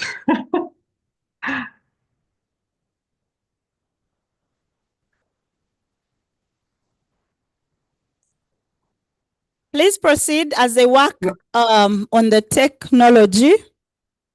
Okay, now it's working. You have 10 minutes, you begin, and then after your session, you will take some feedback if there is, both in the room and online. Okay, thank you so much. Good afternoon, welcome back from lunch. First of all, apologies that I cannot physically be with you in Uganda. I would really have loved to come for the occasion, but because of the short notice and also to save our climate, I did not jump on a plane, so I'm with you from afar. I know many of you who are in the room. Thank you for listening to us. The presentation today is Steady Drop Hollows the Stone, boosting area-wide sustainable wash service provision in Lango. This is a joint work. It's not the results that I've achieved myself. It is work led by engineer John Robert Okello, together with Susan Lobo, Humphreys Mukaga, Risikna Mugeni, and myself. I don't want to bore you after lunch with too many figures, but as sector experts, we all know access to safe water supply in rural areas stagnates in terms of the national coverage. Functionality rates in rural areas stagnate since years. the NDP 4 targets of rural coverage, they really seem to be out of reach because of that stagnation. In Lango, if you look at the Lango subregion, according to our national figures, the situation is even a bit worse. Only 19% of rural households have basic facilities. That's below the national average. Also, 28% of households have a hand washing facility, equally below the national average. So what I'm presenting to you today is the results of some work from an area-wide project covering several districts. So quite a sizable, substantial intervention in Lango. We have a very evidence-based approach, and I'd like to share some of these evidence, these data results from our intervention. I think it's also relevant because we often blame a lot on climate change, and it's important to unpack what is really due to climate change, what is due to other reasons. Unpack also equity, look at how are different poverty levels affected, for instance.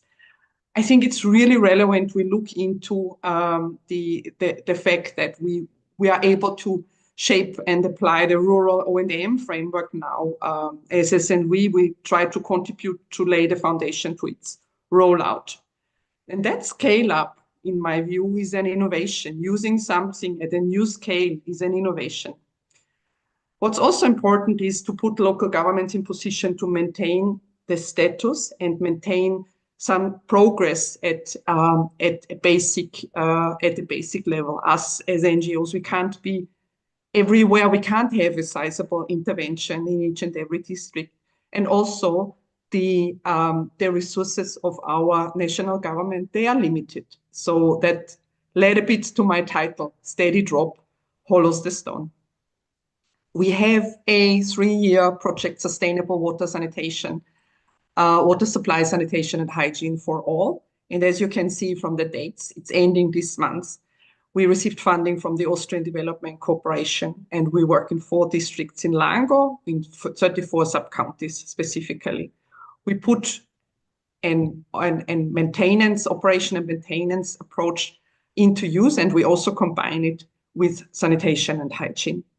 We build on 2 predecessor initiatives, and we are really grateful for the long-term trusted relationship with the Austrian Development Corporation. In our intervention, we partner with 4 districts, the regional center, and 2 local partner organizations. What I want my presentation today, I want to focus on really the evidence that we were able to create through a number of surveys. I'll focus on the endline service, on the endline survey today. And this is for us a bit the start of sharing some of the results and findings of the program that's coming to an end. Now there will be more dissemination and closing at regional level, also at national level. So bear with us to hear from us in the coming weeks. And we invite you to hear more and share more. This is probably just the tip of the iceberg, what I'm presenting to you today. The feedback we are receiving through discussions like this is also helping us to shape the proposed next phase of the intervention. We're using a climate resilient rural WASH approach, but I don't want to dive into the details here. We are also using a very nuanced sanitation and hygiene approach that puts focus on the wealth of the households. But I'm also not diving into the details here. I really want to focus on our endline survey, specifically the quantitative data collection we did with households. We asked over 1,500 households sampled across our districts. And I believe that we can report anything, we can report beautiful things the way we perceive them. But if we ask our direct beneficiaries, the households, that really gives evidence and accounts for what we have achieved in an intervention. I'll focus on JMP indicators in my presentation. First of all, access to basic water supply. It increased from 32 to 35. I've circled it on the right side. This is remarkable because we did not do any new infrastructure. We basically worked on O&M systems and rehabilitation and repairs of some of the water points. All 950 water points are functional and have operational water user committees. We also, if we look at the segregation by district, I've circled it below in red. We see a bit of red bars and orange bars for Dokolo district. Dokolo experienced floods, and that has affected basic water supply access and safely managed water supply. And that really shows in the figures, that creates an evidence on how one of the lake bordering districts is affected by flood events. On sanitation, the sanitation results were really blowing us away. And this is thanks to innovations, technical innovations that we came up with, or that together as partners, with our partners and with the communities, we came up with new ways of making floors washable at a very low cost. But also innovations in terms of applying approaches of social science to change behavior. For instance, formative research. If we look at the right side, it really shows that the green bars towards the right and the end line are increasing a lot.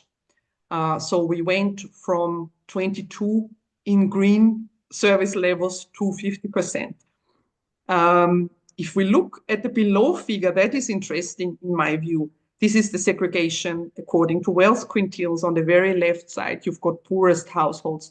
And we see poorest and poor households still struggle to realize improved toilets. These have the highest levels of open defecation and unimproved facilities, the red and the yellow bars. So we need to do more to really also bring on board and motivate poor households and facilitate them to create that change. The last slide is obviously on hand washing. Hand washing, our baseline figure was a shock. We were at 1.5%. We were able to more than double this at end line. We are now at 4.6.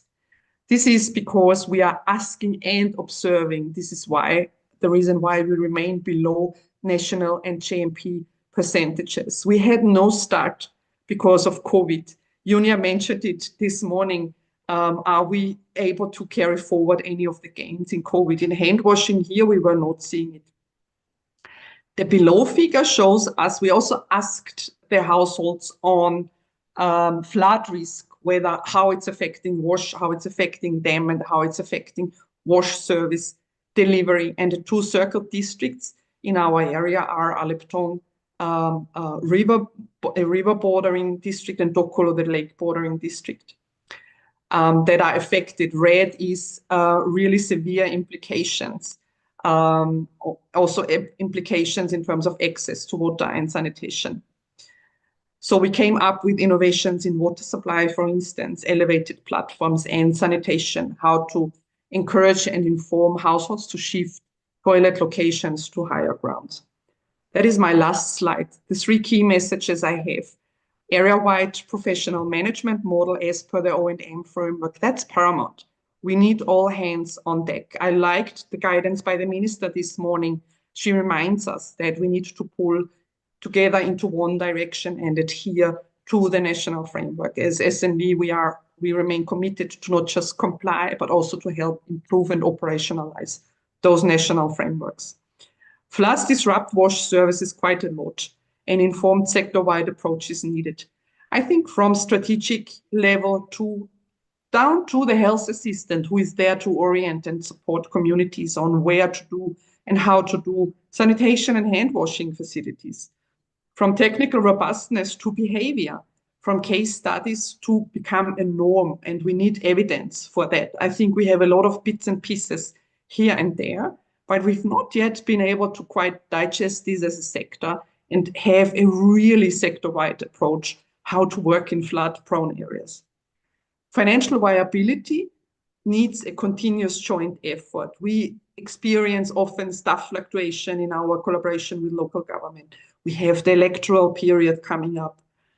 We see progress in that mindset change, that in terms of payment, we are paying for services. We are not paying for the water, and we are willing to pay because we value the service. So that needs to be maintained and progress from household levels upwards to political and government levels. One country, one approach. That is my closing message. Let's make area service provision work without leaving a holistic WASH agenda out of sight. Got some pictorials for you. Our new country director, Megan Ritchie, sends apologies. She's just today and yesterday in the field, busy commissioning water points and also launching new initiatives at SNV. We remain a proud member and supporter of UVASNet, and I thank you for the opportunity to allow me presenting from afar today. And I'm looking forward to the discussion and comments. Thank you so much. Thank you. Thank you so much, Sonia. And thank you for taking time to share these insights with us. Do we have some questions for SNV? She used 9 of her 10 minutes. Every session, every presentation has 15 minutes. So they have 5 minutes for Q&A. Okay. So if you present for a long time, then there will be no time for Q&A. So any questions for the SNV team? Comments, what do you think of the findings after that period of implementation and having only being able to move, for example, basic from 32, was it to 35%? What does that show? What does that tell you? That sanitation is easy or hard? Engineer Sam Mutono, you always have questions or comments. Or your thoughts?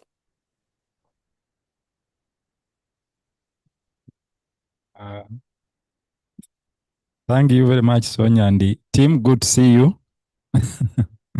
Yeah. But of course, my biggest concern, and I think it is for all of us, we need an innovation on hand washing with soap. I don't know what we are going to do, but I think SNV it always comes out, it doesn't hide figures. I know when there was a problem also on using CLTS, where the slippage is over 50%, they were not shy to share. So I want to thank SNV for that openness, but we need an answer. This has dragged on for a long time. A sustainable, innovative, sustainable hand washing facility, perhaps in school institutions and also in households. I think that is one, talking about innovation, that is one of the areas I think we need to work on. But I thank you for the work that has been done. Sustainability, since we are finishing now, it might be maybe too early to say. I don't know. Yeah. But thank you very much. Thank you, Sam. I think there's no magic bullet for hand washing. This is really an area for more thought by all of us. And I think it's really what we are seeing also from the community engagement, that for poorest and poor households, it is so hard to put up facilities to maintain them. It might be easier. I think it's easier for institutions. At household level, it's really difficult, especially for those poorest and poor wealth segments.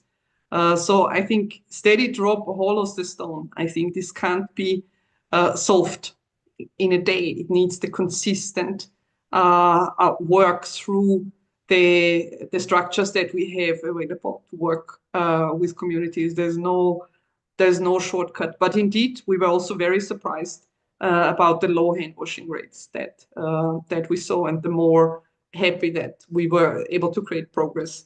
But yeah, no magic bullet there. Thank you, Sonia. Another question? Thank you, Sonia, and the SNV team. My name is Harriet Agemo. I work for Veltonga Healthcare. Thank you for the presentation of the project that you've implemented in Lango.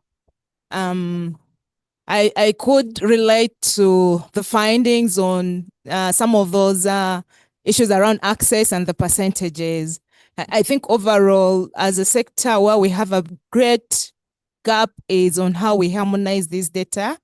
I'm very sure as SNV, you could have collected that data, but if you went to the districts where you work, they could also be able to provide you a different set of data altogether. So this is a big challenge, and I think as a forum, or members of this forum that are here today, those are the things we need to be thinking of, how we harmonize that. Then secondly, one of the key lessons that you brought in here that is of interest to me was on the financial viability for operation and maintenance. For sure, unless we start thinking around that area, and now with the politicking era that we're in, the issues around operation and monitoring are quite so difficult to come around with the communities. Communities could embrace it, but sorry to mention, sometimes politicians influence it in the other way. And how I'd wished when the chairperson of the Uganda Parliamentarian Forum was here, he's around. Silas, you're still there? Okay, thank you. I thought you had gone. Yeah. And these are issues that we bring to your attention. How do we address this issue? We struggle on operation and maintenance. Communities trying to embrace, but silo will come with contrary information. You get it, eh? How shall we move forward as a sector? So can you take this as a serious issue that needs to be addressed, because operation and maintenance goes beyond the politicking period. Thank you. Thank you, Silo. I could not agree more with you, Harriet. Indeed. I also agree on the point you raise on harmonization of data. Obviously, local government often do not have the resources a project has to do all these household surveys. At the same time, when we do that, we work very much through also the lower level local government staff to have them on board, actually doing themselves part of the work of data collection, to inform it, to compensate a bit for the fact that we do not have the resources to have household service nationwide every year. Obviously, that's not possible. So we put really focus on feeding the result back. And I always make an effort, as you saw, to really compare it to national data and also to weigh it and make sure that we understand, for instance, the difference between in the national data hand washing and the national and the project survey hand washing. That is quite evident because it's a different methodology of getting it. It's a difference whether you ask a household or you ask and you observe, then you get a different result, obviously. So that's important to us. On financial viability, fully agree. I think we are really at a turning point now. And the minister has guided this morning, and it will be uncomfortable for some of us to really shape and reorganize the approaches that we have. But I really believe in that area service provision model, that we need to make a bigger area under one professional operational management that is lean enough to be affordable and that we together support. I believe strongly in that idea. We saw a lot of change within a short time happening in the urban areas through the reorganization, the regionalization of umbrella organizations. And we are left with that segment of point water sources, mini schemes, and we can do it if we work together. I really believe in that. And I hope that the message is politically also heard, and that we will receive a lot of support from that perspective also. And I'm glad that the representative of the committee is still in the room. We need to really get all the support we can for that shift in the sector. In 10 years, 5 years, we will look back and we will say, yes, 25, 26, we really nailed the rollout, and it was transformative for our sector in Uganda. Thank you, Sonia. We are overshooting our time here, but this big table, I'm compromised. Sorry, I just wanted to know, sustainability includes financing. I know Ministry of Health increased the primary health care grant to the local governments. Did you see that being invested in the activities you carried out, because also that can help to sustain whatever you started or to scale up, to expand a bit. Just that. Thank you. And just before you speak, yes, Silo. This is the only chance we get to call you Silo. So no, that's the name that the community gave to me. So, but my real name is Silas. Silas. But they prefer, even the old women, they call me Silo. So I love it and they love it. And the main thing is about making a comment on the issue of the politicians and the communities on how we deal with the issue of sustainability, collecting money for operation and maintenance. And you see, the difference between me and my voters is almost zero. We are nearly the same. So, but the thing is, we've got to sensitize you, the other stakeholders, to realize that you need to work with us for things to work better. So always look for us so that we speak with one voice. I should be the one to introduce you to the community. Things will flow very well. Yes, we are like religious leaders. Personally, I'm like a bishop who baptizes after preaching. So there is a way when you work with us, things become smooth. That is the best thing to do. And we should in heaven.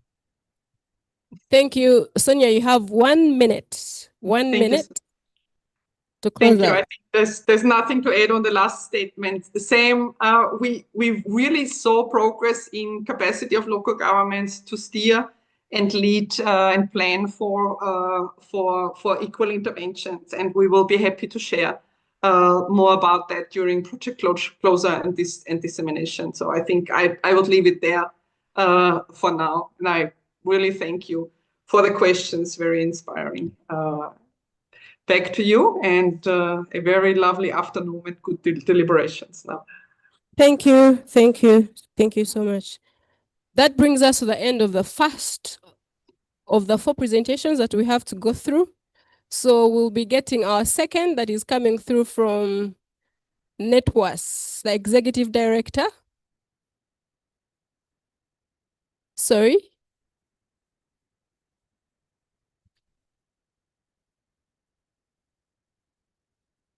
Oh, do we have Samuel Konaya, sorry, who is presenting on behalf of the Nigeria Wells of Life is online as well? Okay. Okay. So Simon, you hold, let's have Wells of Life, who is online, and then we can take you after. So Wells of Life, you have, your session is 15 minutes, so you can choose to use it how you'd like. You can present for 5 and we discuss for 10. So over to you.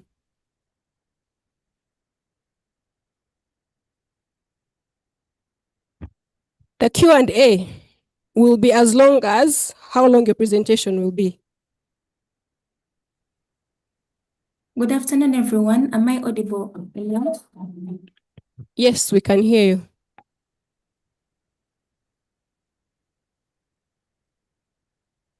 Whoever is managing the PowerPoint, please go into, presentation mode, like for everything. Yes. All right, good afternoon again. My name is Alice Namwabla. I work with Wells of Life in Mityana district. I want to share with you briefly regarding some of the work that we've been able to do in rural Uganda, that is Mityana district. We are going to look at how we are turning the page on traditional latrines through affordable pathways to improve sanitation in Mityana.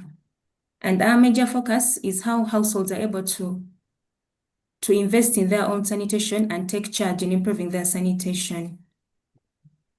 For them to have improved facilities, like as you can see in this picture on the first slide, we have a woman that you can see whose previous latrine looked like, but now as we speak, she owns a latrine that looks like the downer picture that you can see.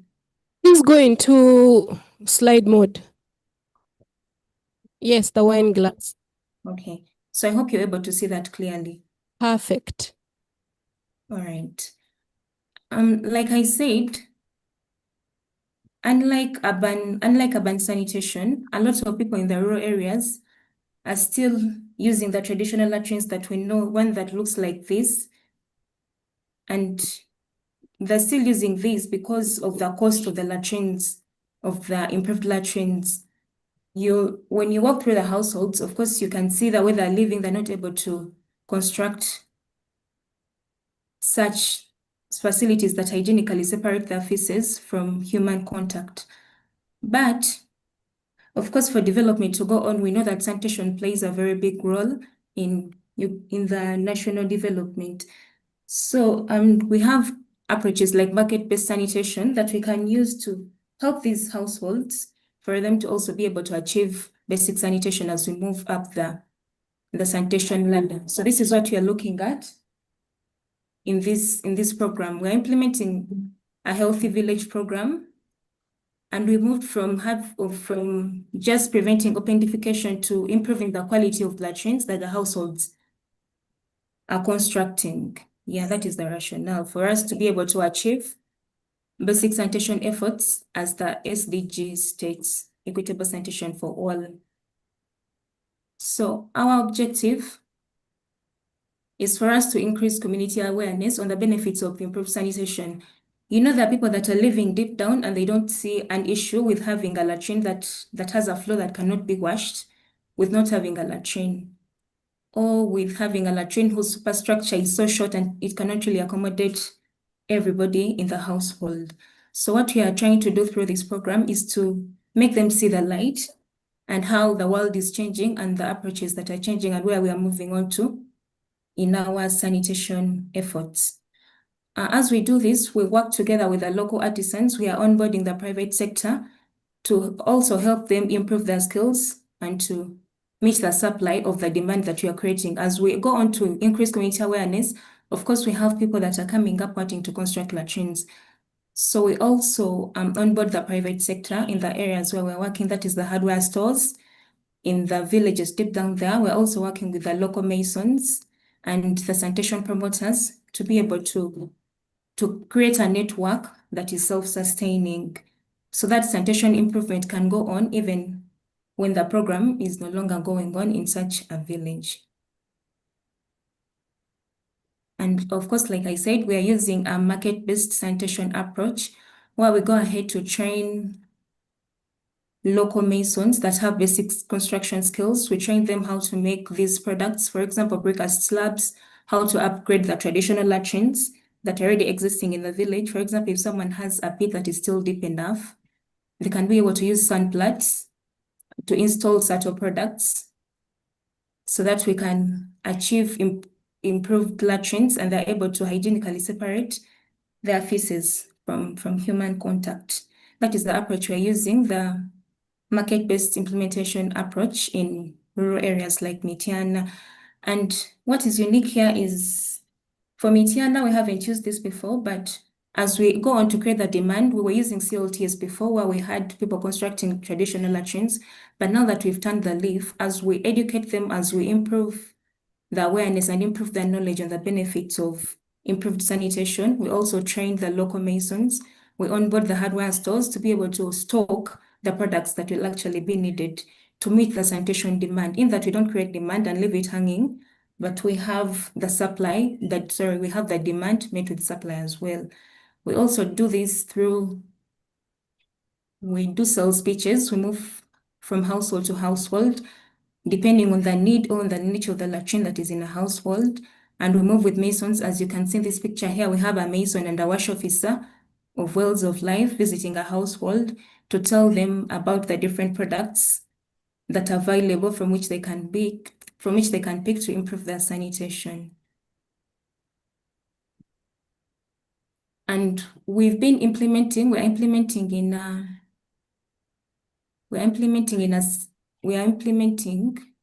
in Mitiana, and the program has been running for 7 months now. We started in January, but in just 7 months, we've been able to realize improved latrines, moving from 64% at baseline to 72% right now. And then we have latrines with a washable floor. When we talk about improved structure, we are talking about latrines that have a brick wall, like you can see this man This was his superstructure and latrine, but right now, this is the latrine he's trying to achieve. So this is what we have. And then for washable floors, of course, we also, like I talked about the upgrades initially, we have people that are improving their floors so that they're able to clean them of all the feces that might be there and keep them clean. We have those improving from 59% at baseline to 70% right now. So the lessons we've been able to pick from the implementation we've done, the rural households as well also want to have improved structures. Even though they think they are costly, they want to have them, but they're restricted by the required investment because from our estimates, you would find a basic improved structure would take around 3 to 4 million, and that is just the basic stuff. So they're always restricted by this, since some of them haven't even made 4 million before. But with such innovations like the precast slabs, and we're able to train the local artisans that are available to do this kind of work, when such options are available that enable them to also have improved structures, they readily take them up. And then also, for example, this picture that is being shown here, we have a mason pouring water on the slab for the curing process. These things are done in the beneficiary's home. It helps them build the trust in the mason because they can see the materials that are being used, the process, and they're able to trust the product better because they were there for its casting or making. And we've also been able to learn that as we create demand for sanitation, as we go out to do the hygiene campaigns, it is very pertinent that the demand is met by a ready supply. If we leave demand like that, like we know, some people can be influenced and still de-influenced. But if we meet the supply, if we meet the demand with ready supply, it creates a sustainable network as the mason works with a sales agent, as they work with the hardware owners, as they work with financial institutions. Yeah, it is sustainable. It provides sustainability because it keeps going. People are benefiting from it and others are making money from it. So even when we do not have an active program by our WASH organization or our WASH initiative, it is ongoing. WASH improvements remain ongoing. Thank you for listening to me. Thank you so much, Alice. Let's give them a big round of applause. She used 9 minutes of her 15. Tango Doi would say they have 3 minutes for questions.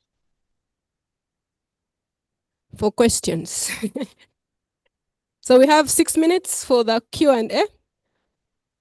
One of the things that I found to work really well, especially with market-based sanitation, is a well-targeted sales pitch. And it even works, whether it's sanitation, whether it's water. As long as your sales pitch is well-informed, you will sell a basic toilet to someone that claims they have no money, and they will build the toilet. So do we have any questions? Yes.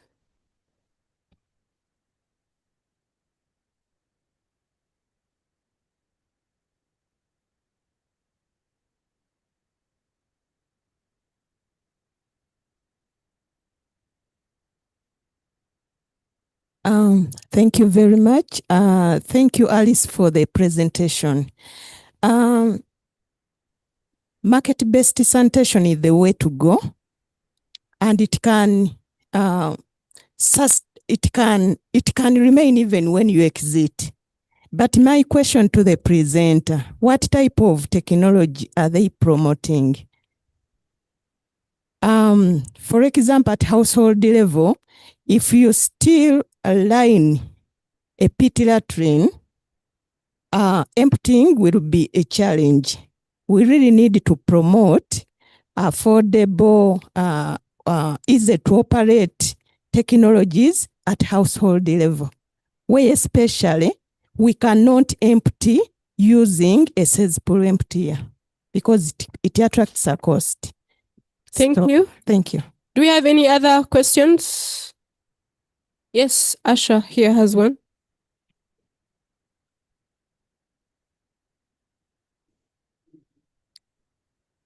Thank you, Diana.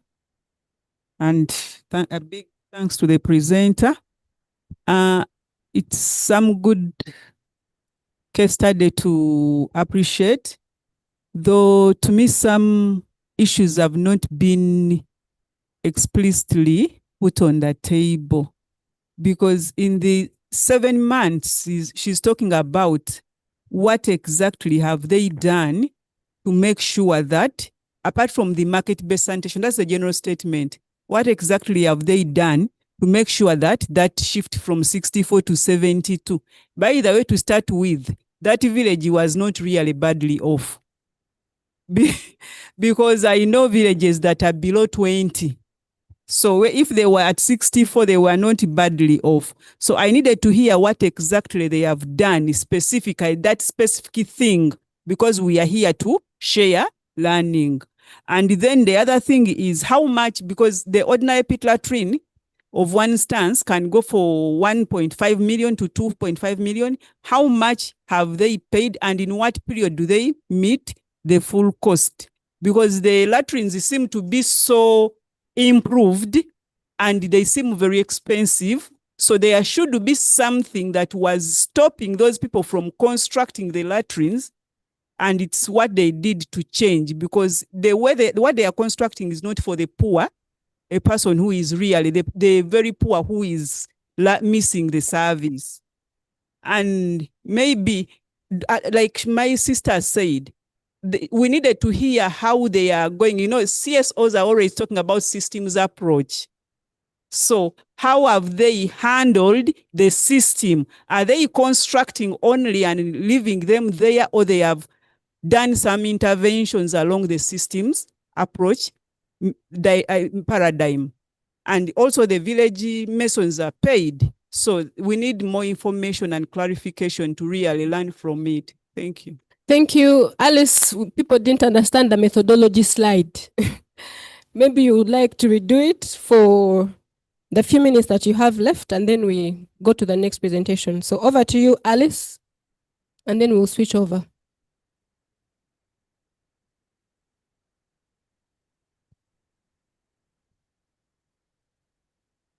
Thank you so much.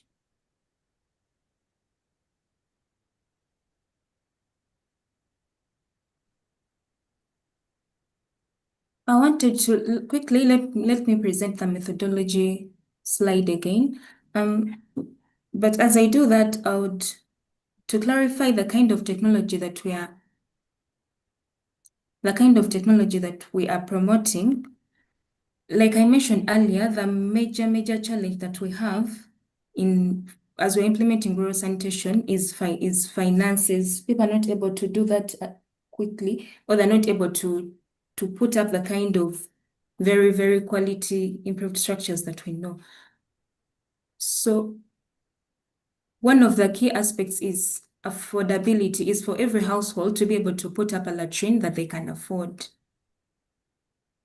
So we have very many products. We have a catalog that the masons move with. There are very many products. Like I said, we have people that can construct a 1 stance, people that can construct a 2 stance, and then there's an upgrade where masons upgrade an existing latrine. They will upgrade the floor to a washable floor. So we are not promoting the lined pits. We haven't been able to do them here because even the technology for the services for emptying are not readily available that much. So we are not promoting a lined pit, but households are able to do what they can afford and of course maintain, which is excavating the usual pit and then constructing a quality superstructure. And to also answer how much was paid, the approach we're using is a market-based sanitation improvement approach. What we do to break it down, of course, we conduct a baseline, then we have the entry meetings, and then we engage the village leadership. But what we have concentrated on, first of all, we train masons to be able to make this product. Like I mentioned, they're able to make the brick slabs, like you've seen the picture, some of them making the slabs. And then we have sanitation promoters who are the key stakeholders or the key players in such an approach, like one speaker earlier mentioned. So what has happened, we also have financial institutions, we usually call them circles, down at the village level, where these people, where they've agreed to give them loans, and also the masons because they've been educated and trained on the approach, the way they're charging the lowest charges that they can charge, but for them to also keep in business, to be able to benefit from what they're doing. Yeah, that's why. And also, since it is a village, some people are able to take payments in kind, like the Masons, they're able to take payments in kind or to agree on payments that are not monetary. Those are some of the lessons that we've picked. And then for the sanitation promoters as well, we have decided to motivate them per product. So for every product they're able to sell and is installed in the household, we give them a small incentive for the products they're able to sell. We have different prices for maybe a brick, a slab, for a complete latrine. And then also as wash officers that are in the field, we're always in these households, visiting them, of course, constant follow-ups and household visits. People end up constructing the latrines at the end of the day. That is what we are actually doing.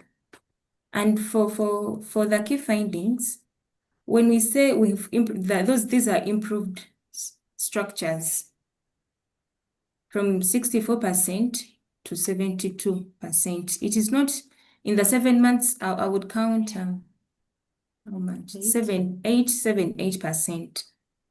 People have been able to do that because the supply has been simplified. People at lower cost, because you have a hardware store stocking these things and sometimes giving them out on loan, and then also in the quantities that the households would need. So instead of someone buying a whole kilogram of cement, I want to give an example of an upgrade. They're able to buy instead of buying a whole bag, they're able to buy a kilogram, and the mason himself is able to do the work even before payment, and then they can be able to agree with the household on the amount of payment that will be done. Thank you so much. Thank you. Let's give her a round of applause. Thank you so much, Alice. Market-based approaches really work, especially when done well. If you follow the step-by-step process, in 7 months, you'll be able to get those results. We have our third presentation. It's also online. Our speaker is logging in from Nigeria. Can you believe it? Can you believe it? So Okondi Kanayo Samuel, can you hear us? Yes, I can hear you. Yes, over to you, sir. Am I audible, please? If you could speak louder. Okay, am I audible now? Is it better now? Perfect. Oh, thank you very much. Good day, everyone. My name is Kanayo Samuel Okonji from the Federal University, Oye-Ekiti, Nigeria. Today, I'll be presenting the use of synergistic phytochemical blends. Do you have slides? Yes, I do. I do, please. I don't see my face when we need to have slides instead. I know I have a beautiful face, but the slides are better for now.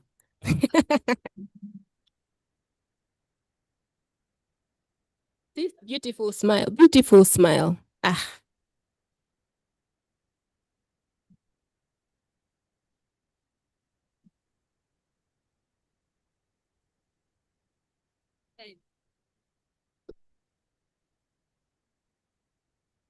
It's like a punishment.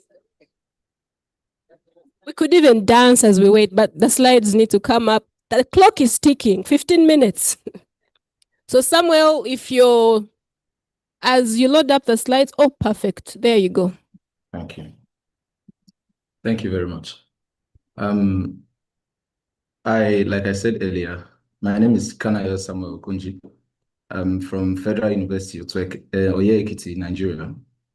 Today, I'll be presenting on the use of synergistic phytochemical blends as green corrosion inhibitors for protecting water infrastructure in oil-polluted environments. This work, links chemistry innovation to wash sustainability. In our background and rationale, water supply and sanitation infrastructure, especially in oil-producing regions, is often damaged by corrosion from acidic and crude oil contamination. And this reduces the lifespan of pipelines, and tanks, threatening the delivery of safely managed drinking water. And conventional synthetic inhibitors, these pose environmental risks. That is why we explored indigenous, eco-friendly, plant-based solutions, which aligns with the WASH sustainability, integrated water resource management, and green governance. Slide 3, please.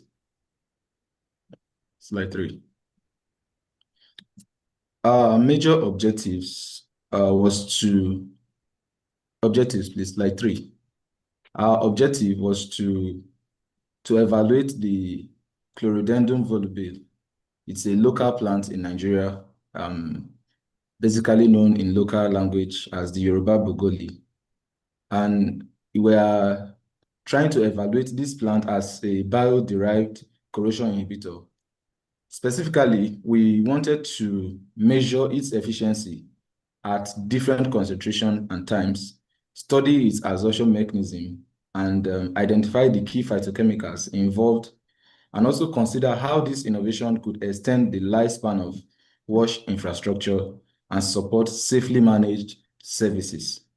The methods we employed was the simple gravimetric weight loss method. We immersed the carbon steel, which can also be called the mild steel, in a crude oil contaminated hydrochloric acid with and without the plant extracts. And this test was done at different concentrations between 100 and 400 ppm over 24 to 96 hours. We also carried out the phytochemical screening, absorption isotherm analysis, and we calculated thermodynamic parameters to explain the inhibition process. Please, can you go to slide 4? The methodology, slide 4. Yes, as you can see, we can see with the materials we used, the carbon steel coupons, which we immersed in 1 molar hydrochloric acid, a mixture of hydrochloric acid and a crude oil. And we used the aqueous Chlorhydendron volubile leaf extracts. And these are the mathematical methods we use to calculate the thermodynamic parameters. Slide 5. After the immersion, from 24 to 96 hours, the results were clear. The inhibition efficiency increased with concentration, and it reached a maximum of 78% at 400 ppm after 96 hours. Absorption also followed the Langmuir isotherm with a free energy of absorption of minus 0.34 kilojoule per mole. And this indicated a spontaneous physisorption process. The phytochemicals present in these plant extracts were flavonoids, alkaloids, terpenoids, and phenols. And these phytochemicals formed a protective film on the steel surface, even under the oil acid stress, which makes the plant, which is Chlorhydendron volubile, a strong candidate for sustainable WASH infrastructure protection compared to other plant-based inhibitors. As you can see from the table, you can see how the percentage inhibition efficiency over time. You can see in 100 ppm, we have 45%, 200 ppm, we have 55%, in 300 ppm, we have 68%, and in 400 ppm, we have 78% after 96 hours of immersion. Next slide, please. The lessons learned and recommendations. One of the key lessons is that indigenous biomaterials can provide scalable and eco-friendly corrosion control. However, our work was limited to the laboratory. So we recommend pilot testing under real-life conditions. From a governance perspective, integrating such green inhibitors into WASH policies. And this can reduce infrastructure costs, improve accountability in water service delivery, and advance SDGs on clean water and sanitation. Like I said earlier, we majorly did this analysis in the laboratory. It was only laboratory based. We didn't test in the real world settings. So we recommend that this test be put into the real world settings so we can see the results. Some of the challenges we faced was that the extract preparation needs standardization for large scale use. The preparation of the extracts, if we are going to implement it for a larger scale use, it needs standardization. Slide 7, please. The next slide. Next slide, please. The recommendations for governance and policy, accountability and sustainability, we ask that to strengthen impact, first, WASH governance should adopt preventive maintenance policies that incorporate bio-based inhibitors. Secondly, accountability can be improved by requiring utilities to report on corrosion management and ensuring transparent procurement. And thirdly, sustainability can be achieved by sourcing inhibitors from local plants, fostering public-private community partnership, and aligning with SDGs and 12. These steps ensure that science-driven innovations translate into lasting improvement in water service delivery. Just like I said earlier, while we propose that in wash facilities like the tanks and the pipes, we implement the use of plant-based phytochemicals as corrosion inhibitors, we can always know that corrosion is one of the major challenges we face in metal facilities like the tanks and metal tanks and metal pipes. So if we are to implement the use of these plant phytochemicals as corrosion inhibitors that mitigates this corrosion and enhances and improves the lifespan of these materials, we are to follow these recommendations that are stated above. The WASH governance should incorporate these green corrosion inhibitors into WASH policy frameworks as part of preventive infrastructure maintenance. And they should establish standards and guidelines for testing and approval of bio-based inhibitors in pipelines and tanks. In accountability, they require periodic reporting on corrosion management strategies by utility service providers. And they should promote transparency in procurement of to produce dependence in toxic synthetic inhibitors. And in sustainability, they should support local sourcing of indigenous plants, just like I stated before, to reduce costs and strengthen community ownership.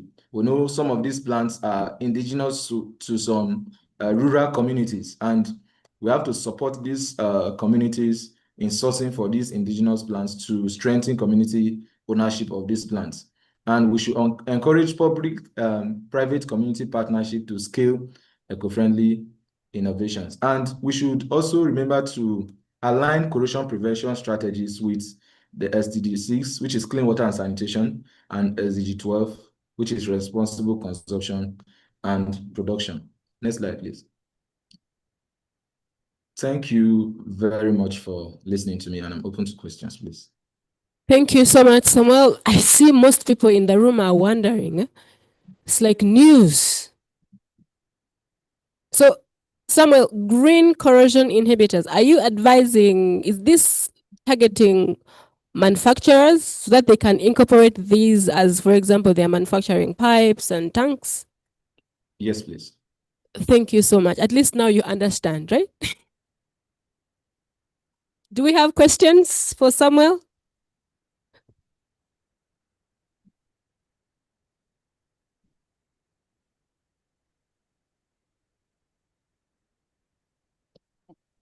Thank you.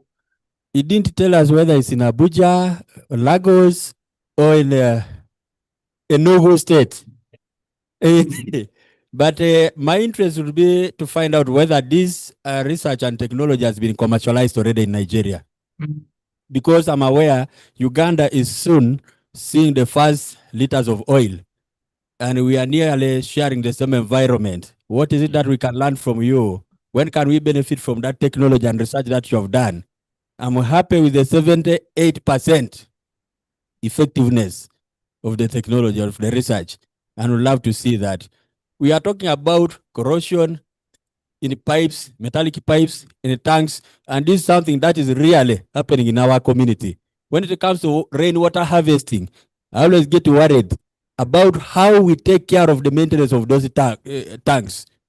How do we clean them? And if there's a preventive measure, like he seems to be bringing out, that will be world class.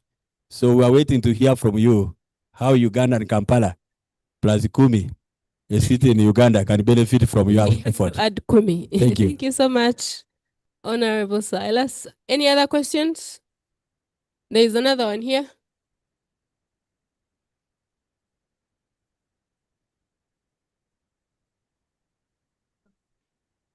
Yeah, thank you very much, Samuel. It was a lot of new jargons for me, but mine is a simple one. In the context of Uganda, is this volubile, the plant?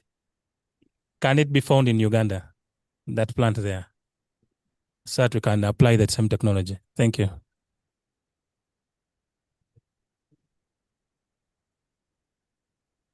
Thank you, the presenter.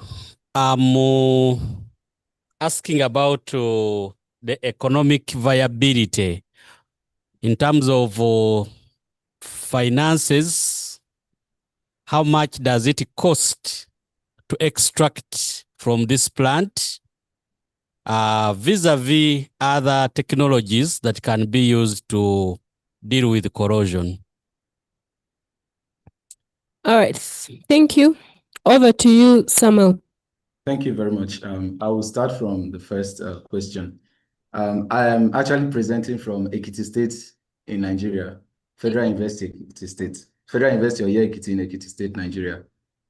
The question concerning how this technology can be implemented in Uganda. I think currently we are, like we said earlier, like the challenges we face is that this research is just a laboratory test only. That's why in the recommendation, we are recommending that a field test should be done to further confirm this research. So in our recommendation, we are saying that we have only been able to test this plant extract in the laboratory. And when we did that in the laboratory, it gave us a very good inhibition efficiency. And like you said earlier, what we are trying to do here is that the plant phytochemicals, they have the ability to form protective fields, protective layer on the surface of the steel. And so we are seeking, like the moderator asked earlier, the plant phytochemicals or in the production of this metal steel, these metals, we are saying that these plant phytochemicals should be incorporated into the production process of these metals so that when they are used in aggressive media where we have the crude oil contamination and even some environmental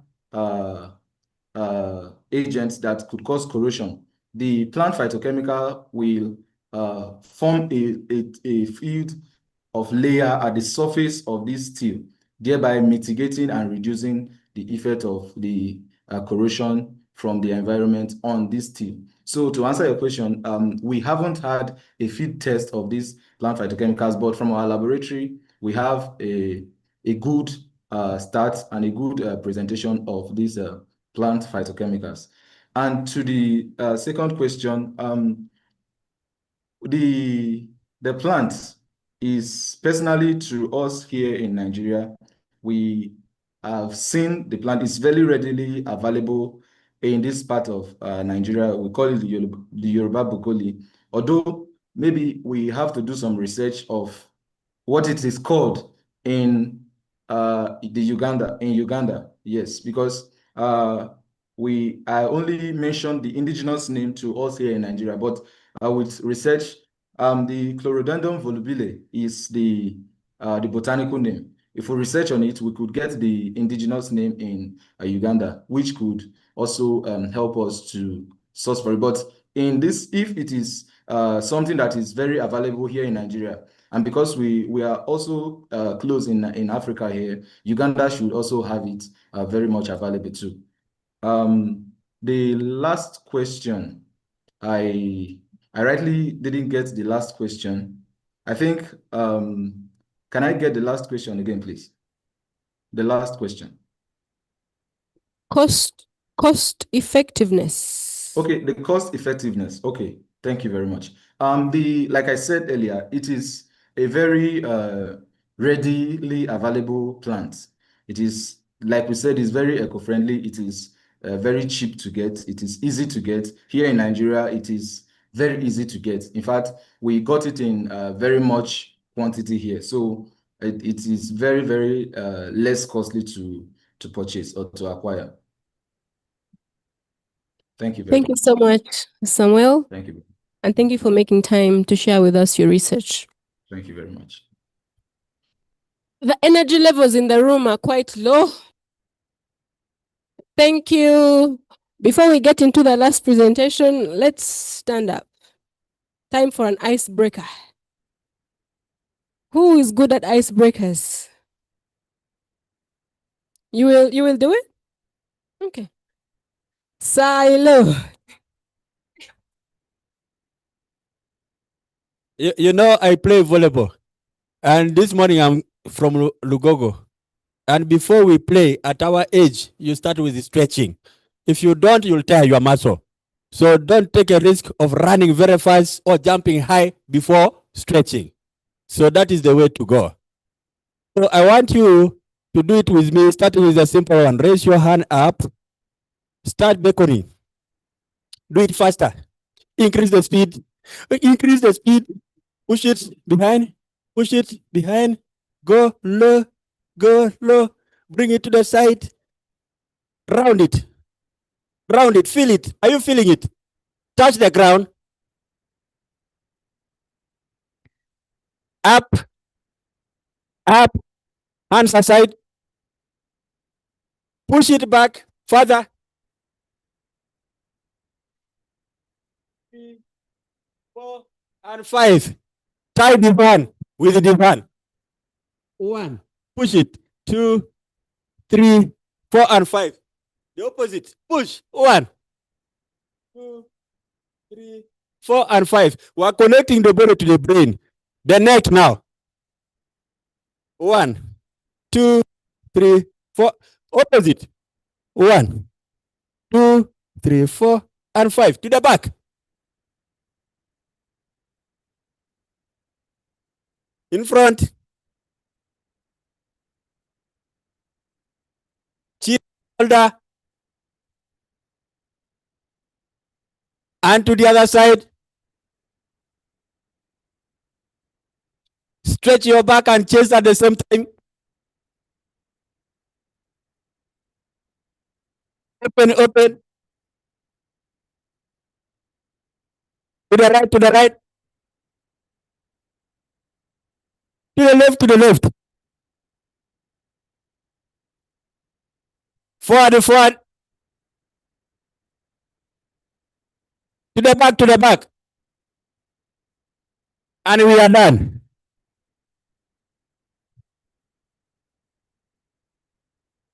Thank you so much, Silas. That introduces Simon. Please come and share your presentation with us.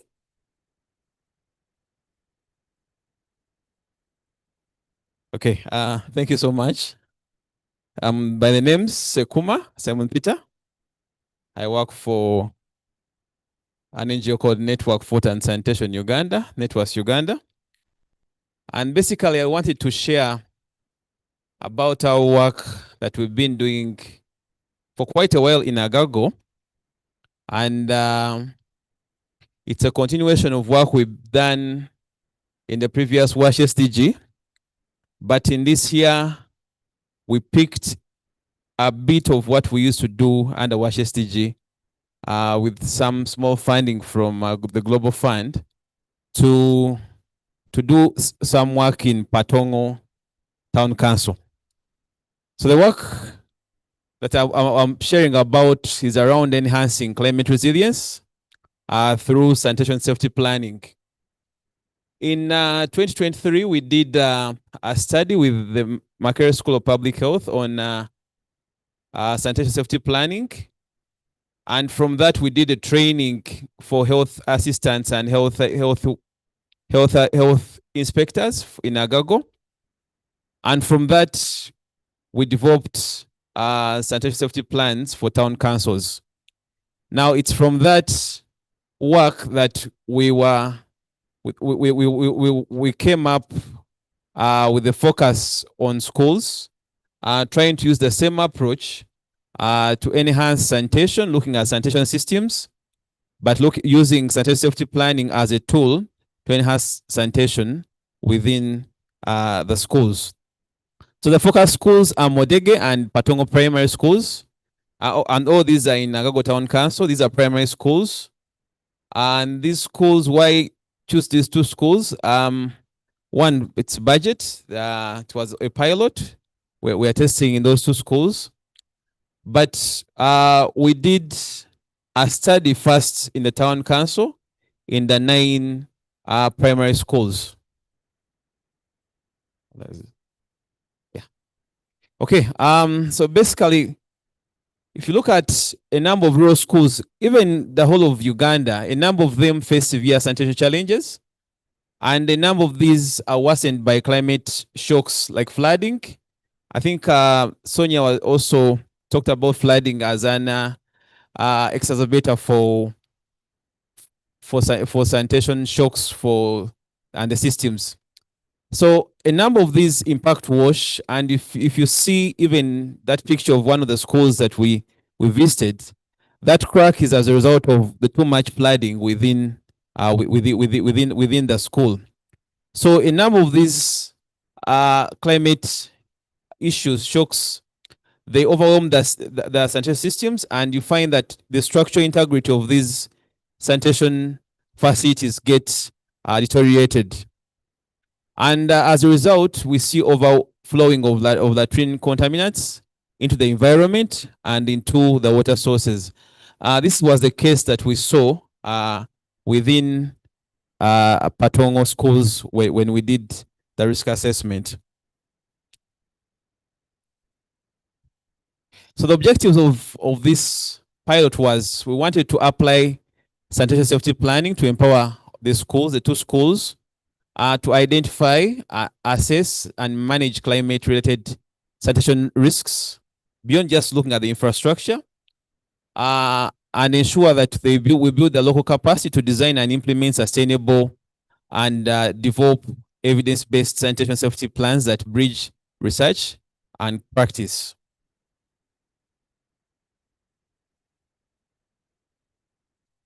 So what did we do?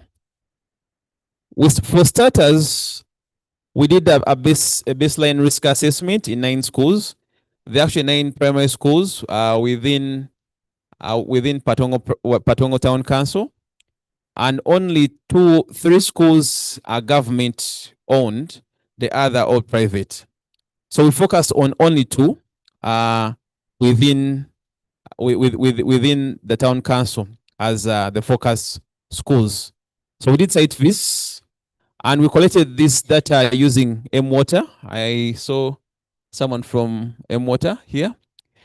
And also we conducted focus group discussions. The results of this work, it also helped us to now come up with the trainings that we tailored to the schools. So we did staff trainings on the hazards. We also did trainings on menstrual hygiene management as well as waste management within the schools. So from this, we also conducted risk dialogues, what came up, and this also informed what we called the formation of the school sanitation safety plans. And from this, we were able to now have the engagements with the leaders as well as the school inspectors and the parents who are now able to endorse the plans that were developed by the schools. So I wanted to, as a highlight of the pre-SSP, one from the data that we got, if you look at the schools that are we visited, 67% had inadequate sanitation facilities, 89% had no hand washing facilities because we did physical visits as well, and 33% were in the flood prone lane of the town council. So this also informed those two schools why we chose them. And if you look at the schools, Patongo Primary, it had that's the number of the pupils that are within the school. And if you look at the pupil stance ratio, it's 1 to 183. And if you look at sanitation safety, the risk is quite high. And the challenges also that they have a flashing system which was given to them. It had already blocked. And also there were issues of water logging. They also had poor drainages as well as structural flaws for the sanitation systems that they had. For Modege, which is also the other school, those are the number of pupils that they had. And the stance ratio was 1 to 168. For them, their challenge was, so that is their latrine that they use. It's an EcoSan. And one of the struggles was on the emptying. It was a field latrine. It had issues of frequent flooding. And they completely had no hand washing facility around. But also because of usage challenges, a number of cases of open defecation were noticed around the schools. So after doing that, what did we see? What are we seeing? From these two schools, we developed sanitation safety plans. We engaged the school administration, we engaged the parents. And from this, what we are seeing is at least the schools have been able to reactivate the school health clubs in each of the schools to lead the hygiene promotion. For the other school, they have started, at least they have been able to allocate some money for latrine draining. The roof repairs have also been done because a number of these schools no one was taking care of the sanitation facilities. So as a result of identifying those risks, at least they have done the repairs on some of these schools. Water source protection has also been taken into consideration, and in some places they have been able to come up with trenches. The trenches basically are to divert the runoff, which usually was ending up into the latrines around the schools, and it's now flowing towards the road. So it's no longer really a risk to the sanitation system that is there. So what we are seeing, I think I didn't put here, the schools have also started planting trees as a way to mitigate some of these challenges from the winds that come directly to these facilities, because the roofs were only blown off by the winds. So that we encourage them to plant trees to ensure that it's one way of also creating resilience, the sanitation systems. On behavior change, because we're engaging teachers and the pupils are now able to note some of these hazards and they're able to report on them, as well as also highlight some of the health issues promptly. What else we are seeing is at least the schools have now started putting some of the hand washing facilities around the sanitation facilities, because previously they were not there, and they will tell you, no, people have to walk, and maybe they find it somewhere else. Also, there's been, if you look at governance commitments, we're also seeing that the PTA has also allocated some budget in the coming financial year for 5 new climate resilience latrines. So what are we learning? When we came up with the approach, we didn't know what to expect. But what we're seeing is that The SSP framework is quite effective in empowering schools and enhancing awareness of the sanitation risks. I think a lot of our focus has been so much around creating the demand for these facilities, but also not really focusing so much on the risks that affect the systems that exist within some of these schools. So the awareness itself has been quite good because the framework has also enabled the schools to understand that the challenges that affect some of these facilities may not necessarily be just adding more facilities, but also we need to put some things to ensure that they are resilient. So it's very important to have pupils engaged to create impact. The success of this has mainly been around the pupils being a part of this, because they were involved from day one to identify the risks, but also to come up with priorities on what to address first, and also to work with the school on those things that they can do without bringing NGOs looking for money, asking for money from other sources, but things that they could work with easily as them. What are we recommending? What we're seeing, we did a pilot in 2 schools. What we're seeing is that there could be bigger impact. If we invest in resilient latrines and strengthen some of these systems, the clubs, and also integrate SSPs, I think we will be able to ensure that there's resilience for our sanitation systems within the schools. The other, I think it's on the scale up, and also providing more funding towards such simple approaches. I think that will be something that could really enhance sanitation within the schools. Yeah, thank you so much.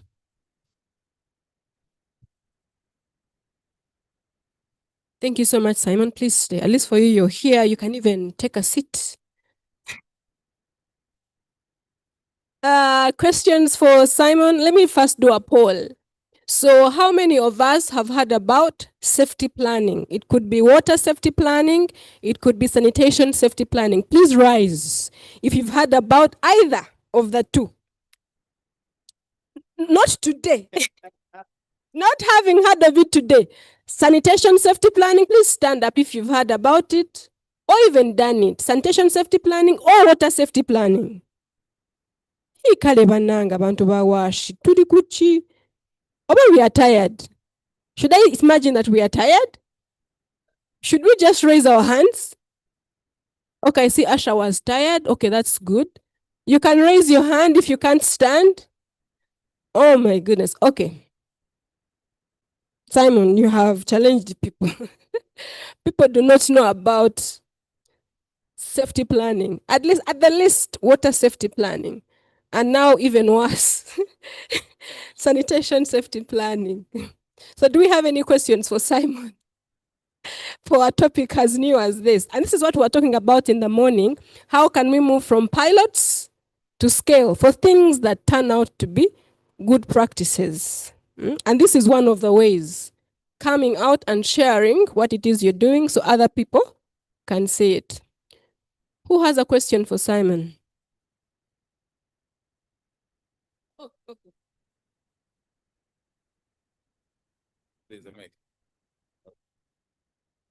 Thank you so much, Simon.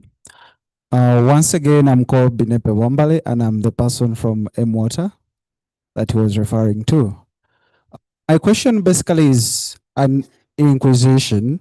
You mentioned that the student to stance ratio decreased due to temporal stances.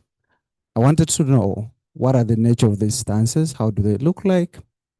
And what is the sustainability plan for that?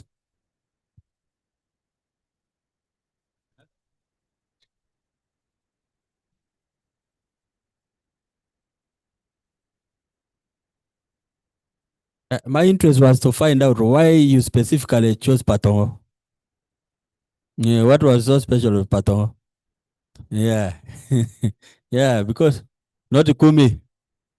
Yeah, not Kumi. And on a serious note, when we see these flows on the infrastructure, it is not only for sanitation, what?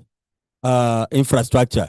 I think there's a big question that our engineers and the association should tell us why most of the paint in the houses is peeling off. It is all over the country, by the way. And some of your houses must be witnessing the same issue. Is it a water issue? Is it a climate change issue? Is it a problem of the engineers not doing their work properly? Is it a safety planning issue? So we are waiting for the answers. Maybe through this today, we'll be able to get proper answers. Thank you. But why Patongo? Okay. Thank you so much. I think I'll start with his what increase.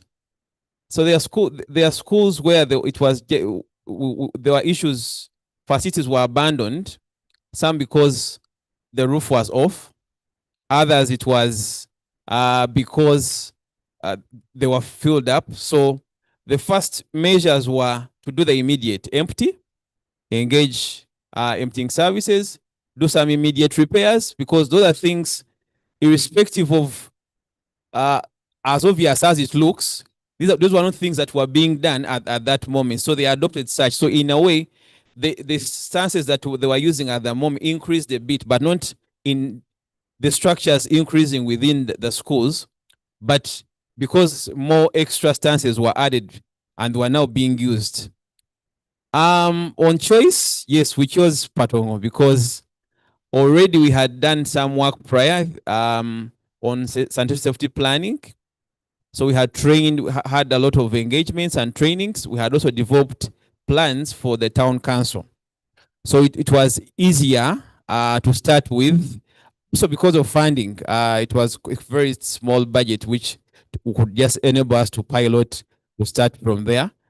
But it's work that we intend to scale up to other areas. And Kumi, if you welcome us, we are coming. Yes, we will be coming. Thank you. Any other?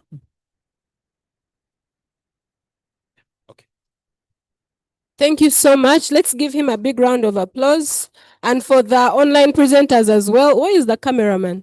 You're the only one here, so you can stand here alone for the picture, but I'll invite the ED, please, to join. If the online team is still on call, you could just put their faces. Madam ED, Honorable Silo, the father of the sector, Engineer Sam. Please, and our moderator for today as well, Grant, please, let's have this picture for this session that we've just concluded. SNV, I was told JR was here, no? Not really? Is the Wells of Life, Nigeria, are they still online? I'm representing Nigeria. Ekiti. Okay.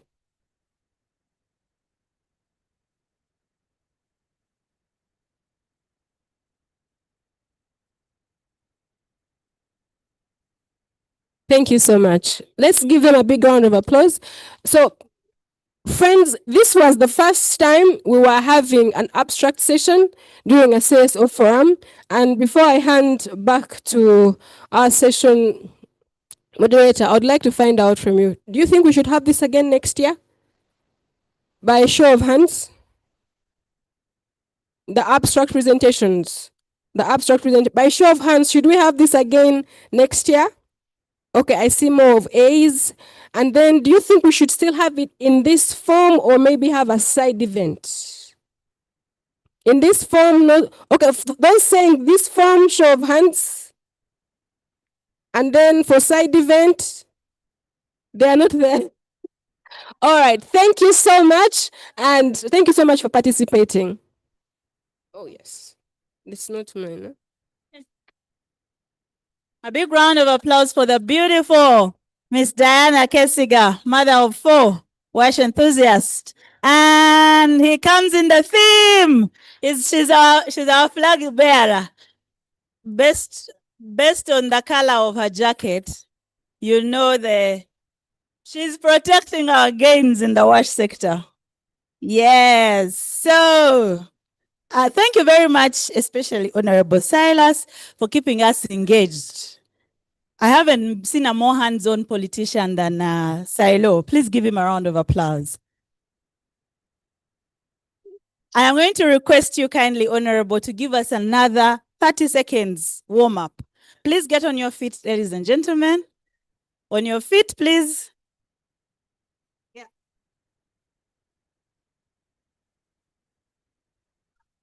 So this one is about your ability to speak without getting tired. So when I say yes, you also yes. Whatever I say, you until you get fit. So yes, yes, yeah, yeah, yeah, yeah, yeah, yeah, yeah, yeah, yeah, yeah, yeah, yeah, yeah. Ay, ay, ay, ay, ay. Ay, ay, ay. Ay, ay, ay, ay, ay. Ay, ay.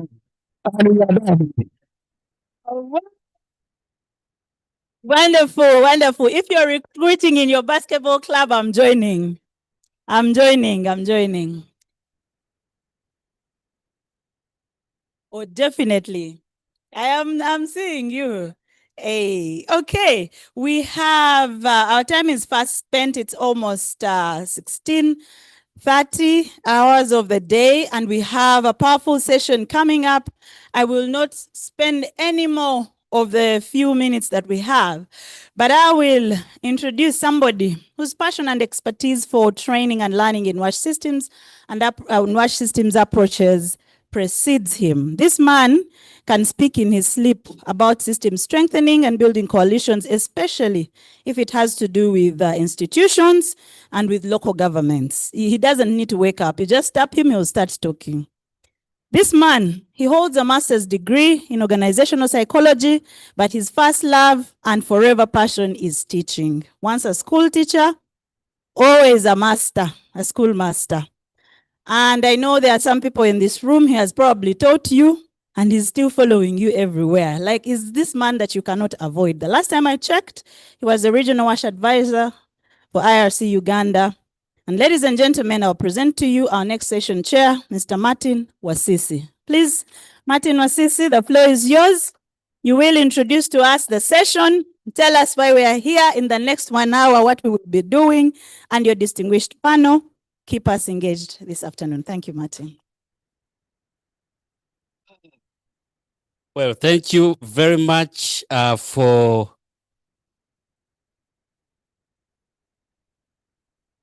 the wonderful introduction.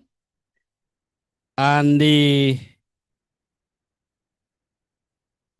for 45 minutes, because part of our time has been taken. The good news is that if you try to leave now, you'll not go past the gate because the jam is too much. So please stay with us out of choice or no choice. Ladies and gentlemen, we can allow a few people to leave. Those who have not seen the inside of a school in Uganda. Anybody? Those who have not seen the inside of a healthcare facility in Uganda. Those can leave, because we want to talk about WASH in institutions, specifically focusing on WASH in schools and WASH in healthcare facilities. There are other institutions we shall not have the time today to talk about. Those are the prisons, the market areas, trading centers, among other institutions. So allow us in these 40 minutes to bring to you innovations in sanitation infrastructure with a focus on affordable, scalable, and climate resilient designs. We have also talked about sustainability that is locked on innovations on operation and maintenance, especially bringing in models that will unlock financing, scalability, and again, also partnerships within the sector. We have heard since morning that with innovations, you cannot go alone. You need strong partnerships. How about monitoring, especially when it comes to WASH in institutions, especially meeting the standards that have been established using digital platforms and bringing about a sense of accountability. These institutions, to bring about sustainable WASH services, we need a lot of innovations to change behavior. I only know one sentence in the sanitation song, if we change behavior. So allow me introduce to you the people who are going to bring us these innovations, to elaborate on these innovations within a few minutes that we have. First is Miss Diana Kazova. Please come to the podium. Miss Diana Kazova is a project management professional with a very wide experience, a knowledge management expert, and currently serving with the Simavi. Anybody in school WASH and has not heard about Simavi, please, you'll get the details when you catch up with Miss Diana. Diana, you are welcome. My colleague, a teacher, Mr. Ewasu Simon, all the way from Katakwi, carrying on his back over 2,000 pupils of Upton Primary School and a long experience in education of over 23 years. He has seen it all in terms of studying, starting from a grade 3 teacher and now with a master's degree in education leadership, going through all those ranks.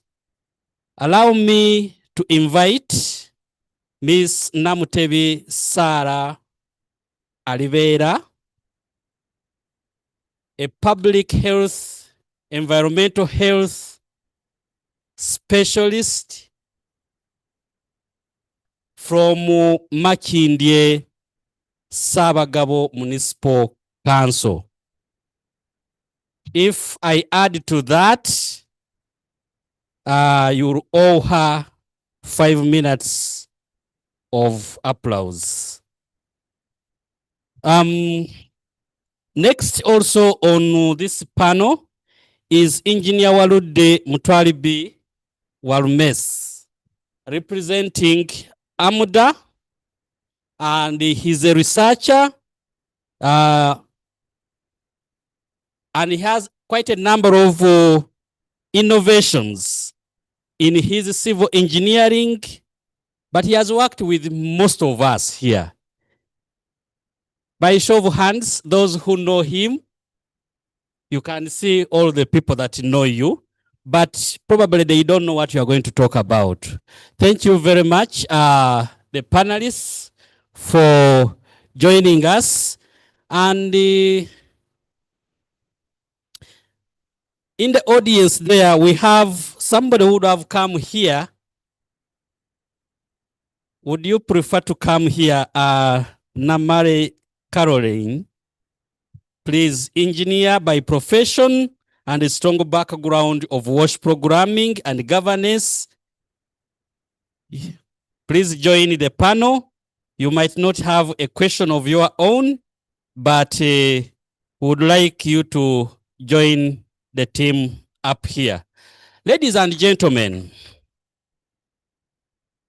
WASH in institutions that I talked about is very unique. Because the institutions themselves are unique, a household will have flexibility to move from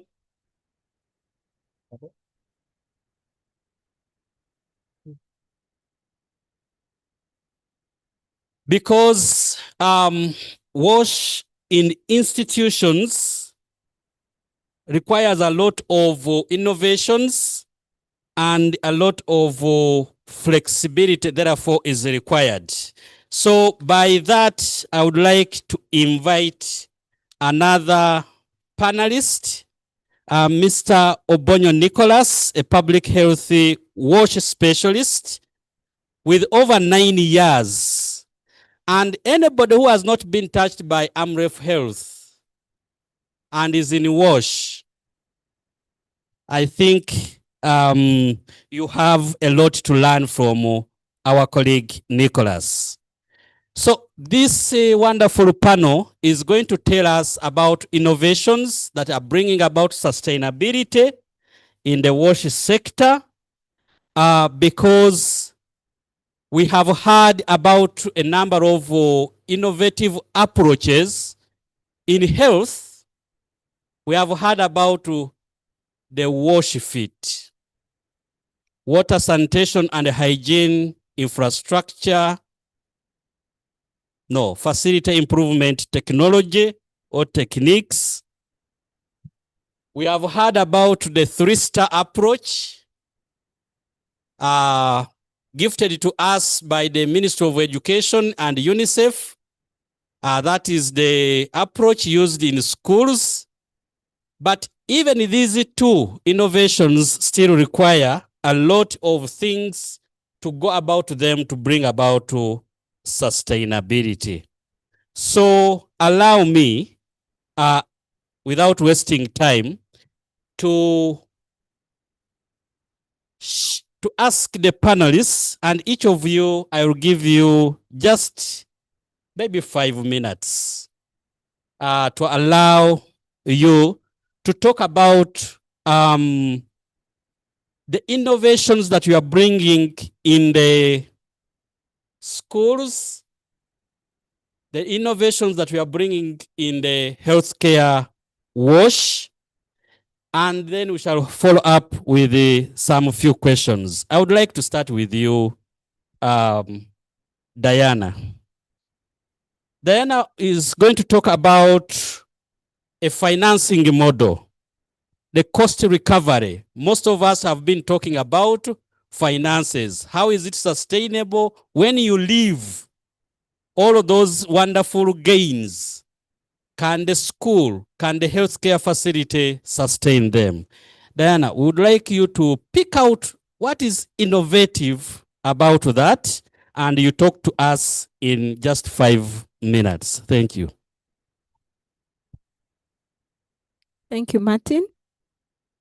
So with the cost recovery planning model, for me, I think what stands out is we've always talked about operation and maintenance, and schools have a guide presented to us by Ministry of Education and Sports when it comes to the O&M guidelines. When you go through them, very nice pictorial, more or less I would think it's operation and not the maintenance part. So with the cost recovery planning, we're saying, it's basically that tool that should be able to help institutions to plan, to be able to mobilize and manage water systems, basically all wash systems in the school. So with this in mind, bearing in mind, do we actually cover all the costs when it comes to sustaining wash facilities, sustaining wash services? And in this, look at everything in totality, inclusion. Are the pads available? Is there menstrual waste management at the same time? Are the schools able to empty their latrine facilities? Because right now the policy is supporting line pit latrines. What is exactly in place at that particular level? And most cases, it's always ad hoc planning. And that is the worst part. The ad hoc planning, tomorrow there's a flood in the eastern part of Uganda. What is the plan? They were talking about water safety planning, sanitation safety planning. This should be the same thing being done in schools, that we have a 5-year plan, And we are not only looking at operation costs, cleaning, that we have liquid soap, we have, because those things we can get. But what happens to the other costs? In COVID, we were told, we were anticipating a drop in enrollment of all schools. But I'll give from our own experience in the Rwenzori region, it was actually a hike by over 40%. And this translated into pressure on the existing facilities for the schools. So in this case, what is the issue? The pits run full and it's ad hoc planning. I think we need to go and look for money immediately. Or they lock, children are running to the head teacher, then they are looking for a carpenter to look for 2 nails to put on the lock. And then after 2 weeks, it's down. Then now they leave it, it's business as usual. It's now open, no privacy, and it's normal. We've seen those facilities in the schools. So this is an approach we've come up with. And by the way, he talked about the 3-star model to actually facilitate the progression on the 3-star levels. How do the schools progress from 1-star to 2-star to 3-star? So can we look at replacement costs as well? Can we look at major repairs as well? Can we also look at future expansion, for instance? Extensive planning to that extent that we're also increasing on the number of facilities that are within the schools, taking into account of all those other factors talked about. Or what if there is also a risk cost or a burden cost? There is an outbreak of cholera and actually the marketplaces cannot sustain even, and those are the facilities they run to at the schools. So we've seen schools come up with different particular models. We've piloted the water kiosks as if school water kiosks, but also in partnership with the water utilities, National Water and the Midwestern Umbrella. So to say is that the schools need a plan that looks at all these costs beyond operation, plans, risk costs, for instance, the burden costs, for instance, costs beyond just operation that we need soap and water. That tomorrow in the event something goes wrong, something will be done. But this has also to stem from the Ministry of Education and Sports. How can we be supported downwards up to the school level where actually the 3-star is being implemented to that scale? And I know before you ask the ministry, next to you is Simon, who is a direct implementer.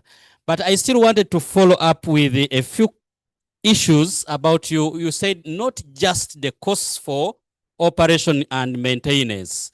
Next week, ladies and gentlemen, we have the Wash in Schools Symposium happening in Jinja. And I know these issues are going to rise up. So could you just mention a few other costs that you actually meant, Diana, before you hand over to Simon as a direct implementer? The other costs. I've really seen burden costs. Burden costs, collapsing soils, for instance, in the Rwenzori region. Well, a latrine facility was constructed by the district and it is completely down. And the school has to come up very quickly to ask for 2,000 shillings extra cost from parents to actually put it up, because the district, of course, we know with the French budgets, we cannot afford. So those are some of the things, those are some of the costs we've incurred over time. So for sustainable planning, can the schools have an elaborate listed costs and ways of how to mobilize this money? Do they know the budget cycle? Is it possible that they can participate? Schools come up with different solutions based on what they can afford to do. And that is also dependent on the leadership of these schools and the leadership of the districts as well. Thank you so much, Diana, and a round of applause to Diana because she handles the issues of cost recovery, and the way you describe it looks as if it is a manageable approach. So I would like to ask the manager of a school with over 2,000 pupils, Mr. Simon, how do you manage?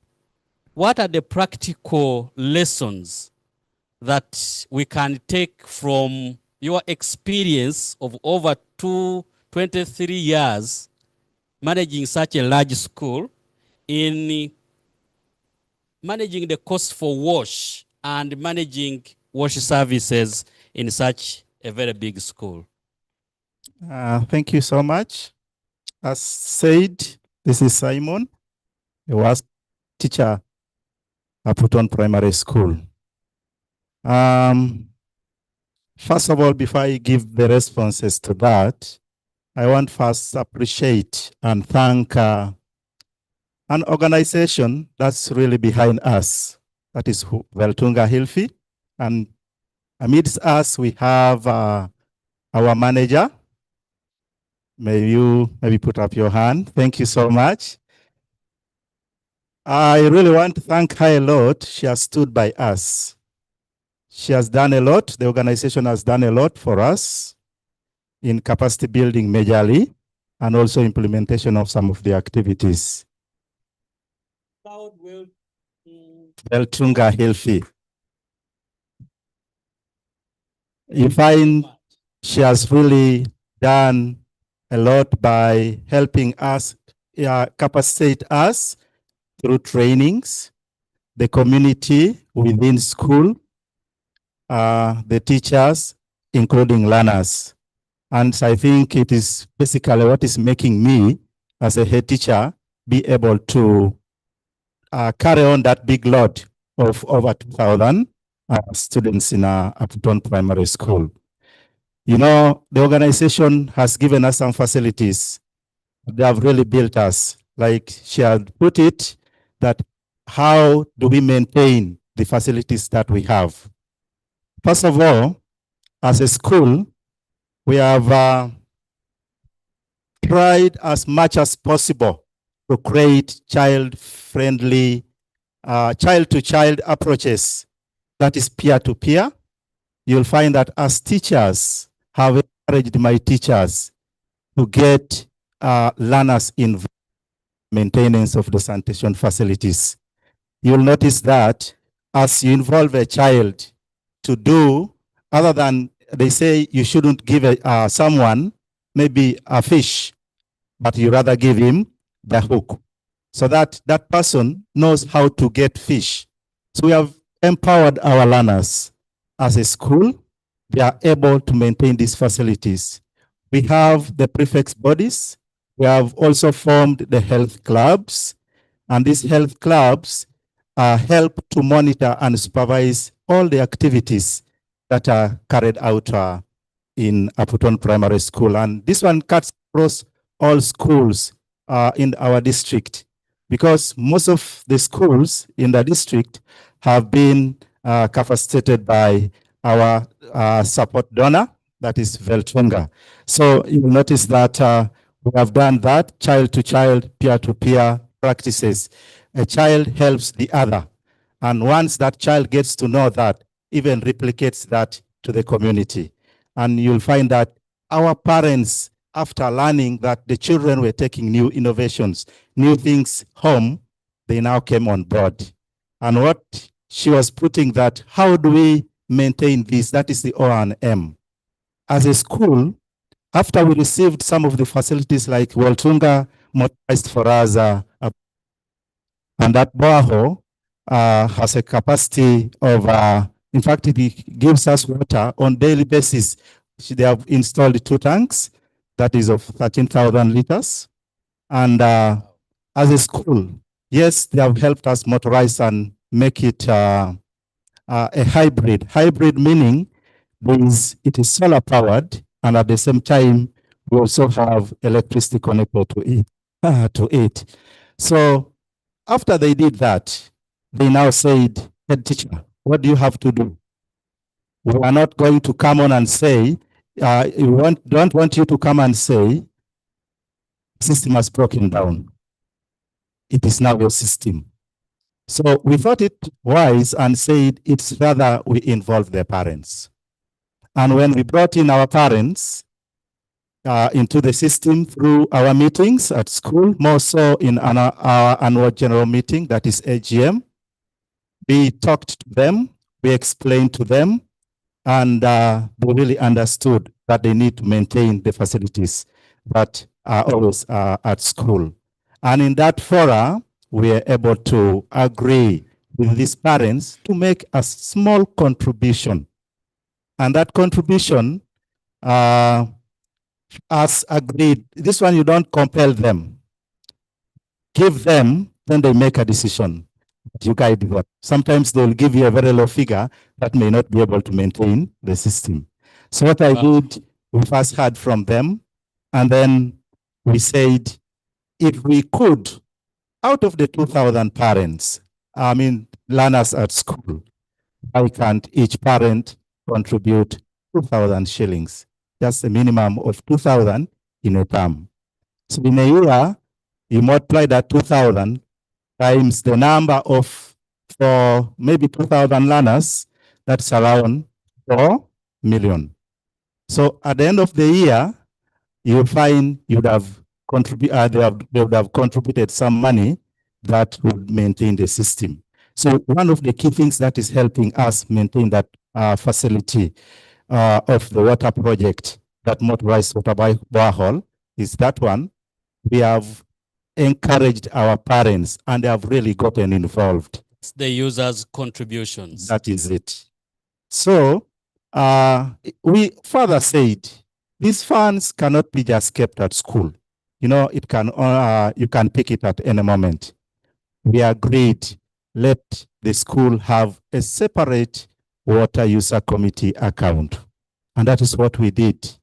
All the money is contributed by these parents. We get it and then deposit it into that account. It keeps on accumulating. When the system breaks down, like sometimes the taps get spoiled, we request for that money, and that account is operated by 3 people, the signatories, a head teacher.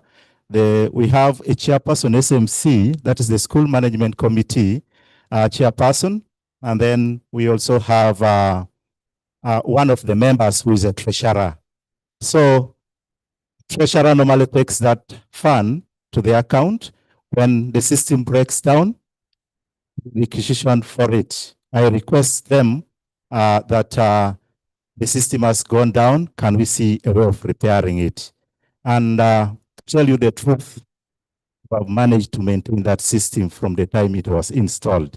That is from 2022. Thank now you it is so running. much, and you deserve a round of applause from the audience for maintaining that system using an innovative approach of involving the learners, but also their parents. When you are closing, you will tell us how you are dealing with the local authorities and also that issue of everybody being convinced that this is a noble cause to contribute to. Ladies and gentlemen, from the rural area and from schools, we come to urban areas. And sometimes when you look at the sanitation challenges in urban areas, I think they are overwhelming. And we have a person from an urban authority.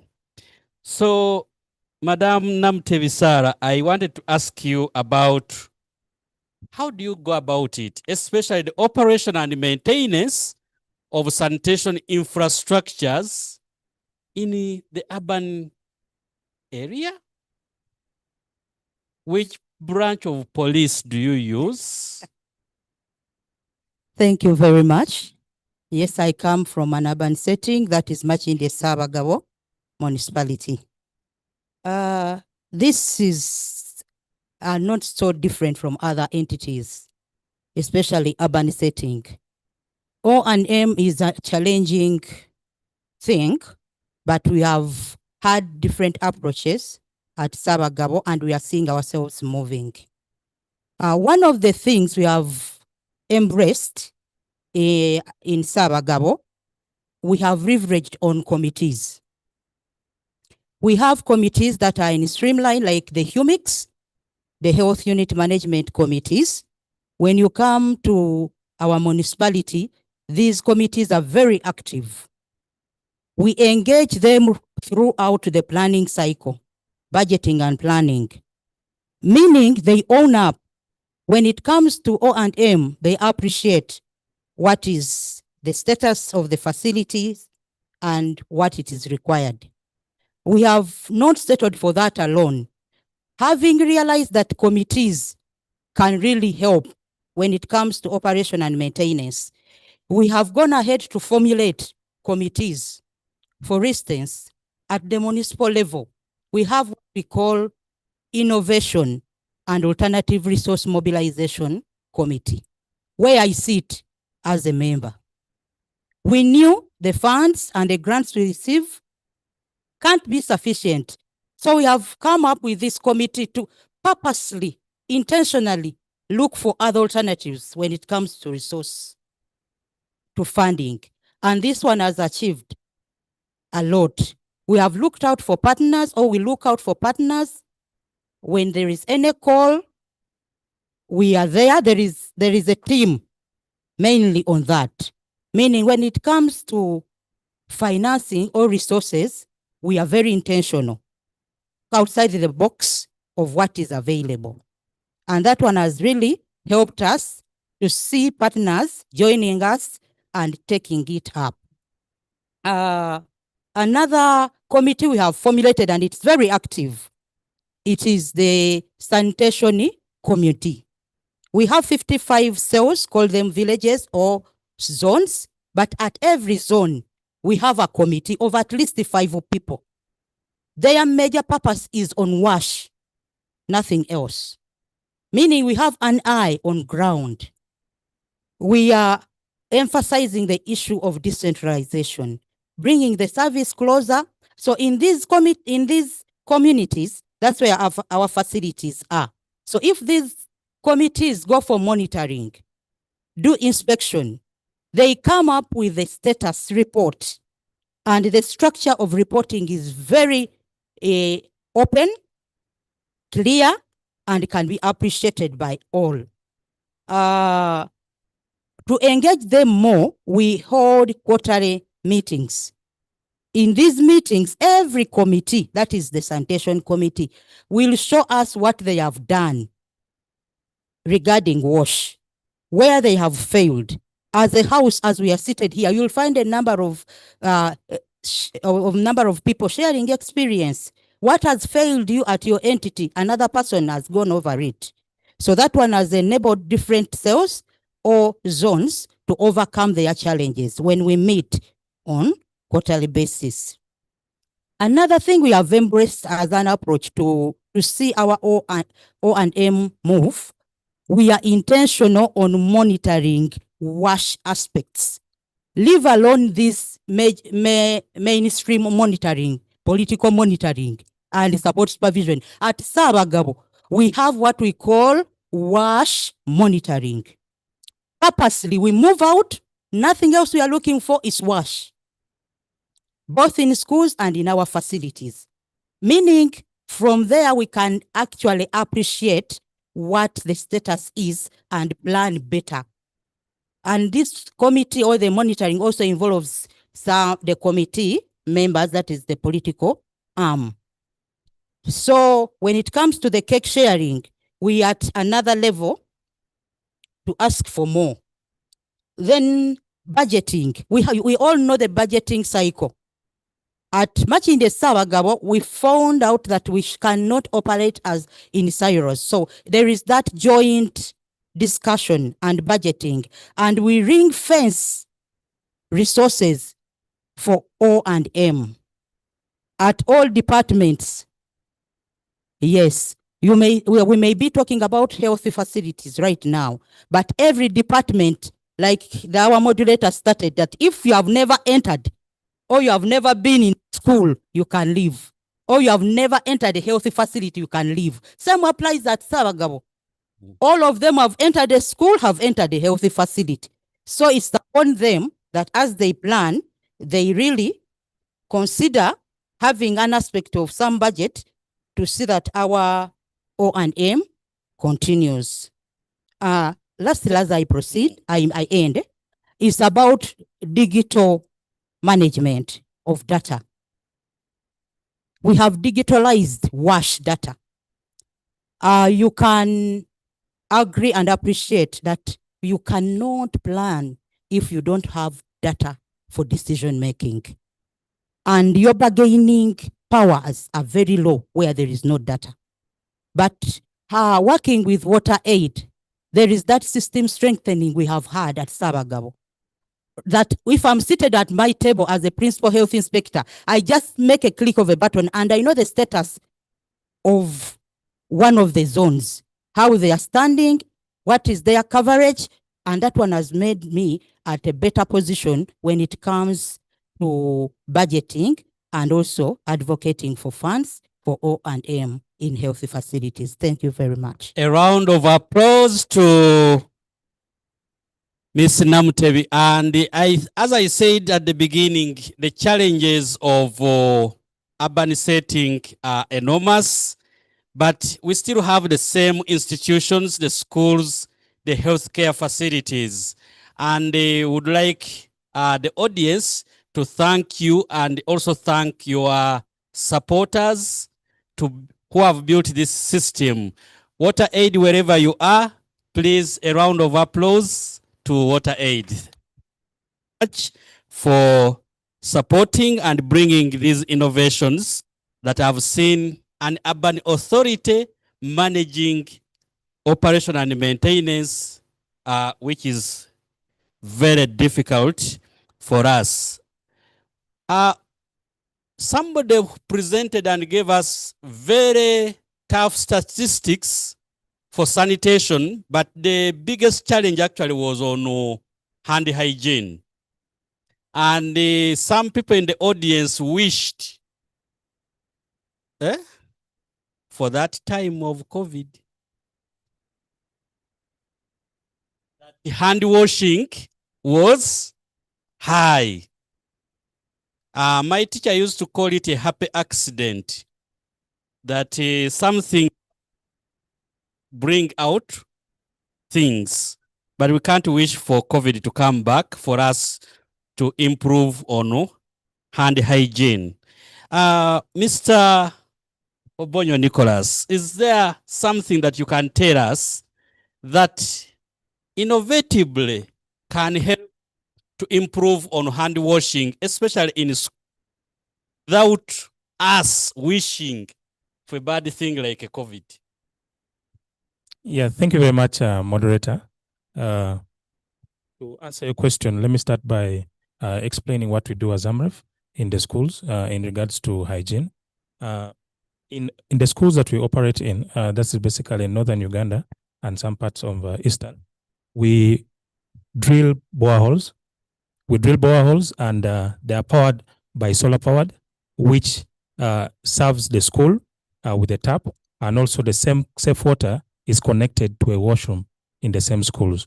In the same schools, we've constructed a latrine, basically girls' latrine, that is a 5 stance, that has that separate washroom, and also it has an incinerator attached and a PWD room with handrails. To answer your question, how we can improve hygiene and sanitation is to design programs that has that learner who always is said to be erratic at the center of the implementation. One, for it to be successful, there has to be adequate availability of water. We tried it in other schools where we didn't have water, but we failed because there was no routine availability of water in the school. To have also a sustainable hygiene practices, these knowledge need to be embedded in their routine lessons of the schools, because we started with clubs, school health clubs, but by then we were targeting 30 learners per club, which wasn't reaching out to most of the learners, yet we wanted to see a change in the whole school. What did we do as AMREF? We changed strategy and we started reaching out to all the learners. The teachers embedded it because we have what we call the phase manuals, the approach that we use, and these approaches are embedded in the lessons that the teachers are teaching in their routine lessons in classes. So to embed practices of hand washing, the knowledge has to be embedded in the routine and daily teachings that the teachers do in the school. Finally, the learners need to be engaged from the point of installing the facilities.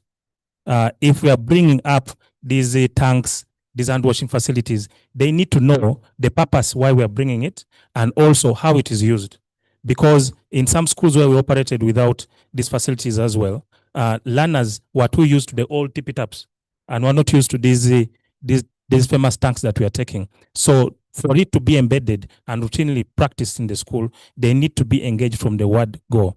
Finally, moderator, there's a success that we had in one of the schools in the district where we engaged the district stakeholders to see to it that financing of WASH is brought into the schools. We advocated the district to see to it that money in WASH is embedded and paid every term by each parent. In Namuru district, per term, each learner is charged 1,000 shillings and the parents pay it. To see to it that commodities like soap, commodities like in case a tap is broken, the school can easily pull up this money and replace a broken tap and replace a broken shower room and also buy soap in the school. So with all those avenues, we feel that if you put them in place, hygiene practices can be maintained and embedded in the daily routine of the learners. Thank you. Round of applause to Mr. Obonyo Nicholas and to AMREF for these innovations.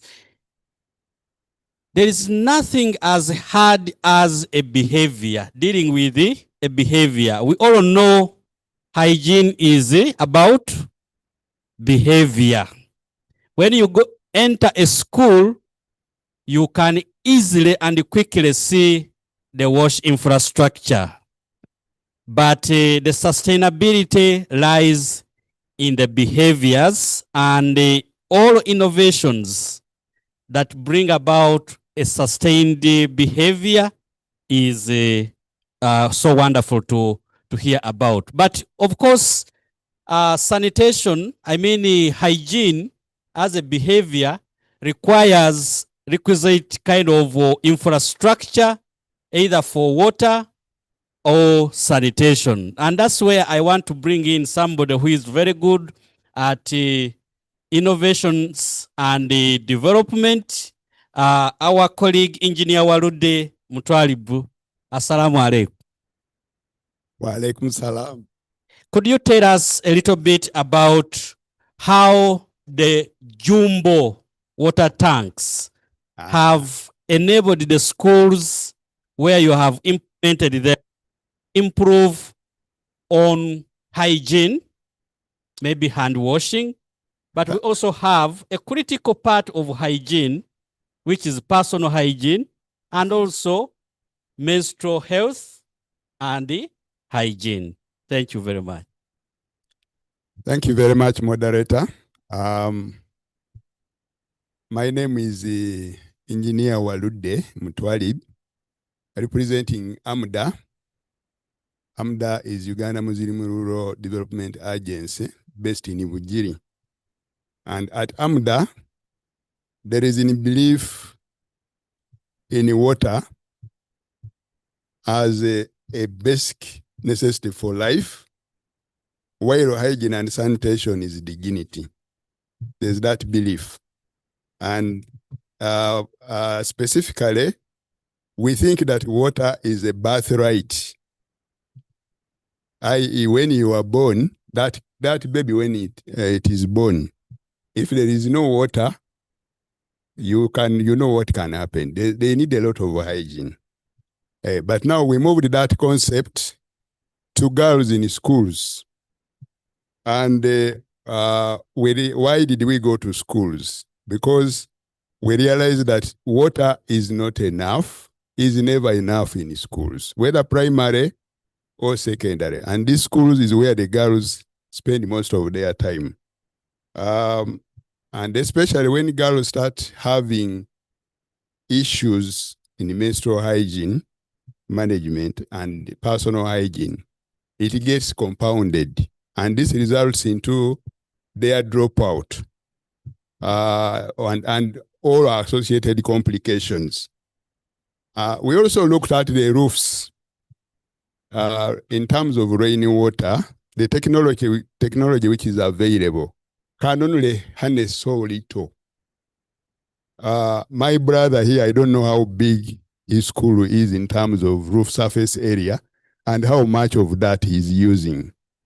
But when it rains, the remaining water goes away.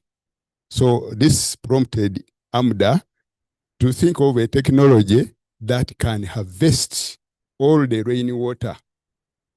You don't leave a drop to go away and store it. And so that technology is called Walugendo Jumbo Tank. It can store water of capacities between 100,000 liters and 500,000 liters. It's built out of stone masonry so that it is durable. Because as you know, granite stones are durable. They don't react with water. And it can be built using local artisans. We've installed these tanks in different locations. In central Uganda here, we have 8 in Mpigi.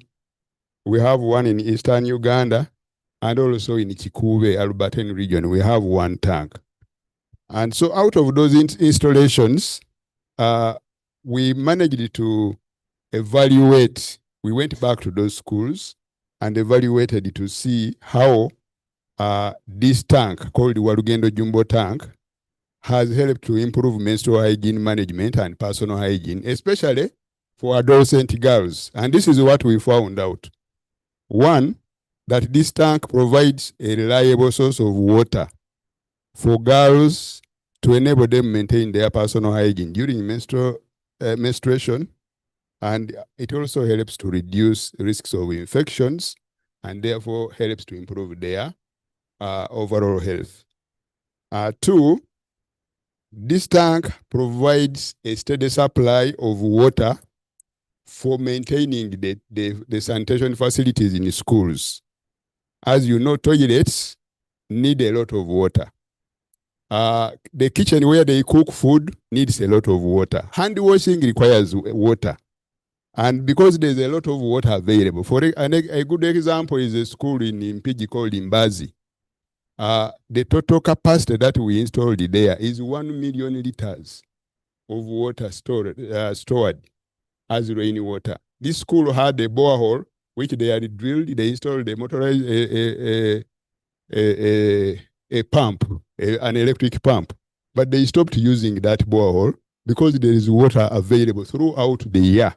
So this is why this tank is so important. There is a steady supply of water. You stop thinking about where else to get water from. Then 3, in times of scarcity, in the dry season, you still rely on this tank for water because the water is much. Yeah? Then the 4th component is because water is available every day, it's very easy for the girls and the children who study in those schools to adapt behavior change. In terms of the menstrual hygiene management, having a clean washroom, washing pads, hand washing with soap, drinking safe water, using water for cooking, which is safe. All those practices can be adapted by a school because the challenge of water has been removed by this tank. Thank you so much. Those are wonderful innovations. Anybody in the audience who has seen this Jumbo, I think that by the name Jumbo, you already know they are big. People like Caroline who have traveled often, they have also seen Jumbo jets. Ladies and gentlemen, we had a lot of our time eaten up by the previous sessions. But these innovations are quite enormous and extensive. At this juncture, actually, I wanted to ask you, Engineer Walude, to conclude just in two minutes, to tell us a little bit more of how costly, cost-effective, are they affordable, and what is your last appeal to the audience about the Warugendo Jumbo tanks? Yeah, thank you so much. We've been doing this research of late. Warugendo Jumbo tanks, actually, the upfront investment cost is huge because it is big. And so we, to manage that challenge, we have engaged with the Ministry of Water and Environment. And also we want Ministry of Water and Environment to introduce us to Ministry of Education and Sports to see if they can support with issues of the upfront budget so that the parents can contribute a small amount which is measurable to their capacity. But like you see, drilling of a borehole, the costs involved which are upfront are huge. I think we should use the same model. And we have engaged with the Ministry of Water and Environment. We are at advanced stages of signing an MOU. We hope that this will help in that aspect. But otherwise, we are also encouraging NGOs, instead of those, especially those who provide water supply through installing rainwater harvesting tanks, to consider budgeting for these tanks. We can provide information on how much a 100,000 liter tank costs, 500, 200, depending on the population of your school. Thank you so much. Thank you so much. And kindly hand over the microphone to Master Simon. Just your concluding notes. Thank you. And the appeal to the audience. Thank you. You gave me a question that what do the local authorities do? I remember that. Thank you for that. We have always engaged our local councils, chairpersons, in mobilization of these funds. And at the start, we had to call them, convene a meeting of all the nearby villages within the school catchment area. And then we talked to them. And indeed, they have helped us in the mobilization of these funds. I want to appeal, this one can be also to the government. You know, these facilities are not in all schools. How I appeal and I request that the capitation grants sent to schools, that is the UPE, may not be sufficient enough to help parents maintain these facilities. So I would also wish that if government would come in seriously and possibly put a vote to help in the management, help the schools in management of these facilities. And then also to our partners, these facilities are not spread to all schools.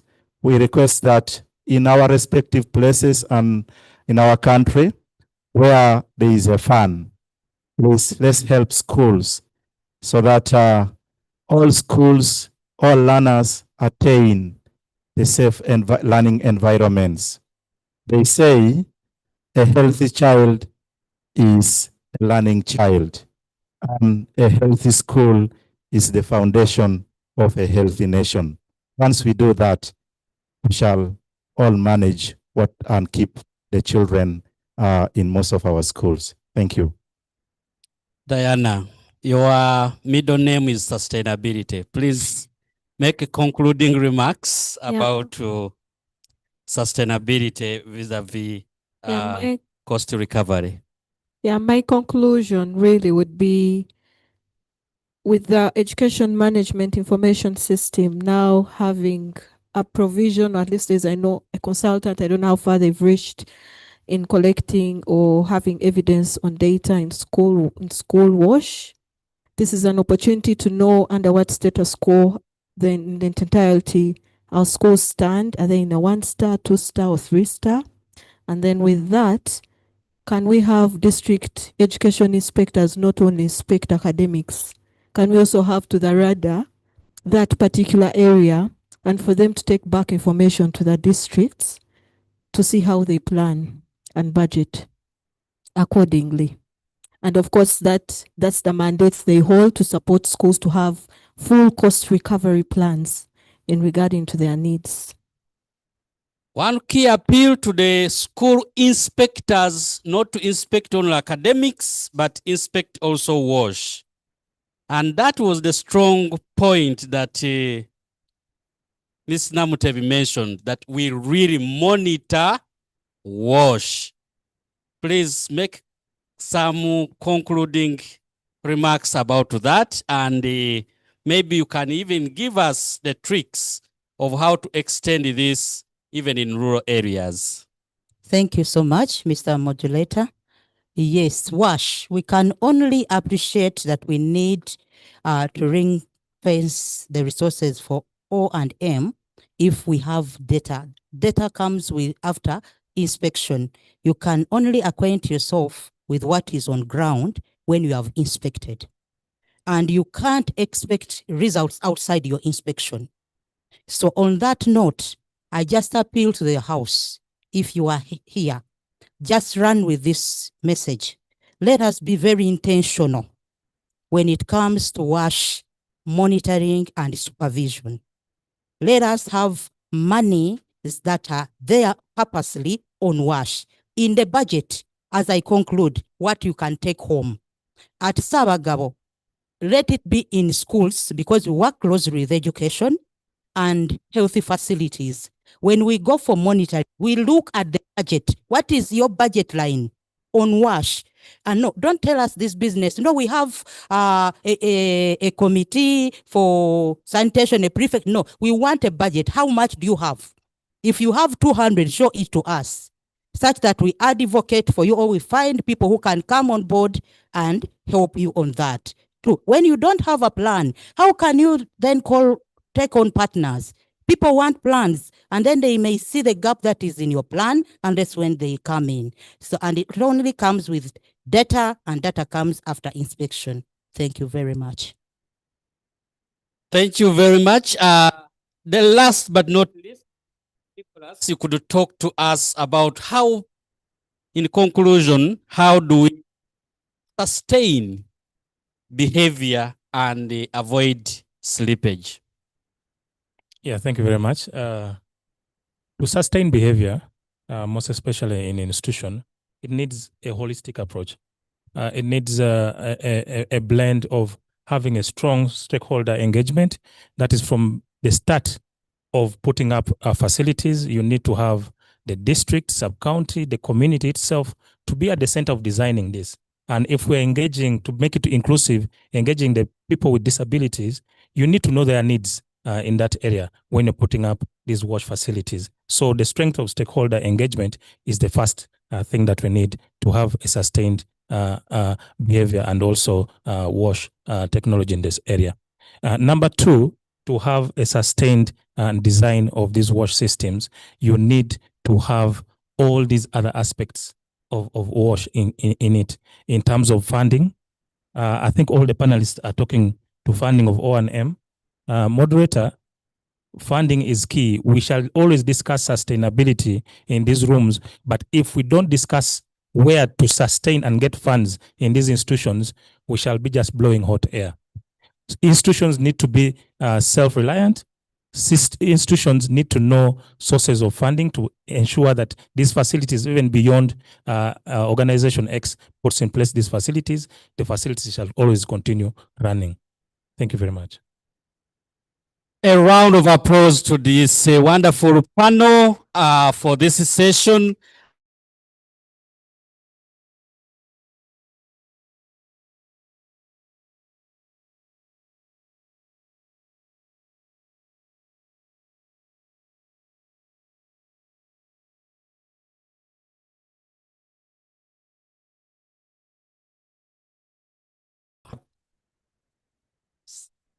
the appropriate technology center is going to conclude the day of innovations. So I will request that we stop here and please engage these wonderful ladies and gentlemen at your own time. Right now, I think we still have our makeup and we can stand here for a photograph.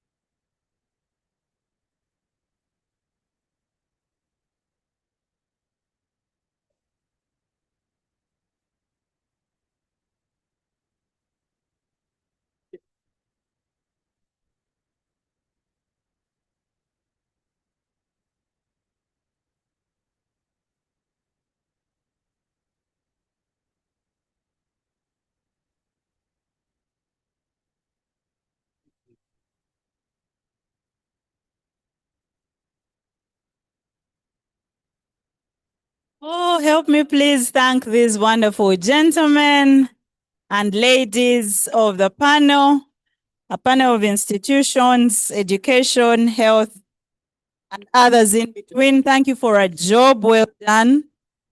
And if there's anything that they said that you would like to discuss further, we are in this room again tomorrow. Please find time to network with them and engage.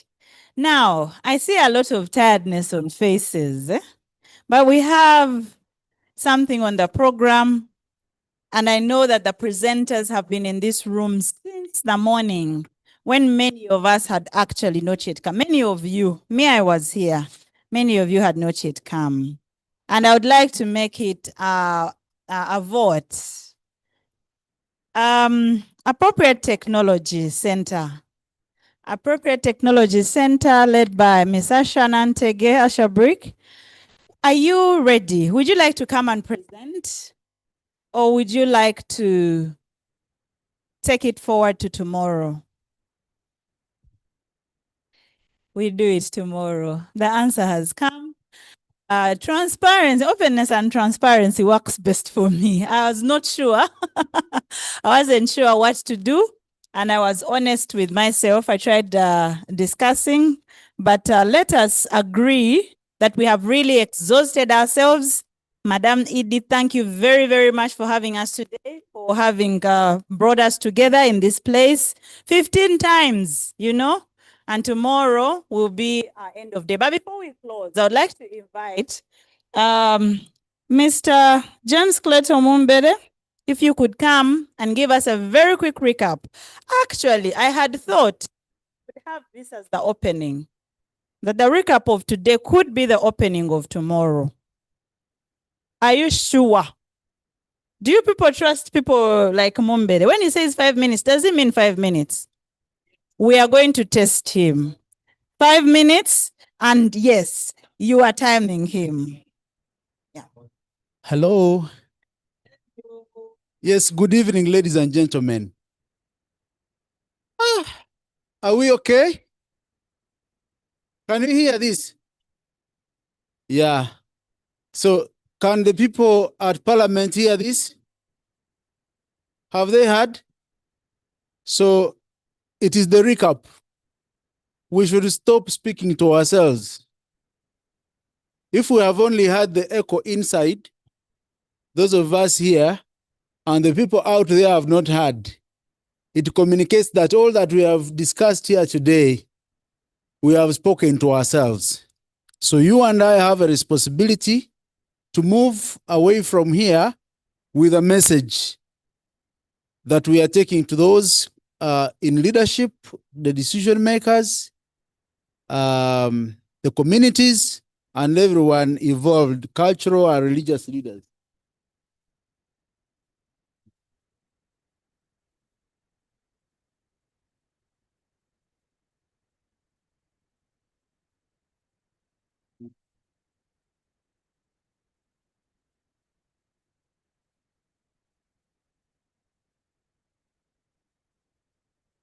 Well, we are living in a digital age, and so we all have to be well versed with these gadgets.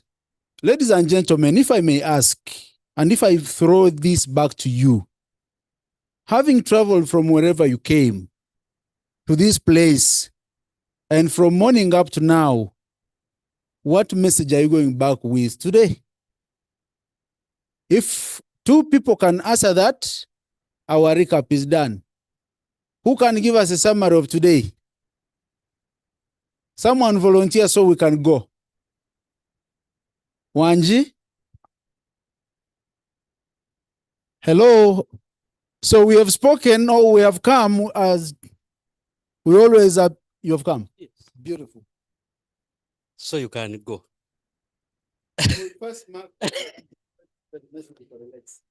Ladies and gentlemen, today has been about innovations. Innovations for sustainability.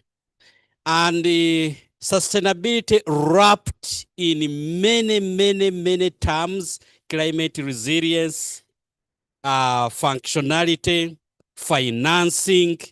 And we have heard from various speakers, but we have also been reminded to follow government guidelines.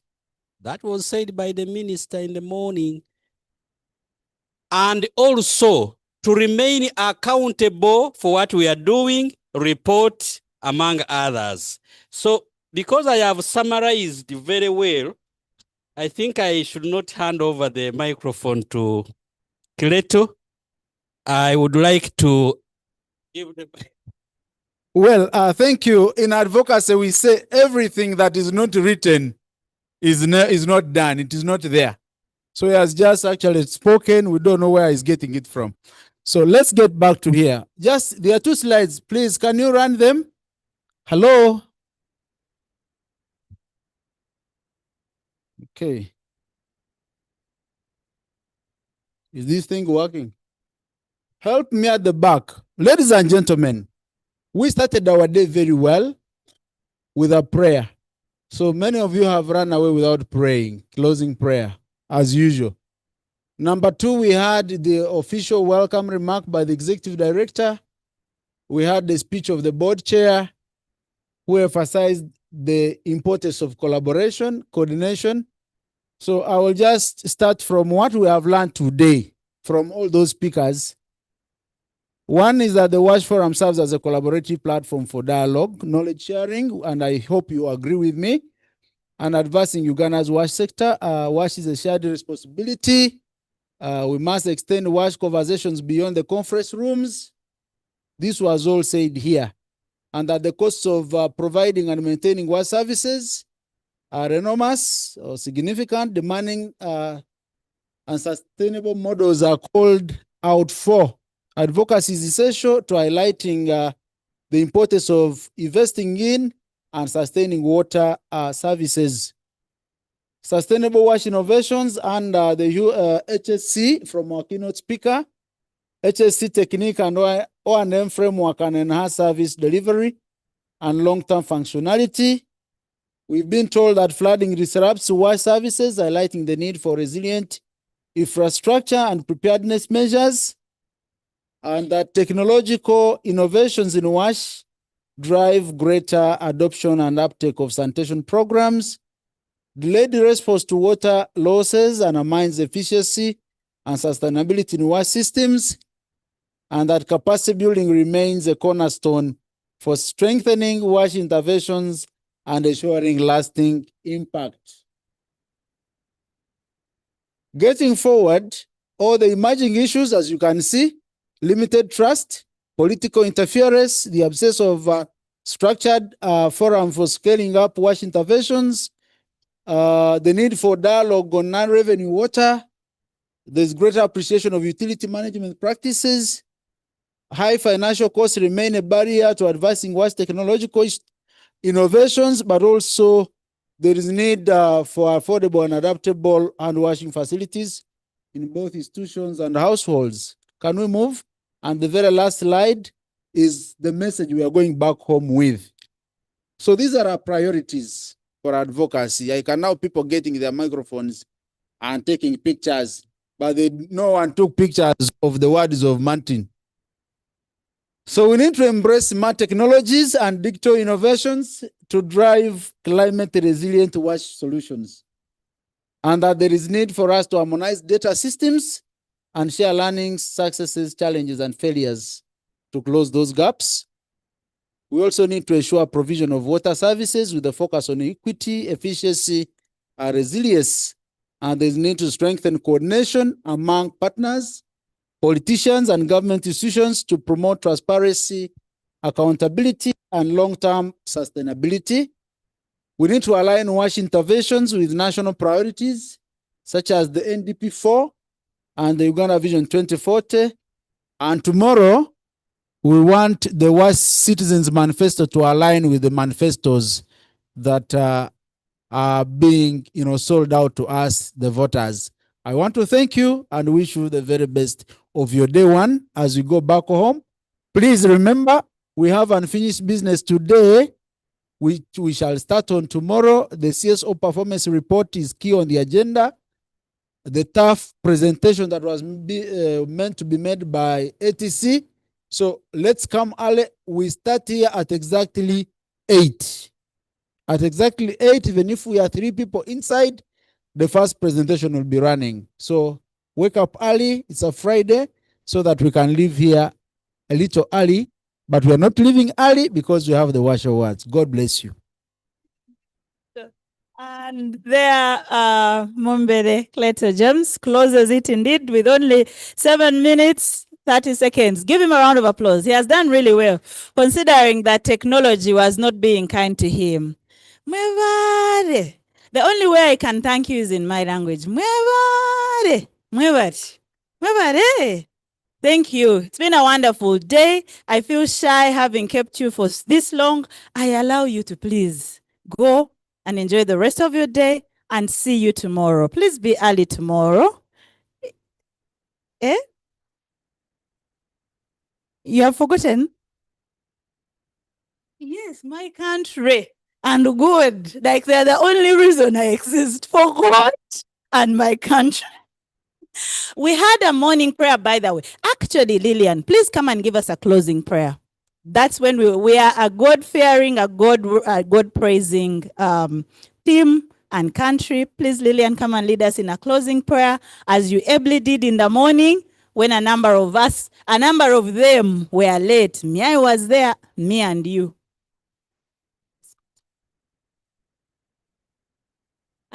Colleagues, it's been a long and beautiful day. We've learned a lot, so let's humble ourselves in prayer. Kindly stand up for the love of your God. Lord, we pray for the communities that have benefited from these innovations. May they have access to clean water, safe sanitation, and good hygiene practices. May their health and well-being be protected, and may they live in dignity. We pray for the implementers and stakeholders who will bring these innovations to life.